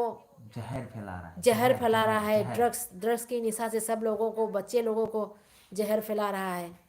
तो हम मितई पोपी रोकना चाहते हैं। हम मितई चाहते हैं कि हमारे मणिपुर, हमारे इम्फाल पर ड्रग्स बंद करो। जो ड्रग्स, जो पोपी अभी जो पोपी प्लांटेशन हो रहा है, उन सबको बंद किया जाए। तो उसी के विरोध में कुकी लोग, उसी की अगेंस्ट में वो लोग चाहते हैं कि पोपी प्लांटेशन हो, पोपी लगाया जाए। वो लोग चाहते हैं पोपी यानी कि ड्रग्स। कमेन कुकीबू मीरा Kuki this, habungabu Kuki ngara। चुमी नाउ चुमी इचनो गुड़िया मैम गुड़िया देवी तंजलाबो यहाँ तंजलादी सुम ठंडी हाइबिरो नहीं कमेंट होते आपके लो लाइव यहाँ। लो चलसी आइना अदुदी गुड़िया गुड़िया मैम लो देवी चलसी हाइरगा इसु लो संदोइनी पुंगे तारे यहाँ ठंडी नहीं होती, आपके वहाँ है 33, 1033, ओ 34। पुंगा हम तंगाइरे को लाइव लो चल लगा दबा। बीजेपी हाँ, लाओ हमारे सब यहाँ ठंडी शांत है। होगा। विनोद पाल बीजेपी लाओ सब शांत होगा। वहाँ बीजेपी की सरकार है। मणिपुर पे तो अभी बीजेपी सरकार है। मणिपुर में अभी बीजेपी सरकार है, डबल इंजन की सरकार है। सेंट्रल पर भी बीजेपी है, मणिपुर पर भी बीजेपी है। लेकिन क्या करे, सरकार देखकर भी अनदेखा हो रहा है। सहानी तंदे दोम साइज तंदे मा होय याम नुंसी मणिपुरदा हुजी बीजेपी सरकार ने मोइना हाइनी बीजेपी लादी फने आइना मणिपुरदा मोइनी खंगदबा। मणिपुरदा हुजी बीजेपी ने बा, central BJP, Sahani BJP Manipur भगाओ। बीजेपी। बीजेपी भगाओ, देश बचाओ। इरई सही बोला। हमारे देश से बढ़कर कोई नहीं है। देश पर राजनीति नहीं होगा। इमा लेबाक की तमकतदी राजनीति तो बजारो है। तो इसे कुकी से टोटली मांखी कान ऑटोमेटिकली मांखी का तो नहीं। अदु मांखी गनी मांग द बजारो मुथत तोरिबनी मितैना मम्मियो इसे ना कुकी सक्तु हाइबदो याम पेंजे ए खब गुवाहाटी दिनी ओ थागतसरी होय अइनने अदु वीडियो दो हाइबदो मोय मयामसना पंहाय ताइबा अखोय लेरि मितै इचनाव मयामसना असि वासे हायनिंगबना कनागुम हाइदबा अदुगदी मोयना अखोयगी CM दा अखोय मितैदा अखोय लेरिबा मयामसे गा उसी थोयदना गांगने अइना गांगबदा करिगी जारोयना अइना हेक गांगबदगिदी मयामसे लोइना थौना जारोन हाइरक मयामसो गांगना बहौरे याबा दुगदे थमोइसे नुंगायबा इसु असमाइना लोइ थोलकदनी अदुना अमखक मथौ ताइ अहामदा अमखक मथौ तायबा अदुना हुजिकति मयाम परमसो लोइना कुकी हाइररोइगे अदुमाइ लोइ हाइरिदुनी अदुमाइना अखोयगिसु आरामबाइ टेंगोलदा थौना फाना थोकलेइबा इबुंग इपा मयाम अदुसु अदुमाइना को लमयानबा हाइबदि अखोयगी ताकपिनबा अमा मथौ तायबा सानी तुम जाके वीडियो तुम यंग जाई अखोय मिते थागतचरी तो अनि द नाइरो बते कनाम लेतिरो खांदे मिते इचनाव मयाम लेइबो कमेंट तौबिरो अइना LBC अखोय इचनाव मयाम गी तमक ngasi थाजबनी इचनाव मयाम कमेंट तौबियो दोनी लाइस्रम याइफरे इमालेबागना याइफरे इमालेबागना याइफरे इमालेबागी तमकता चामरक सिरसु सीनी चामरक पोसु पोकनी फास्ट स्टेप कुकी जॉनसन वाइकोन फास्ट चुम्मी स्टेप कुकी याम चुम्मी अदमाइना थौना लिंजेन हंदगनो थौना लिंजेन हंदबा यादे हाँ अखोय कमेंट से पाबदा कुकी ने मथोय क्याम चामगनी मोय चाइ मथोय दो अखोय मोयना मथोय चाकपदो अखोय थमोय से पेलेबा अदमाइना मितै मसागी थौना हदो पेन मोय से ngangadamani huji thi na moy se ngangadamani huji इसे की वीडियो अमा द कुकी मिनाई द ngang ना मथोंग मरम ꯈꯪꯗꯅ ꯅꯤꯡꯉꯥꯏ ꯇꯧꯔꯛꯄ ꯂꯩꯈꯤꯅꯦ ꯁꯣꯏꯗꯅ ꯔꯣꯖꯦꯟ ꯀꯨꯃꯥꯔ ꯑꯅꯧꯕ ꯂꯥꯛꯑꯦ ꯃꯌꯥꯝꯅ ꯃꯊꯣꯡ ꯀꯃꯦꯟ ꯃꯔꯝ ꯇꯧꯕꯤꯔꯛꯄ ꯌꯥꯝ ꯅꯨꯡꯁꯤ ꯈꯪꯗꯅ ꯅꯤꯡꯉꯥꯏ ꯇꯧꯔꯛꯂꯗꯤ ꯈꯨꯄꯥꯛꯅ ꯊꯥꯕꯗ ꯉꯥꯎꯅꯤ ꯍꯥꯏꯗꯣ ꯍꯣꯏ ꯍꯣꯏ ꯏꯅꯥꯎ ꯌꯥꯝ ꯅꯨꯡꯁꯤ ꯃꯌꯥꯝꯅ ꯚꯤꯗꯤꯑꯣ ꯌꯦꯡꯕꯤꯕ ꯑꯗꯣ ꯃꯣꯏꯅ ꯇꯧꯔꯤꯗꯣ ꯗꯦꯕꯂꯥ ꯁꯅꯥꯁꯝ ꯌꯦꯡꯉꯦ ꯊꯥꯒꯠꯆꯔꯤ ꯑꯗꯣ ꯃꯣꯝꯕꯤꯌꯣ ꯏꯆꯦꯅ ꯍꯥꯏꯗꯣ ꯌꯥꯝ ꯆꯨꯝꯃꯤ ꯏꯆꯦꯕꯨ ꯍꯦꯟꯅ ꯍꯟꯅ ꯊꯥꯒꯠꯆꯔꯤ ꯑꯩꯅꯁꯨ ꯃꯌꯥꯝ ꯄꯨꯝꯅꯃꯛꯄꯨ ꯅꯨꯡꯁꯤꯕ ꯐꯣꯡꯗꯣꯛꯆꯔꯤ ꯃꯌꯥꯝ ꯄꯨꯝꯅꯃꯛꯅ ꯅꯨꯡꯁꯤꯕꯤꯕ ꯀꯃꯦꯟ ꯇꯧꯕꯤꯔꯛꯄ ꯑꯩꯒꯤꯗꯤ ꯌꯥꯝꯅ ꯂꯥꯏꯕꯛ ꯐꯕꯅꯤ ꯔꯣꯖꯦꯟ ꯀꯨꯃꯥꯔ ꯏꯅꯦꯒꯤ ꯊꯧꯅꯥ ꯄꯤꯕꯤꯕꯒꯤ ꯋꯥꯍꯩ ꯃꯌꯥꯝꯁꯤꯅ ꯑꯩꯈꯣꯏ ꯊꯧꯅꯥ ꯍꯦꯟꯒꯠꯂꯤꯅꯤ ꯍꯣꯏ ꯏꯅꯦ ꯍꯣꯏ ꯏꯆꯥ ꯌꯥꯏꯐꯕꯇ ꯑꯣꯏꯔꯁꯅꯨ ꯑꯩꯈꯣꯏ ꯁꯣꯏꯗꯅ ꯃꯌꯥꯝ ꯑꯩꯈꯣꯏ ꯄꯨꯝꯅꯃꯛ ꯃꯥꯏ ꯄꯥꯛꯀꯅꯤ ꯊꯧꯖꯥꯟꯕ 13 ꯃꯍꯨꯠ ꯆꯥꯝꯅ ꯃꯍꯨꯠ ꯁꯤꯟꯒꯅꯤ ꯁꯤꯟꯒꯗꯕꯅꯤ ꯆꯥꯝꯃꯇ ꯅꯠꯇꯦ ꯂꯤꯁꯤꯡꯅ ꯃꯣꯏ ꯃꯍꯨꯠ ꯁꯤꯟꯒꯗꯧꯔꯤꯕꯅꯤ ꯑꯩꯈꯣꯏ ꯑꯊꯧꯕ 18ꯗꯣ ꯃꯣꯏꯅ ꯑꯩꯈꯣꯏ ꯑꯊꯧꯕ 18ꯗꯣ ꯃꯣꯏ ꯃꯔꯨꯁꯨ ꯍꯨꯟꯗꯦ ꯃꯣꯏꯅ ꯐꯥꯕꯒꯤꯀꯣ ꯖꯣꯟꯁꯟ ꯋꯥꯏꯈꯟ ꯁꯦꯀꯦꯟ ꯁ꯭ꯇꯦꯞ ꯄꯣꯄꯤ ꯗꯣꯅꯦꯜ ꯂꯥꯏꯁ꯭ꯔꯝ ꯅꯦꯅꯦ ꯚꯤꯗꯤꯑꯣ ꯌꯦꯡꯖꯩ ꯌꯥꯝ ꯅꯨꯡꯉꯥꯏ ꯊꯥꯒꯠꯆꯔꯤ ꯚꯤꯗꯤꯑꯣ ꯌꯦꯡꯕꯤꯕꯒꯤꯗꯃꯛꯇ ꯑꯗꯣ ꯃꯤꯇꯩꯒꯤ ꯊꯧꯅꯥ ꯂꯤꯡꯖꯦꯜ ꯍꯥꯏꯕꯁꯤꯗꯤ ꯁꯥꯅꯤꯅ ꯂꯥꯏ ꯑꯔꯥꯝꯕꯥꯏ ꯇꯦꯡꯒꯣꯜꯅ ꯍꯥꯛꯇꯛꯇꯒꯤ ꯂꯩꯕꯥꯛ ꯉꯥꯛꯄꯒꯤꯗꯃꯛꯅꯤ ꯌꯥꯝꯅ ꯊꯥꯒꯠꯂꯤ ꯕꯠ ꯆꯨꯝꯃꯤ ꯑꯩꯈꯣꯏ ꯃꯁꯦꯜ ꯃꯔꯛꯇ ꯂꯥꯟꯅ ꯊꯧꯅꯥ ꯎꯠꯄꯗꯃꯛꯀꯤ ꯇꯧꯕꯤ ꯌꯥꯅꯤꯡꯗꯦ ꯗꯃꯛꯇꯤ ꯇꯧꯕꯗꯤ ꯌꯥꯅꯤꯡꯗꯦ ꯎꯠꯄꯗꯃꯛꯇꯤ ꯒ꯭ꯌꯥꯟ ꯇꯥꯗꯦ ꯀꯩ ꯍꯥꯏꯕ ꯏꯁꯦ ꯚꯥꯞ ꯇꯥꯗ ꯑꯝꯇ ꯐꯖ ꯄꯥꯔꯣ ꯙꯝꯀꯤ ꯇꯧꯕꯗꯤ ꯌꯥꯅꯤꯡꯗꯦ ꯍꯣꯏ ꯍꯣꯏ ꯊꯧꯅꯥ ꯏꯅꯥꯎ ꯎꯠꯄ ꯙꯝꯀꯤ ꯑꯁꯤꯒ ꯋꯥꯐꯝ ꯇꯧꯕꯗꯤ ꯑꯝꯇ ꯌꯥꯅꯤꯡꯗꯦ ꯍꯥꯏꯖꯒꯦꯀꯣ ꯑꯩꯈꯣꯏ ꯃꯁꯦꯟꯗꯤ ꯍꯧꯖꯤꯛ ꯆꯞ ꯃꯥꯟꯅꯕꯒꯤ ꯃꯊꯧꯅꯤ ꯑꯃꯅ ꯁꯣꯏꯈ꯭ꯔꯒꯁꯨ ꯃꯤꯇꯩ ꯃꯁꯦꯟꯗꯤ ꯆꯞ ꯃꯥꯟꯅꯕ ꯑꯗꯨꯒ ꯏꯃꯥ ꯂꯩꯕꯥꯛꯀꯤꯗꯃꯛꯇꯅꯦ ꯑꯩꯅ ꯊꯣꯛꯂꯛꯏꯕꯁꯦ ꯑꯩꯈꯣꯏ ꯑꯔꯥꯝꯕꯥꯏ ꯇꯦꯡꯒꯣꯜ ꯈꯪꯗꯦ ꯃꯤꯇꯩ ꯂꯩꯄꯨꯟ ꯈꯪꯗꯦ ꯂꯩꯔꯤꯕ ꯌꯨꯠ ꯑꯣꯐ ꯃꯅꯤꯄꯨꯔ ꯈꯪꯗꯦ ꯏꯃꯥ ꯃꯩꯔꯥ ꯄꯥꯏꯕꯤꯁꯤꯡ ꯈꯪꯗꯦ ꯂꯩꯔꯤꯕ ꯃꯤꯇꯩ ꯏꯆꯤꯟ ꯏꯅꯥꯎ ꯅꯨꯄꯤ ꯃꯆꯥ ꯅꯤꯉꯣꯜ ꯃꯆꯥ ꯑꯉꯥꯡꯁꯤꯡ ꯃꯌꯥꯝ ꯄꯨꯝꯅꯃꯛꯁꯦ ꯂꯣꯏꯅ ꯊꯣꯛꯂꯛꯏꯕꯅꯤ ꯏꯃꯥ ꯂꯩꯕꯥꯛꯀꯤꯗꯃꯛꯇꯅꯦꯀꯣ ꯍꯧꯖꯤꯛꯇꯤ ꯃꯌꯥꯝ ꯄꯨꯝꯅꯃꯛ ꯀꯣꯛꯁꯦ ꯂꯣꯏꯅ ꯁꯥꯟꯅꯔꯤꯕꯅꯤ ꯑꯗꯨꯏꯗꯨꯒ ꯋꯥꯍꯩ ꯋꯥꯇꯥ ꯈꯖꯤꯛ ꯈꯔ ꯀꯟꯈꯤꯕ ꯂꯩꯈ꯭ꯔꯒꯁꯨꯀꯣ ꯑꯃꯅ ꯑꯃꯗ ꯗꯣꯅꯤ ꯂꯥꯏꯁ꯭ꯔꯝ ꯅꯨꯡꯉꯥꯏꯅꯗꯕ ꯀꯩ ꯂꯝꯗꯩꯅꯣ ꯅꯦꯅꯦꯁꯦ ꯊꯝꯃꯣꯏꯗꯕꯅꯤ ꯍꯥꯏꯅ ꯍꯥꯏꯅꯤꯡꯉꯤ ꯑꯩꯗꯤꯀꯣ ꯗꯣꯅꯤ ꯑꯗꯣ ꯂꯥꯏꯁ꯭ꯔꯝ ꯀꯩ ꯑꯩꯗꯤ ꯂꯝꯗꯩꯅꯣ ꯍꯣꯖꯥꯏꯗꯒꯤꯅꯤ ꯅꯦꯅꯦꯁꯦ ꯑꯁꯥꯝꯗꯒꯤꯅꯤ ꯏꯁꯪꯕꯗꯣ ꯈꯔ ꯁꯤ ꯃꯣꯏ ꯐꯥꯗꯣꯔꯛꯑꯦ ꯑꯗꯨꯝ ꯐꯥꯗꯣꯔꯛꯑꯦ ꯃꯁꯝ ꯁꯦꯝꯃꯨ ꯍꯥꯏ ꯏꯃꯥ ꯂꯩꯕꯥꯛꯅ ꯌꯥꯏꯐꯔꯦ ꯑꯗꯨꯝ ꯃꯅꯤꯄꯨꯔ ꯐꯥꯗꯣꯔꯛ ꯑꯗꯨꯝ ꯏꯃꯥꯅ ꯐꯥꯗꯣꯔꯛ ꯌꯥꯏꯐꯔꯦ ꯂꯤꯟ ꯈꯨꯕꯥꯎꯕꯤꯗꯧ ꯐꯟꯗꯣꯔꯛꯑꯦ ꯑꯗꯣ ꯏꯆꯤꯟꯅꯥꯎ ꯃꯌꯥꯝ ꯀꯃꯦꯟ ꯇꯧꯕꯤꯔꯛꯑꯣ ꯃꯌꯥꯝ ꯉꯥꯛꯇꯪ ꯂꯩꯔꯗꯤ ꯂꯥꯏꯚꯁꯦ ꯂꯣꯏꯁꯤꯟꯖꯔꯛꯑꯒꯦ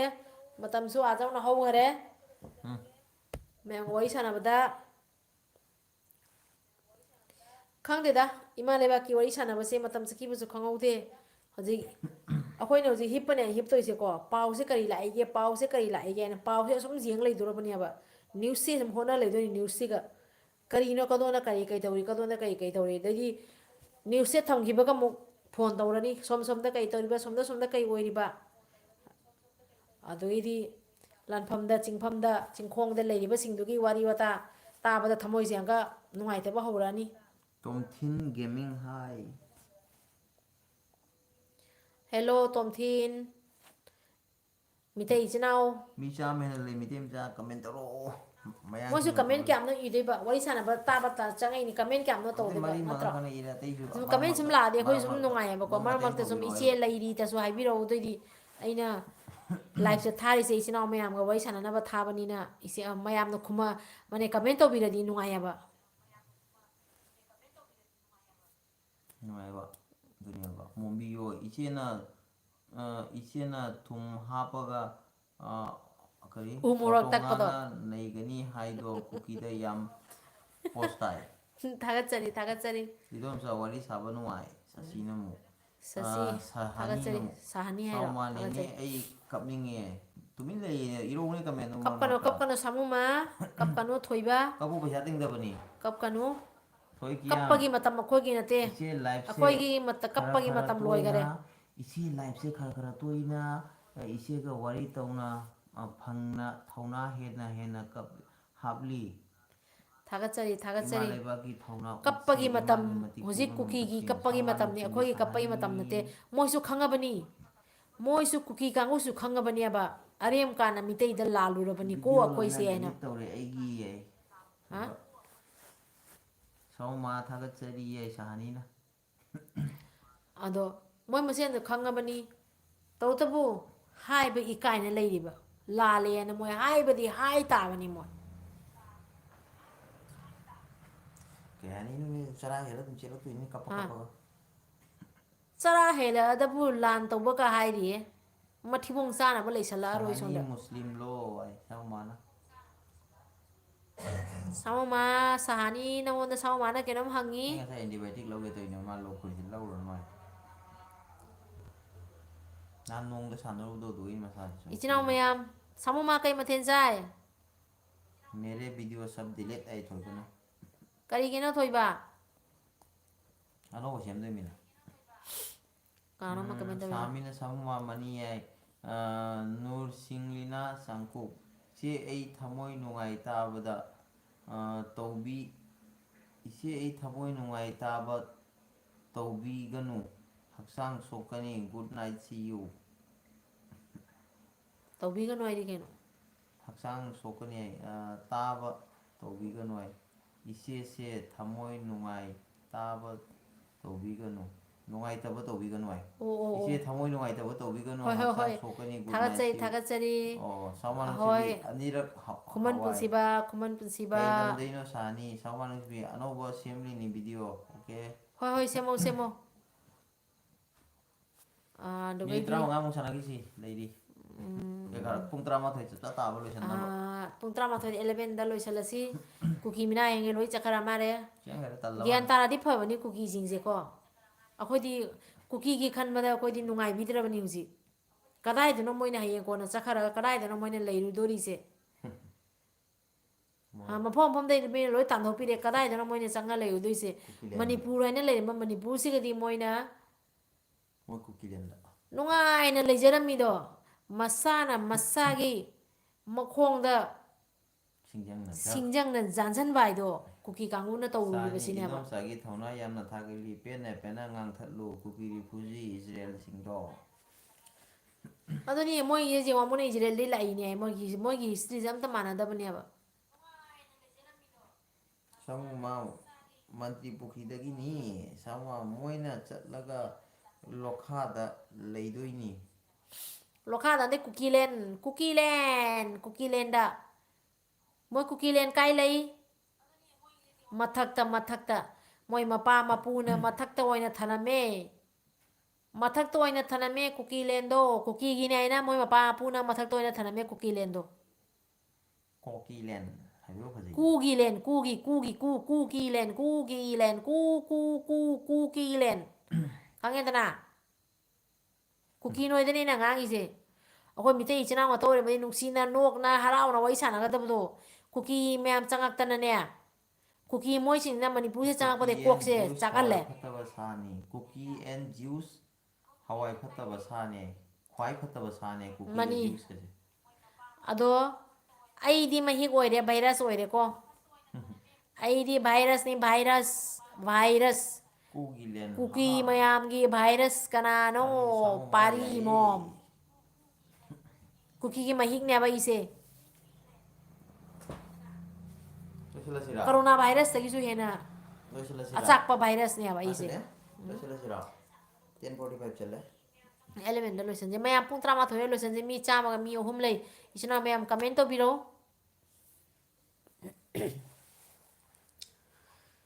ให้ยังนุพี่หลานสิกะไอ้น่ะคุกกี้ได้ไก่ใจสิกะขันเลยเนี่ยคุกกี้ได้ไก่หายสิกะมวยสิกะคนน่ะพัฒนาหายได้สุภาพตาเดพัฒนาหายได้สุญญาณตาเดมีอยู่ในที่ญาณตาก็ได้ภาพตาก็ได้บ่มีสุนัตตาบันนี้น่ะไก่ตรงนี้ Idon sa angang kaya no jaga jaga lin haiba ok kari lin haiba ok tabi haiba mokoi se yamna leikai da thamloi da bani thengna ba o lin haiba se lin haiba ok tabi haiba moi se leikai da de thamloi da ne thengna ba da hakka da bani เฮ้ยน้าไม่ยามนะคอมเมนต์ตัวบิโรปะทักษะรีอันนี้สิไก่คอมเมนต์นะปะบิโร oire thamdani cookie thona leiramdo hojikti kadai huran be taramna mapu ก็ได้ไอ้คุกกี้เนี่ยมาปุ่นจีได้เท่านั้นเลยเด็กเด็กก็ฮุรันบัตตานี่มวยเซ kau kau re thoi ko nupi lan kau re นุพิลานเก่าบ่จาเตโกนุพิลานเก่าบ่ยาเต12 December นุพิลานมายามนะกินารีบนุพิลาน memorial โอยบปอนี่คุณนุพิลานให้12 December ให้ไปเซ memorial โอยบปอดมีแต่คอยนะ ꯃꯌꯥꯝꯗ ꯈꯪꯍꯟꯗꯣꯔꯤꯕꯅꯤ ꯃꯤꯇꯩ ꯅꯨꯄꯤꯒꯤ ꯊꯧꯅꯥ ꯂꯤꯡꯖꯦꯜꯁꯦ ꯀꯔꯤꯅꯣ ꯍꯥꯏꯅ ꯃꯇꯝꯗꯨꯒꯁꯨ ꯈꯨꯠꯂꯥꯏ ꯖꯥꯎꯗꯅ ꯉꯥꯛꯂꯛꯏꯕꯅꯤ ꯍꯧꯖꯤꯛꯁꯨ ꯈꯨꯠꯂꯥꯏ ꯖꯥꯎꯗꯅ ꯍꯧꯖꯤꯛꯁꯨ ꯉꯥꯛꯏ ꯍꯣꯏꯅꯦ ꯅꯨꯄꯤ ꯂꯥꯟ ꯏꯆꯤꯟ ꯏꯅꯥꯎ ꯃꯌꯥꯝ ꯉꯥꯛꯇꯪ ꯂꯩꯔꯒꯗꯤ ꯂꯣꯏꯁꯤꯜꯂꯒꯦꯀꯣ ꯄꯨꯡꯁꯦ ꯃꯤꯅꯤꯠ ꯇꯔꯥꯔꯣꯝ ꯂꯩꯔꯤ ꯃꯤꯅꯤꯠ ꯇꯔꯥꯔꯣꯝ ꯂꯩꯔꯒ ꯂꯣꯏꯁꯤꯜꯂꯒꯦ ꯃꯌꯥꯝ ꯅꯨꯡꯁꯤ ꯅꯨꯡꯁꯤꯕ ꯋꯥꯔꯤ ꯁꯥꯟꯅꯔꯁꯤ ꯅꯨꯡꯁꯤ ꯅꯨꯡꯁꯤꯕ ꯀꯃꯦꯟ ꯃꯅꯤꯄꯨꯔꯤ ꯇꯧꯔꯕꯁꯤ ꯏꯃꯥꯅ ꯊꯣꯏꯕ ꯌꯥꯏꯐꯔꯦ ꯍꯨꯔꯥꯟꯕ ꯊꯣꯏꯕ ꯅꯪꯒꯤ ꯉꯁꯥꯏꯒꯤ ꯅꯅꯨ ꯅ꯭ꯌꯨ ꯅ꯭ꯌꯨ ꯍꯥꯏꯅ ꯈꯔ ꯊꯥꯒꯠꯂꯛꯄꯗꯣ ꯐꯖꯩꯌꯦ ꯅꯨꯄꯤ ꯂꯥꯟ ꯁꯥꯅꯤ ꯅꯨꯄꯤ ꯂꯥꯟ 12 December ꯅꯨꯄꯤ ꯂꯥꯟ ꯅꯨꯄꯤ ꯂꯥꯟ ꯅꯤꯄꯥꯜ ꯂꯥꯟ 13 December ꯅꯤꯄꯥꯜ ꯂꯥꯟ ꯀꯨꯀꯤ ꯀꯔꯥꯏ ꯆꯠꯈꯔꯦ ꯀꯨꯀꯤ ꯀꯨ ꯆꯪꯈ꯭ꯔꯦ कू मनुंग चंग्रब कुकी तो गई हो कुकी तो गई हो कू का अंदर में गई हो कमेंट कनाम तो पीदरे तो नहीं पादरे तुमने ले रे मेरी मयाम ले समय कई न्यू नो लाइरी से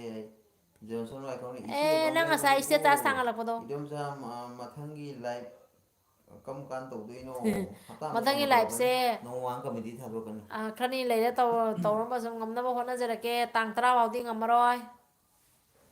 कमेडी था रकनी asum नो वांग दा community tharakke tawgada mamangda ado hujik minute 10 ram leiri china mayam hairo isei sa ase haira kai tawse haino hairo जी द दूरा न्यू तो ओ हमारे देश के लिए हम हमेशा जान देने के लिए हाजिर है जान लेने के लिए भी हाजिर है इमा लेबाकी तमक्ता कथोपसु ngamgani इमा लेबाकी तमक्ता हाटपसु ngamgani सेंglaba warini मम्बियो इचेना हाइबा हिंदी दो यामना सेंगी हिंदी दो मरक मरक ता येपी ये वोलना खंगनबा थगचरी थागचरी ai इदोमसा hindi da su अनाई video यावदो sum होय nem gi को bani या ko फेमिनरसी hoi na da yek ta boy jarage याबनी nai new paminarasi दो ममिंग काउखरे हाइबगी साउखरे kana थोइबनिदा नोआइबनी ए ममिंग काउखरे हाइबगी साउखरे maming kawre habi mai te da nangi anoba nangi new haina thangalakpado status ta khangdrabo jam hairo photo ma thangalakpado nupi gi photo ma Dina Sharma आइसु कुकी तौरगे kuki ni bu haidi lem tharanu aidi haidi sini direct kuki ni bu haida di lem काका tharanu कुइरे काका की इसे तादब सको है kamaina lem thadoino kamaina lem thadoino akhoi ingang macha sing moina ola nei ra hat khira akhoi na lem thagadro chahi masu masing sudriba anga singda moina akan ba saraga akhoi gi ima duga moina hingna mai thagaraga Ramesh पुखरम इसे live येंजरी इसे ना ngang बसे मयाम दा comment हनबदो अदुकी मतिक थमोय पेनना नुंगाइदे इसे की live लोइबा फावबो मुक्तदी येंजखिगे लौसिंग लेइनबा nusi naw thagachari nungaite da wakhanse khandaragadi nungaite ko akhoi su asumaiना jamna ngangi ba sei ba ko ju nuai te ba akam pet ngang ba do di wahi wata jamna thina ngang se mite ko haina dia ba मतिन दिरे चंगपगा do lai du mina em lai गाइतेन mina em lai du खोय थोय कियाम चेसा nammai do tin pum na ba si chalu ro मसा ha लकनी minai kuki minai noi bu kai da la ke noi napa do karai da le ke kuki minai la di chumna mi wi wanga ngangu ne akam pe da nga noi nama do ni ne du do 이동 사 굿나잇 떨게 마땅 어묵 탱나 마땅 어묵 탱나 지 호이 akhoi ju loisan duro bani akhoi ju loisan duro bani aduni naw ai hai de ko akhoi ju Ajit wedding photography पारी इसे पारी नुंगाइरिबो nungairi nangni nungairi ba kamai tauri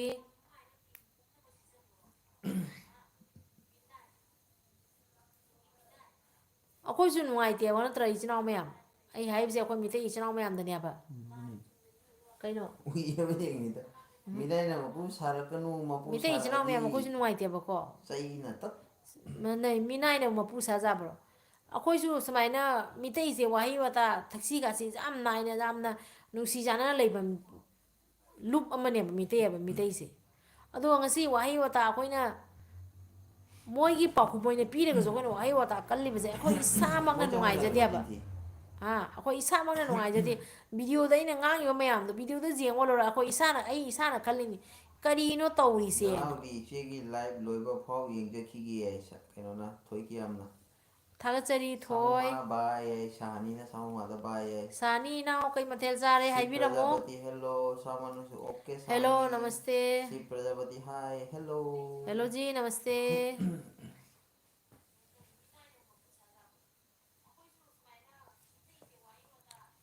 थमोई काय थमोई काय थमोई काय को थमोई काय अतई worry हानिंगाई थमोई काय कायरिबा थमोई से असगई तारिबा पिरांग मयाम से लेमनदी मांगोई को काउबा ngमोई कायरिबा थमोई से ताइसनबदी यागना ताइसनबा ngमोई है खाली कायरिबा थमोई सिगने इदोमचा फाउरिबा चिकन का चैना से माइरन का चाहिए ओ होय होय हावनी हावनी पुंग 12 तारादी लोसलसिको इचिनाव मयाम मिनिट तरेत तंगारे मिनिट 3 तंगाइरे इमा लेबांगना इदोमचा याइफरे इमा लेबांगना याइफरे इदोमचा होई साथोय कोइसु मिनिट 3 खक लेनी मिनिट 3 लेरगा सम लोसलगे minute Taret 7 minute only 7 minute लेरी आई 11 दावल संदेनी 11 PM ताबगा लोसनजरगे एलबी से खंगदेदा आइदी इदोमचा होई साथो सी प्रजा I am from Maharashtra in India Maharashtra से हो आप महाराष्ट्र दा केनो है ना बता महाराष्ट्र दा होरा कुई करे मतलब अपन मिते खाना इचनाव मयाम पुंग 13 ताबगा लाइव से लोसलगे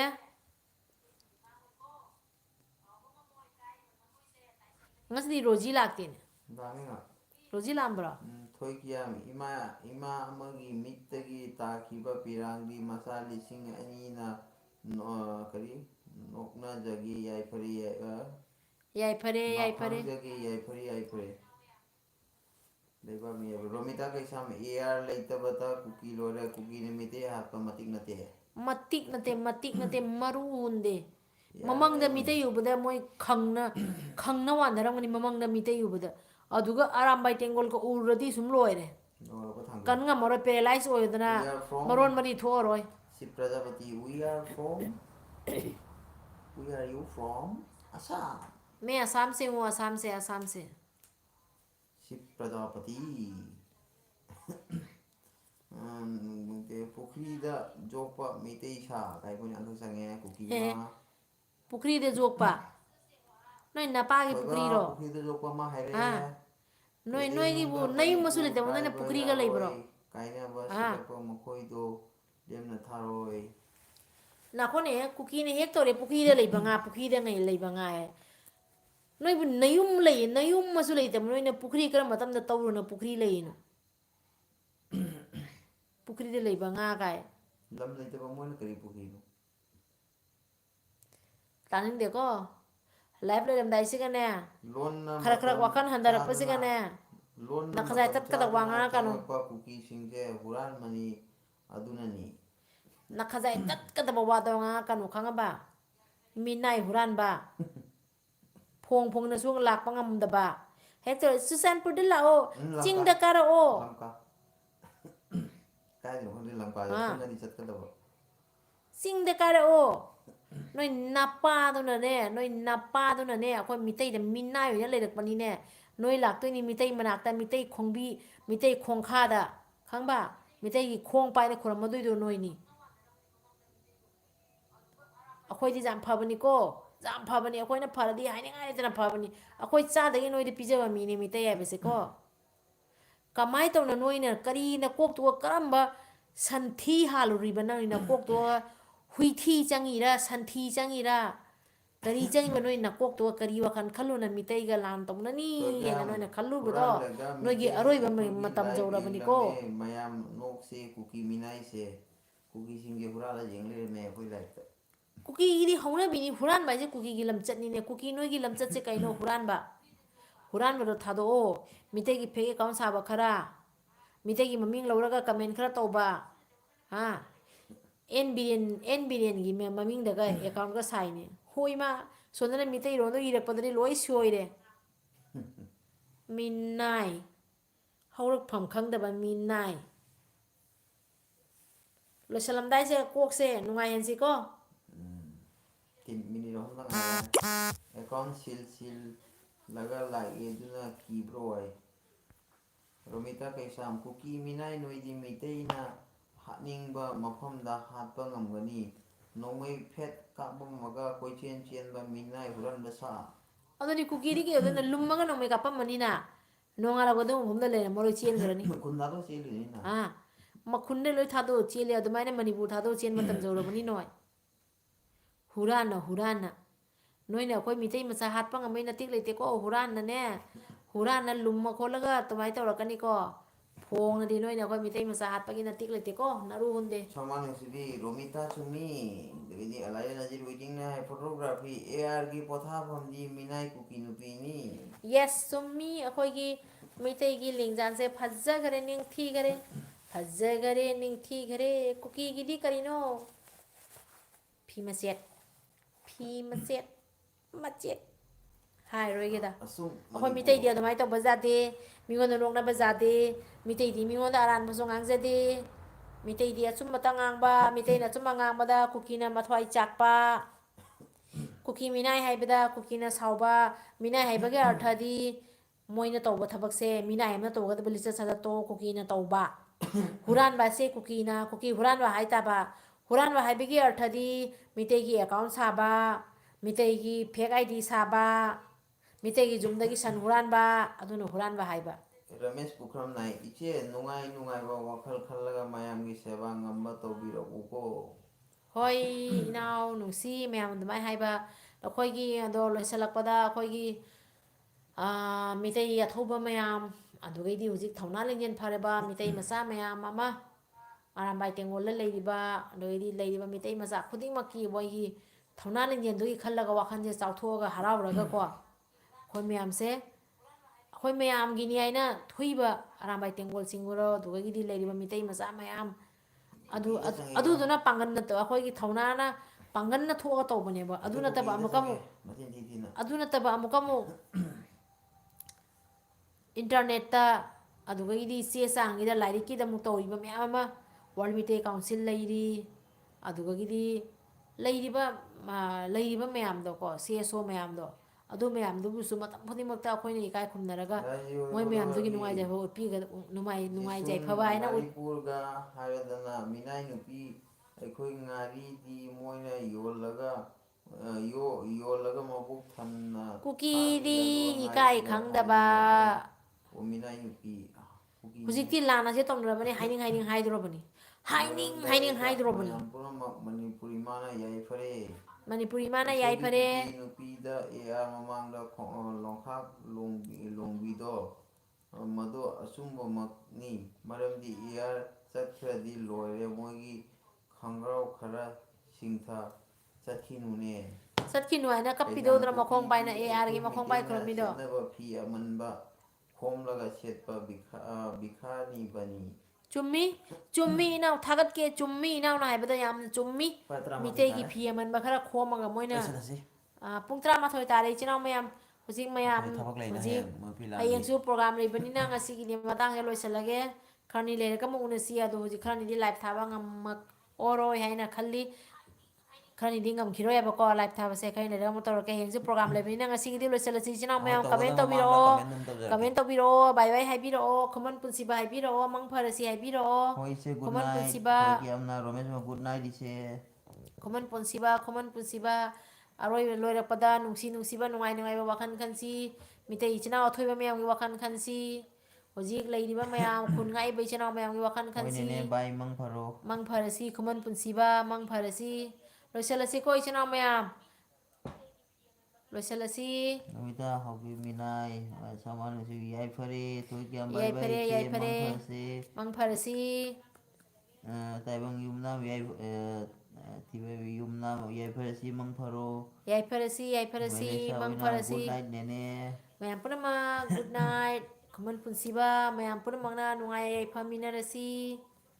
loisalage kathalage thamase ko china ma'am Sinaw mayam lo sila ko ay su pala kak pasen nungai tiya ba doon ani mayam da hangi se ꯂꯣꯏꯁꯤꯜꯂꯒꯦ ꯀꯣ ꯏꯆꯤꯟ ꯏꯅꯥꯎ ꯃꯌꯥꯝ ꯌꯥꯏ ꯐꯔꯦ ꯀꯪꯂꯩꯕ ꯏꯃꯥꯅ ꯌꯥꯏ ꯐꯔꯦ ꯌꯥꯏꯐꯔꯦ ꯀꯪꯂꯩꯄꯥꯛꯅ ꯌꯥꯏꯐꯔꯦ ꯑꯩꯈꯣꯏ ꯃꯌꯥꯝ ꯂꯥꯏꯚ ꯇꯧꯒꯗꯕ ꯂꯣꯏꯁꯤꯜꯂꯒꯦ ꯃꯃꯥꯡꯗ ꯑꯩꯈꯣꯏ ꯀꯝꯃꯨꯅꯤꯇꯤ ꯊꯥꯗꯣꯔꯛꯀꯅꯤ ꯑꯗꯨꯒ ꯑꯗꯨꯝ ꯃꯌꯥꯝ ꯂꯥꯛꯄꯤꯌꯨ ꯃꯌꯥꯝ ꯂꯣꯏꯁꯤꯜꯂꯒꯦ ꯃꯌꯥꯝ ꯂꯣꯏꯁꯤꯜꯂꯒꯦ ꯑꯊꯧꯕ ꯃꯌꯥꯝꯅ ꯌꯥꯏꯐꯔꯦ ꯂꯣꯏꯁꯤꯜꯂꯒꯦ ꯀꯣ ꯏꯆꯤꯟ ꯏꯅꯥꯎ ꯃꯌꯥꯝ ꯍꯣꯔꯦꯟ ꯀꯃꯦꯟꯗꯣ ꯄꯤꯔꯛꯑꯒꯁꯨ ꯑꯩꯅ ꯄꯥꯍꯧꯗꯕ ꯖꯔꯒꯁꯨ ꯋꯥꯔꯧꯕꯤꯒꯅꯨ ꯉꯁꯤꯒꯤꯗꯤ ꯂꯣꯏꯁꯤꯟꯖꯔꯒꯦ ꯀꯪꯂꯩꯄꯥꯛꯅ ꯌꯥꯏꯐꯔꯦ ꯃꯤꯇꯩ ꯑꯊꯧꯕ ꯃꯌꯥꯝꯅ ꯌꯥꯏꯐꯔꯦ ꯃꯤꯇꯩꯒꯤ ꯊꯧꯅꯥ ꯂꯤꯡꯖꯦꯜ ꯅꯣꯡꯃ ꯅꯣꯡꯃꯒꯤ ꯍꯦꯟꯅ ꯍꯦꯟꯒꯠꯂꯛꯀꯗꯕꯅꯤ ꯃꯤꯇꯩ ꯏꯆꯤꯟ ꯏꯅꯥꯎ ꯃꯌꯥꯝ ꯌꯥꯏꯐꯔꯦ ꯂꯩꯔꯤꯕ ꯃꯤꯇꯩ ꯑꯣꯖꯥꯁꯤꯡ ꯑꯊꯧꯕ ꯃꯌꯥꯝ ꯄꯨꯝꯅꯃꯛꯄꯨꯁꯨ ꯏꯀꯥꯏ ꯈꯨꯝꯅꯕ ꯎꯠꯆꯔꯤ ꯀꯪꯂꯩꯄꯥꯛꯅ ꯌꯥꯏꯐꯔꯦ ꯂꯣꯏꯁꯤꯜꯂꯒꯦ ꯀꯣ ꯏꯆꯤꯟ ꯏꯅꯥꯎ ꯃꯌꯥꯝ ꯀꯠꯊꯠꯂꯒꯦ ꯁꯥꯎꯔꯅꯨ ꯕꯥꯏ ꯕꯥꯏ ꯈꯨꯃꯟ ꯄꯨꯟꯁꯤꯕ ꯃꯪ ꯐꯔꯁꯤ